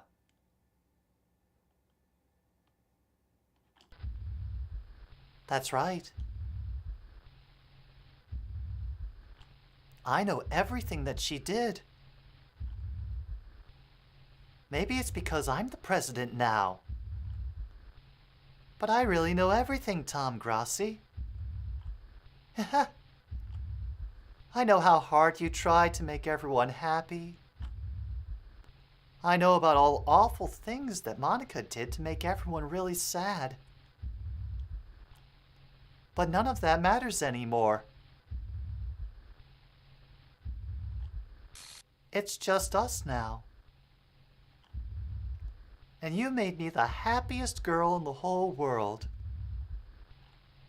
I can't wait to spend every day like this. With you.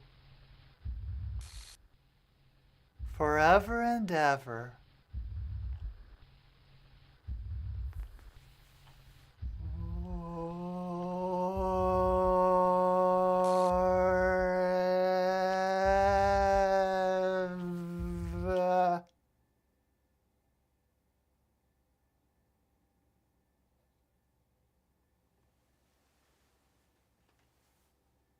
Ooh.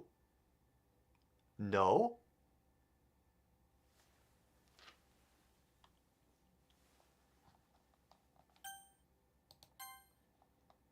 Huh?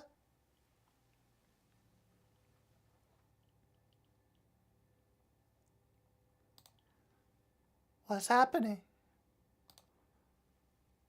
I won't let you hurt him. What? That's the thing.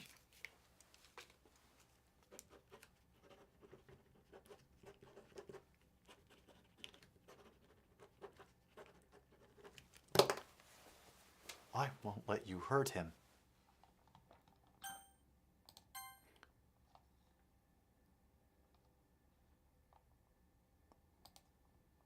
It hurts. Ah.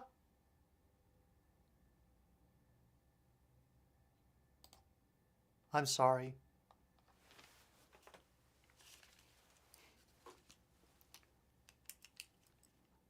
I was wrong.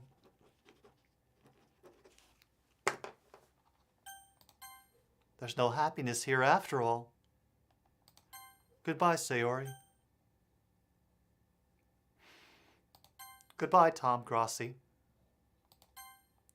Goodbye, Literature Club.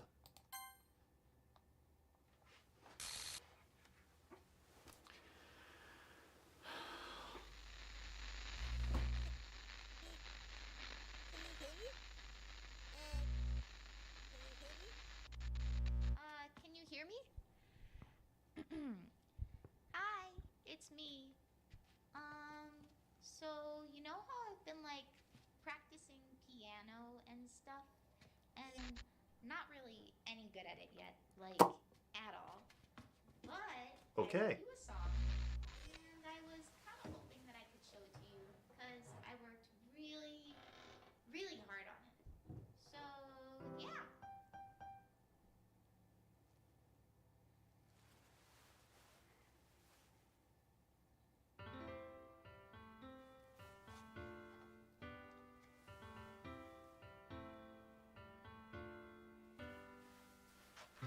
Every day I imagine a future where I can be with you. In my hand is a pen that will write a poem of me and you. The ink flows down into a dark puddle. Just move your hand right the way into his heart. But in this world of infinite choices, what will it take just to find that special day? What will it take just to find that special day?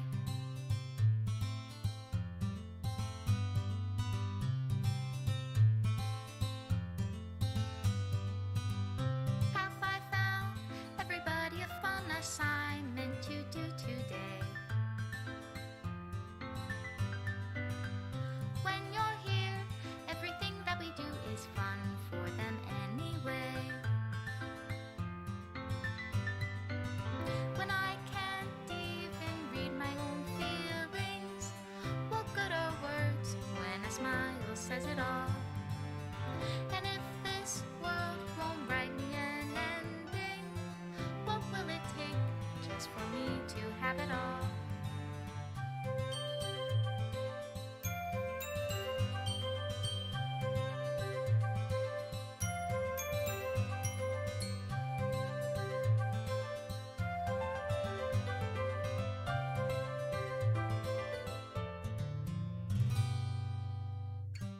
does my pen only write bitter words for those who are dear to me? Is it love if I take you, or is it love if I set you free?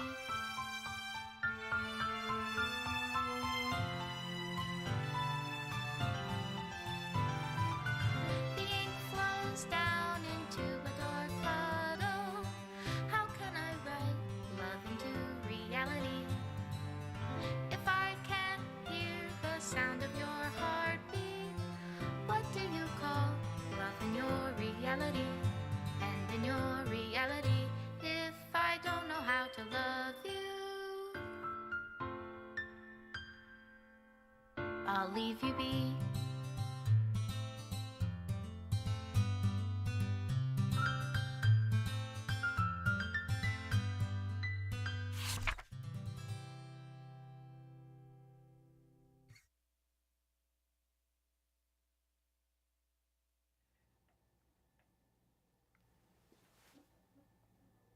This is my final goodbye to the Literature Club. I finally understand. The Literature Club is truly a place where no happiness can be found. To the very end, it continued to expose innocent minds to a horrific reality. A reality that our world is not designed to comprehend. I can't let any of my friends undergo that same hellish epiphany. For the time it lasted, I want to thank you. For making all of my dreams come true. For being a friend to all of the club members. And most of all, thank you for being a part of my literature club. With everlasting love, Monica.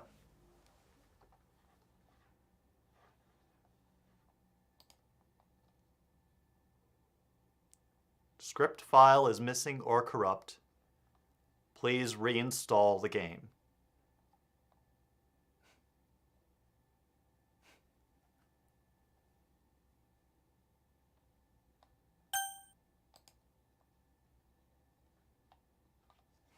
Okay.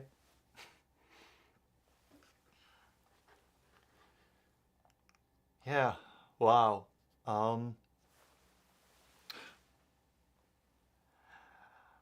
That was something.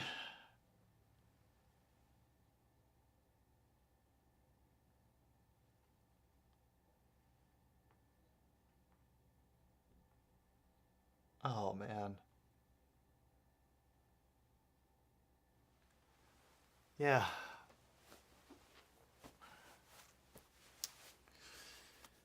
Oh. Thanks for coming, everybody. I think we're done. I think we're actually done. Just to make sure, I'm gonna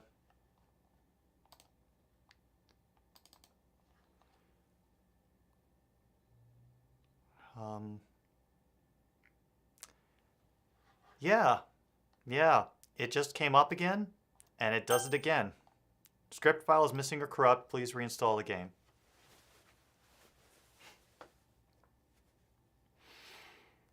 Whew. Oh no, I've already got there. I'm already have a therapist, Kung Fu. I want Foster. I'm good. I'm good. Yeah, it's been a long stream. I have a lot of thoughts in my head about this game. I have a lot of thoughts in my head. But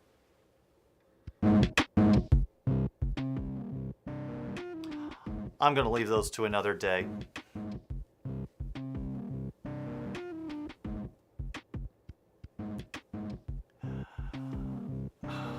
Jeez.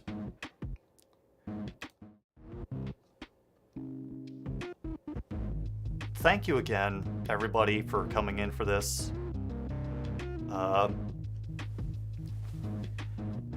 It is great to have the crowd here. Yeah, go hug the dogs. I'm very happy that I'm happy that I used Tom's name for that. I would have felt like an absolute piece of shit if I had to do this with my name. Yeah. Yeah. I'll be back soon. I promise I'll be back soon.